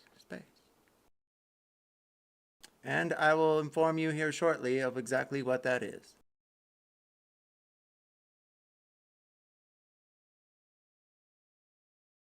And what do the rest of you do as he stands?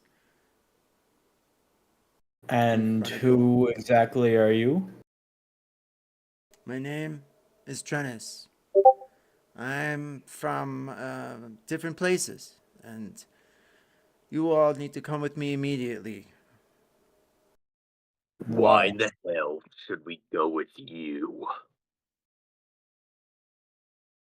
I know your futures, and they're grim. Cora, you'll soon be possessed. That is for sure. It's just a matter of time. What? Right. And what's so grim about my future? Roll insight.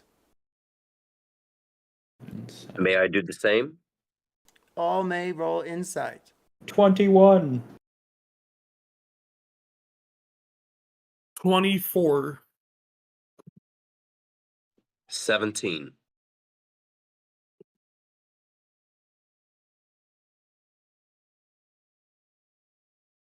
There is only one of you who can tell the truth. I will tell you immediately. He stands before you. He walks into the room.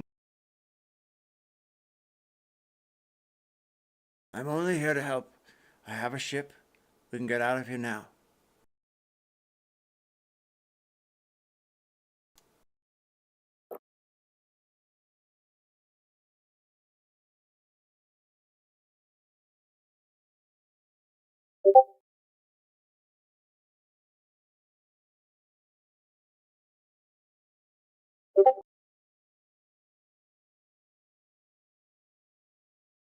I'm getting a lot of messages, but no one's saying anything. Are you all terrified Well, or who thinking about who it? knows the truth?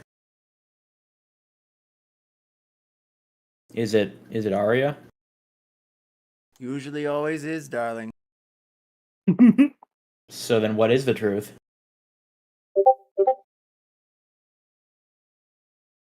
Guys, he's lying. Don't believe him.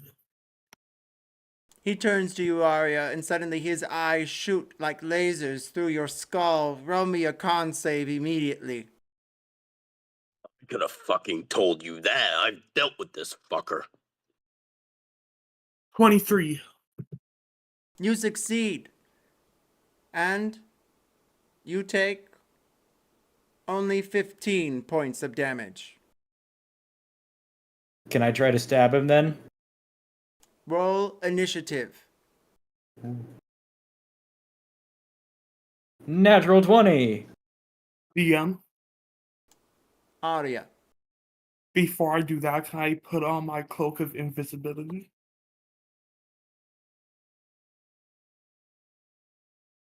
Yes.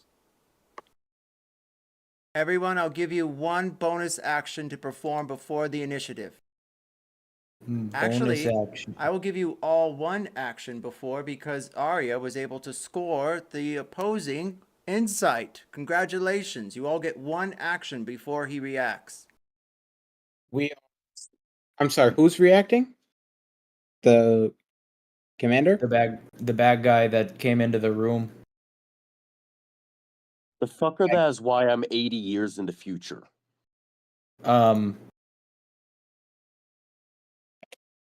Can I mean, can I stab him? Can I sneak attack You may. with my sword? Does a 23 hit? It does. Yippee! So it do 7 plus, so 7 piercing damage plus 1 force damage, and then let me roll sneak attack damage. Where is sneak attack damage? There it is. Plus 17 sneak attack damage. So 25. I see we are in combat. Yes. Big Can even man get came in, beams. laser eyed Aria. Can't And even get beams and peas. Jesus. and I stabbed him. Red. Now, that I being mean, said, we are crossed for time. We'll go about 8 more minutes, and then we'll define if we want to continue into actual rounds. I would be fine with that. We'll find out in So- 8. Ikki, I got you down for 25 points of damage before he begins his turn. Can I do my bonus action before anyone does anything so that this can help us? Your bonus action was to put on your cape, if I'm not mistaken, unless you're taking that back. Wait, what? Weren't you the one that would put on the cape? Oh, so that was a bonus action? Yes. Oh, then I guess I won't use it. Actually, I just won't use the cloak then. All right. Then I'm- what are you doing? Know your enemy. It lets me discern the immunities, resistance, and vulnerabilities of a creature I can see within 30 feet. I'm going to use it on him.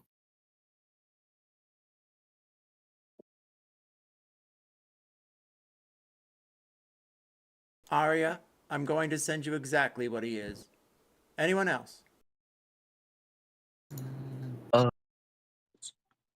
So for my, can I spend my whole turn attempting to attune to my new belt? No. As a bonus action, I'll cast Hunter's Mark on him. Excellent. You still never told me what the armor was made of. Oh, which armor? The one the dude's wearing, the one that's from outer space. Oh, well, I will tell you outly. It is of Nyogi leather. I'll send you the race or species information here shortly. Is this what he is that you sent me? Correct. Can Somewhere I take a inside of photo? him is that beast. You notice the eyes, the lasers, the beams. You'd only seen that once before in your dreams. Guys, I know what he is. If there's any elemental weaknesses, tell me right now. Okay, let me check. What is he? He's a beholder. Oh. Oh my. And he has no weaknesses on here that it says. Resistances and immunities, then. He's immune to being prone. Okay, anything about elemental damage? He has paralyzing ray. The target will be paralyzed. Fear ray. No, I mean, do they Too have much any resistance information, or not immunity enough to elemental time. damage? Cora, I still need your action as well as Dante and Oozey. I think you went. Yes. Aria, you're done for the round. And so is I Ikki. haven't went yet. Is there at least 8 squares that I'd be able to fit in? Correct. There is. Okay. So this is going to be wacky. I would like to and I'm able to use that power immediately. You may. Okay, good. So level 20 translates to level 9, I believe, right? Yes. Right, great. So I would like to cast True Polymorph on myself. Which I probably should do it on him, but then he's not going to die, and then he's just going to come back. Oh well. I'm going to cast it on myself. I am going to turn myself, and I can only do it up to my level. Shit. So I'm going to turn myself into a young solar dragon. Yes, a young solar dragon. Fabulous. I'm Yes. doing other calculations, but I will have to find a young solar dragon or stand-in. Do you prefer a specific hue of dragon if I cannot find a specific solar dragon? It's in Spelljammer. You know what? I will be. This one's easier to find. Do young green dragon. That will be my second choice. That being said, Cora, Yes. magic swirls around you like bubbling ichor from the demonic ooze of Avernus. Dante has a flashback we will not go into now, but maybe next week. And Cora, you appear in front of everyone as a young dragoness.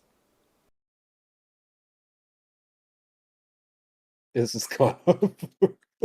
Wait, can I still talk? That is your action. Dante, what do you do next?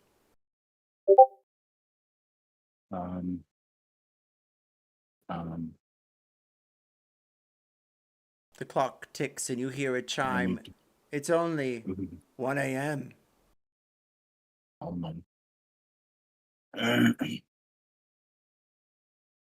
Are we? We're not in initiative, right? It's action before initiative, right? Correct. You all get 1 round of actions before he begins. You're all going to get 6 death rays aiming at your asses here in a few moments. Be prepared to roll some saves, darlings. I mean, aside from sidestepping and hiding behind that wardrobe thing, I guess that's what he'll do. He'll take an action of hide. I will give you partial cover. Look it up in D&D Beyond. I don't have time. I only got about 3 minutes to wipe about 6 actions. You ready? Yeah. Anyone not go that needs to? Oozey? I haven't went yet. And do we get only 1 action, or is it a full turn? I will give you 1 action. I'll bonus action rage. Is that okay? I love it. DM. Aria. It just says I take a magic action, not a bonus action to put the cloak on. A magic action is a full Fabulous. action, isn't it?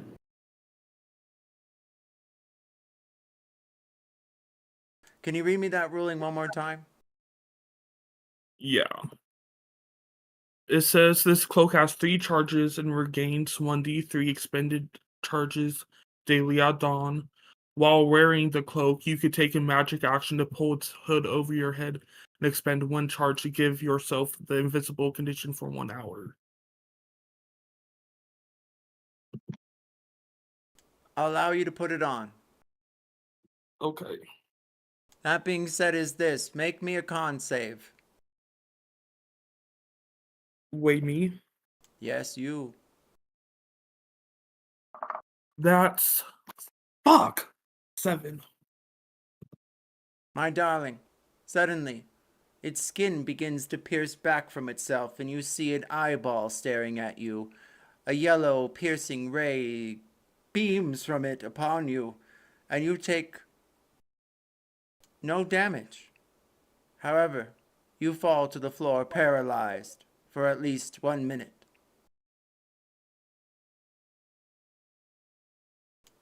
Then, suddenly another eyeball pierces out of its chin and aims at you, dearest Cora.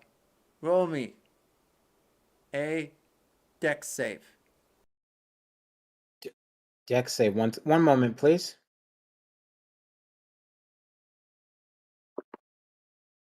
Dex save, Dex save. That's actually it's worse than what I had for dexterity before. Okay, well, that actually throws me for a loop. Wow. Dex save coming right up. Straight Remember, D20. dearest Cora, at the beginning of our session, I'm not sure to what you're referring. the Viper, the tutelage, you receive 1d4 towards your dex save. Oh yes, that's right. I don't really think it's going to help, but thank you, lovely DM, for reminding me. That is a total of what is that? 5? Yes, that's 5 for the deck save. You take 55 points of necrotic damage. Duly noted. Are you reduced to 0 or below hit points? Not even close. The organ picks up and begins to chime again. You hear riptails and drums. And then suddenly, Dante, another eye peers at you this time. Purple. It scans you from a moment, from head to toe, and you feel lifeless. Roll me a strength save. Hey, if I don't succeed this, I'm gonna throw my fucking beams across my room. I swear to God, I have a +8 for this. There's a 19 succeed. A 19 does not fail. You succeed, darling. Congratulations. Dude, I was literally in the middle of picking up my fucking bowl of beans, dude. Oh, I would have been so unhappy. It's been so long making them. But then, unfortunately, you see at the other end of that tentacle, where its eyeball was, is a mouth, and it chomps at you. Does a 24 hit?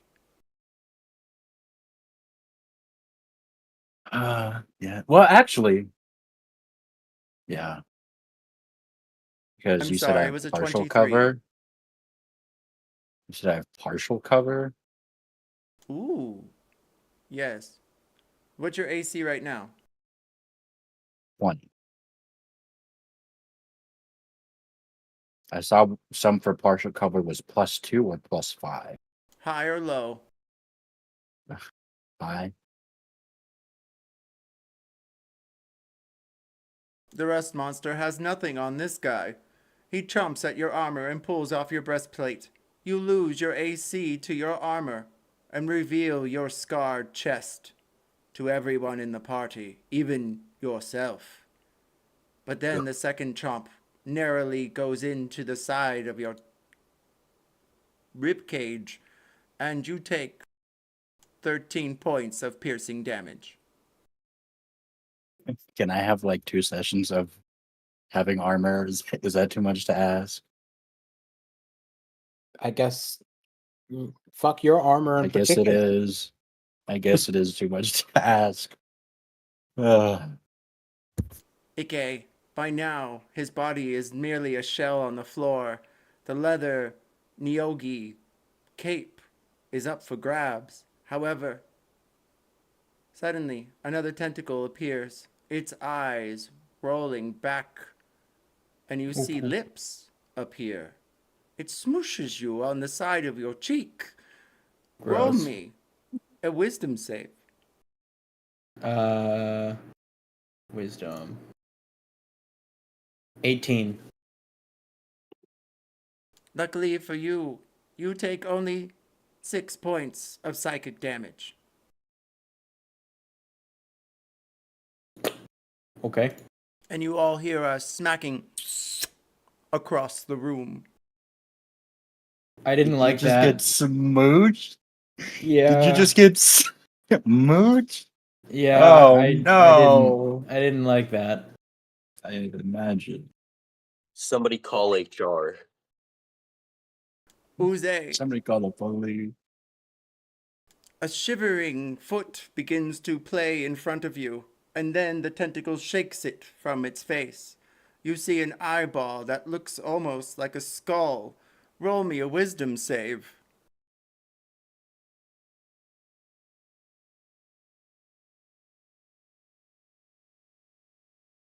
I'll use a point of wisdom.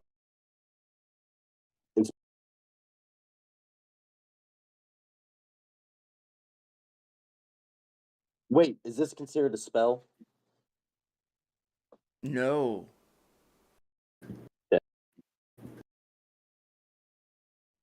18.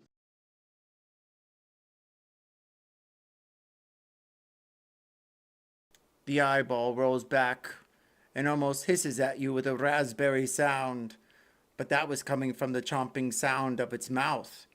And then suddenly, it pierces you, possibly. What is your AC? 14. High or low? Low. One of its bites go into your chest, just as it did our dear friend Dante. It spins around on its crown and it dizzies Aria for just a moment. And then it bites so profoundly that you take 26 points of piercing damage.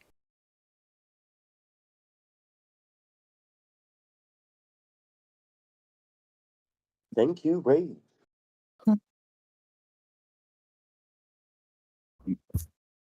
And with that, we roll initiative. I already rolled earlier. I got a natural 20 on initiative. I got a 7. I got a fucking 5. I got a 16. 27. All right, Baron Oozey, what did you get? 7. Baron Ikki? 27. I don't know why I'm talking like Kermit. I like it. Baron Aria? 16. Captain Cora? 12. And Baron Dante? I got a 5. That being said, is this Baron Ikki? You're at top of rounds. The Eye of Beholder spins around, chomping its mouth. You will all die here in this reality. I have already seen it. Did you see this? And I just like thrust my rapier right into his eyeball. The big one.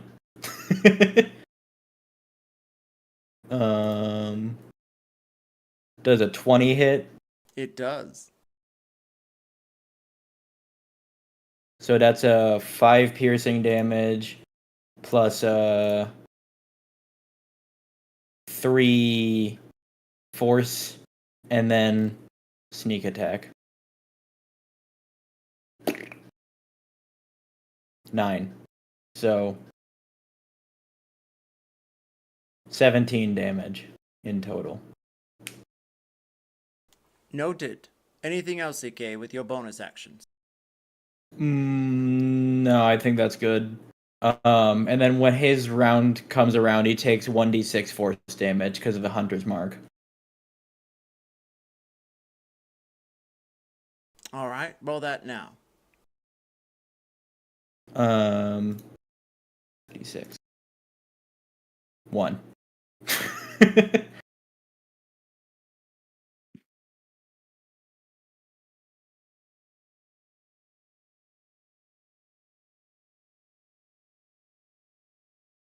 Sweepy Dwagon. It's the best I got on the fly, dear. That being said, Baron, Ikki, you dealt how much for that extra damage again? 4? 1. Well, Ikki's dealt the most damage. It looks like 43 in total. We go on to the mysterious figure known as the Eye of the Beholder. Again, another rays go around. The eyeball spins. Cora, Yes. roll me 1d10. 1d10 coming right up. The maker of your own demise. When you roll that 1d10, it is the random ray that passes by. It's 4. A 4. Suddenly, you see something piercing on the wall behind you. It's coming from one of the eyeballs. It's a yellow ray. Roll a con save. Con save. Gotcha. A con save. Oh shit. That's actually a lot better than I thought it would be. Well, thank God for that. That is, hold on, I'm bad at math. This is probably the biggest one. 33. For just a moment, you see Cora's skeletal dragon being. Even her heart beats with such a ferocity, she's ready for anything. But she takes 9 points of necrotic damage. Marking it off now, boss. It hurts. Like a lot. Physically, probably. Baron, Oozey, roll me 1d10.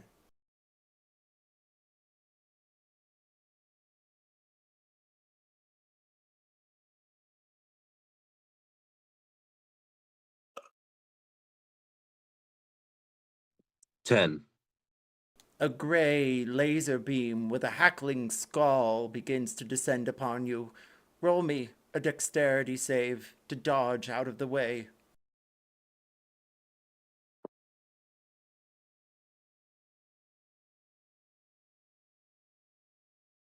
$17.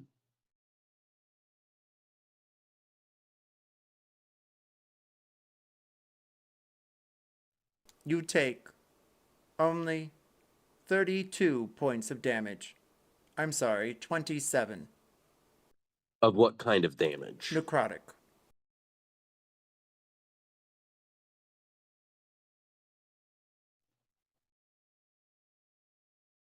Baron Ikki, roll me 1d10. 1d10. 8. From behind you, it looks like stone piercing upon the wall, turning the boards and wallpaper into dusty old stone. Roll me a constitution save. 4. The target has the resisted condition and repeats the save. Oh, I'm sorry, restrained condition, and repeats the save at the end of the next turn. If it is still restrained, ending the effect on itself on a success. So the DC is 16 on your con save at the end of your next turn. Okay.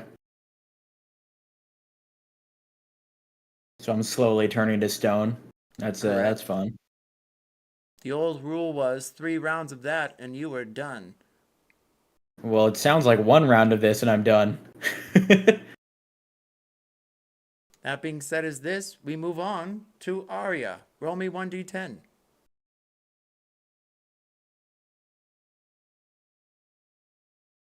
That's 10. The death ray begins to descend upon you. You can feel it within your hair. It's so close. Roll a dex save.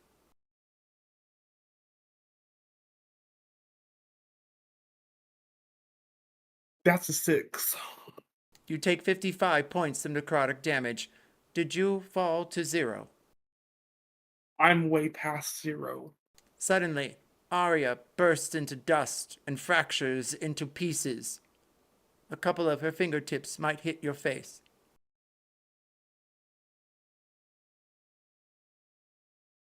What was that we said about one of his characters lasting more than 3 sessions?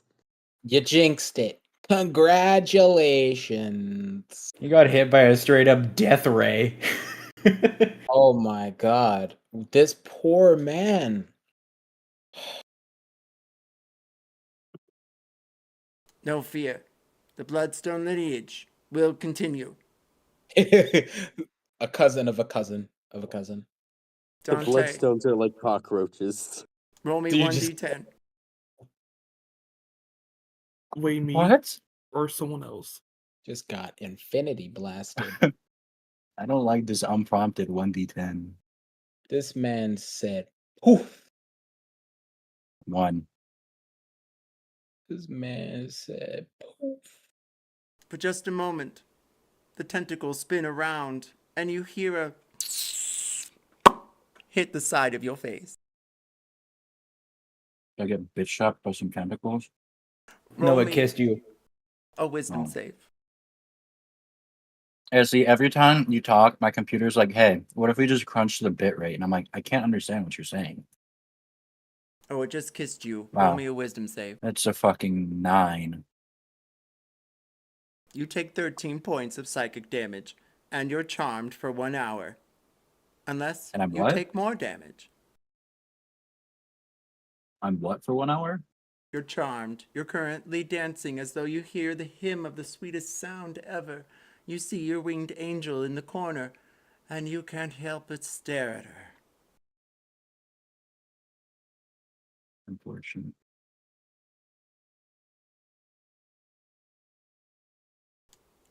Aria, Yeah. roll me 1d6. Okay.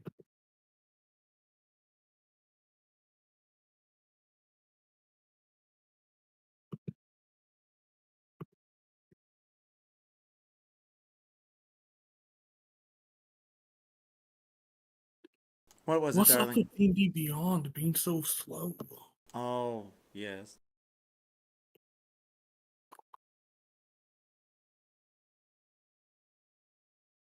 Suddenly, lasers peer across the walls, and they appear to be aiming at... Did you roll that 1d6? I'm doing it right now. Just waiting for the character sheet to load up. No problem.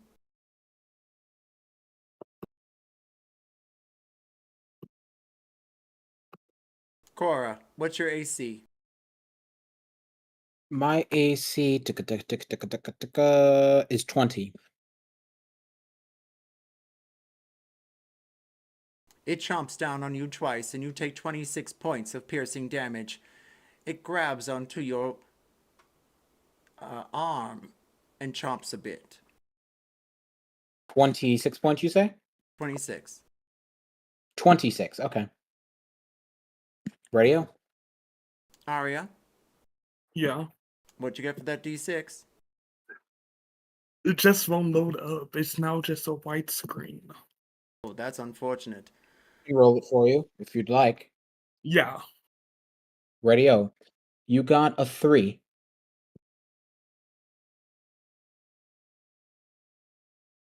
Unfortunately, the beams narrowly escape Baron Ikki's head, and they aim directly at Rid. He bursts into dust.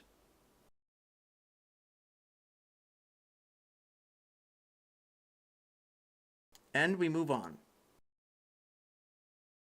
to Aria. Well, make us a death save. Okay. Damn, what is up with D&D Beyond?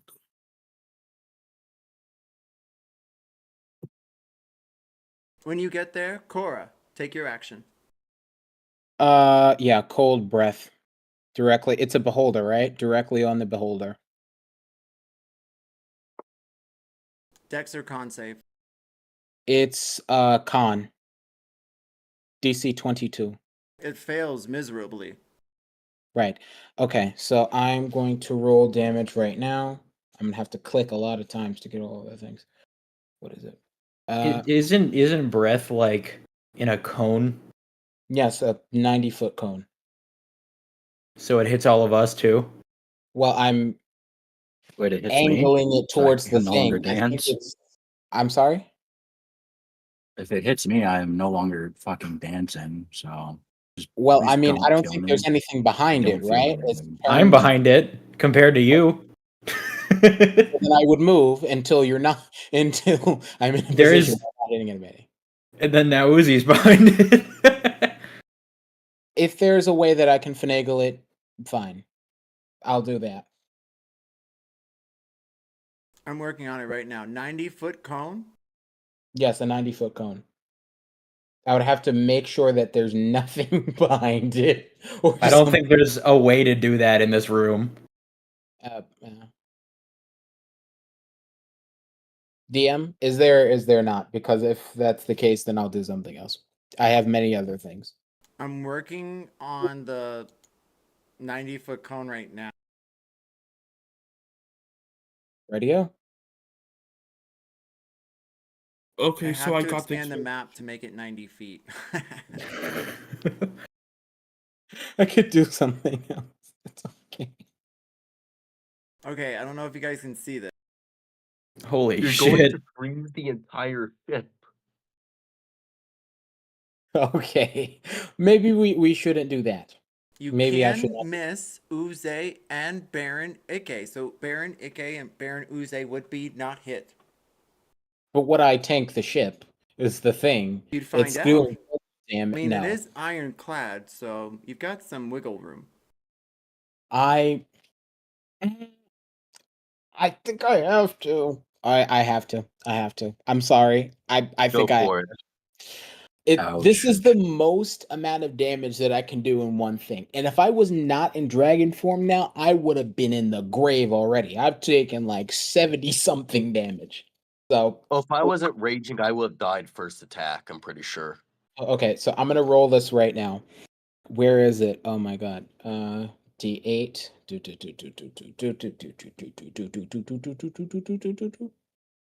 I have to tap it so many times. Na. 77 cold damage. 77? 77 cold damage. That is correct.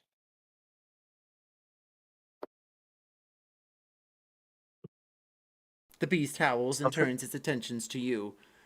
I'll eat you, my pretty, and your little scales too. Did it hurt? Please let it have hurt. No, It like felt GM. the sharp pain of your icicles, and they still stick in its brains. Yay. Anything else, dearest Cora? No, except a smartass remark. Leave my friends alone. In a deep, booming dragon voice, because I'm fucking gigantic now. Baron Oozey, you're up. The rest of the ship splinters behind all of you into shards. I'm marking the walls now. I'll be using an inspiration point. I'll be using another one. Yes, you will. Give me a moment. I gotta make sure I have enough inspiration points. I can give you inspiration points. So the 23 hit. A If it 23 doesn't, does hit.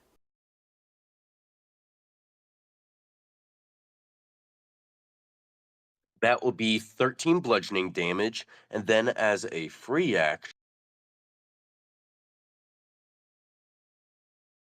but I have advantage Does a 21 hit? A 21 does hit. Okay. So, because of the free action thing being a grapple, when I grapple it, I'm gonna try to like gather as many of the eyes into like a bundle to try to keep him from being able to aim when I grapple it.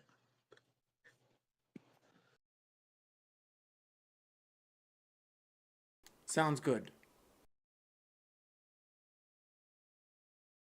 I love you grappling it and beating the shit out of it at the same time with your build. Does a 25 hit? 25 hits.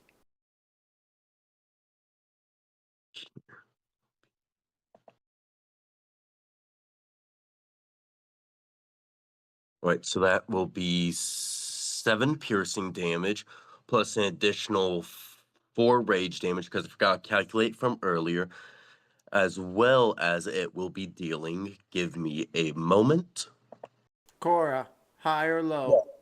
3 fire damage. I'm gonna lowball it this time.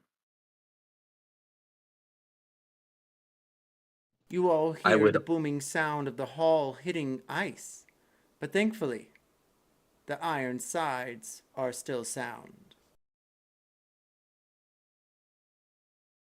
I will then action surge. You're gonna have to total up all of your damage for me, darling. So, does a 16 does 25 not hit? Yeah, I 25 know. does. I have advantage. I would say I have an advantage because of one of my feats. I have an advantage on anybody that I grapple. Excellent. Dante, you're next. Oh, so that will be 9 piercing damage. And hold up.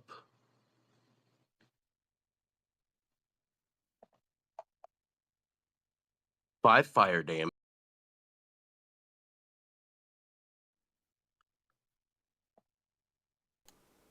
Dante, I'm assuming a 28 hits. 28 does hit.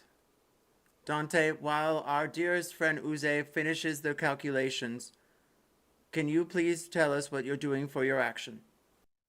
That'll be. Oh, go ahead. I mean, is it the question mark thing that we're attacking? Yes. Yeah. Okay, I thought it was red we were attacking. That's why I hit over here. He is I mean, charmed though. No, I'm just dancing, and Well, but Cora you're charmed. hit me with a freaking blast of ice. I don't No, think we didn't. Yeah, we didn't get hit by it. Right, I wouldn't. Okay, I never would not mind. have done that. I would have just clawed him in the face, which would have hurt less. But yeah, Okay, then I'm Yeah. still trying. What do I throw yeah, or at you it? probably would have been dead. So You can Yeah. take actions, but not anything that would harm the beholder. Is what charmed basically is. So if you have any buffs for people, you can do that. I don't know if you Can do. I cause fear? Really, all I can do.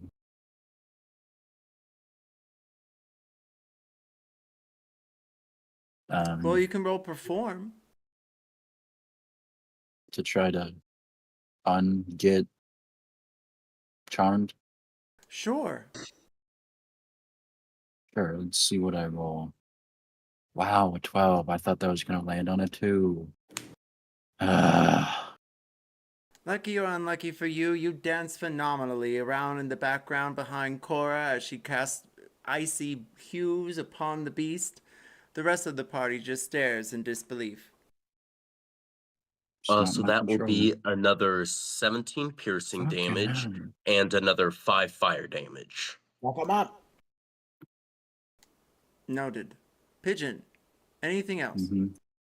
I mean, I just did a bonus action to get 9 extra health, but unless I can do another perform, because I technically have 2 attack actions, and I don't know if perform counted for 1, so.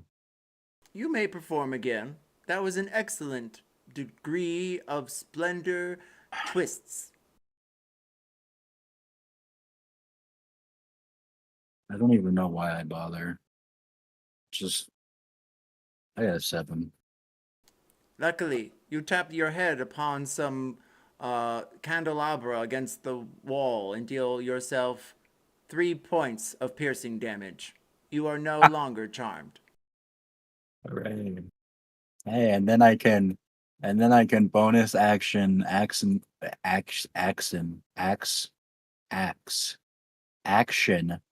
surge. Right? Where is it? Do I not have bonus? I do. Now I'm going to hit him with the gift from the gods and get a 23 to hit. You hit him square on the jaw. He spews That's blood from the side of his mouth and it hits the floor. 15 slashing plus 18. 33, I think that is. 33 damage. I'm melting, I'm melting. Mwah, mwah. Death ray, death ray, death ray. He falls into a puddle of goo and disintegrates into acid. Really? Fuck you! That was Here's the moment of truth for me, though. my fucking armor. Does a 16 for Constitution save me? It does. Oh, thanks. Just Don't think I'm thanks. resistant to acid damage. Thanks. I nearly turned into a statue. And as we conclude our session this evening, I thank you all for coming. You hear bells in the distance, a distant ship rendezvousing with your own. Whatever could it be? We'll find out next week or in live chat. Thank you for following us, Space KZ Dawn. Good night, everyone. Oh, wait a minute. The one that I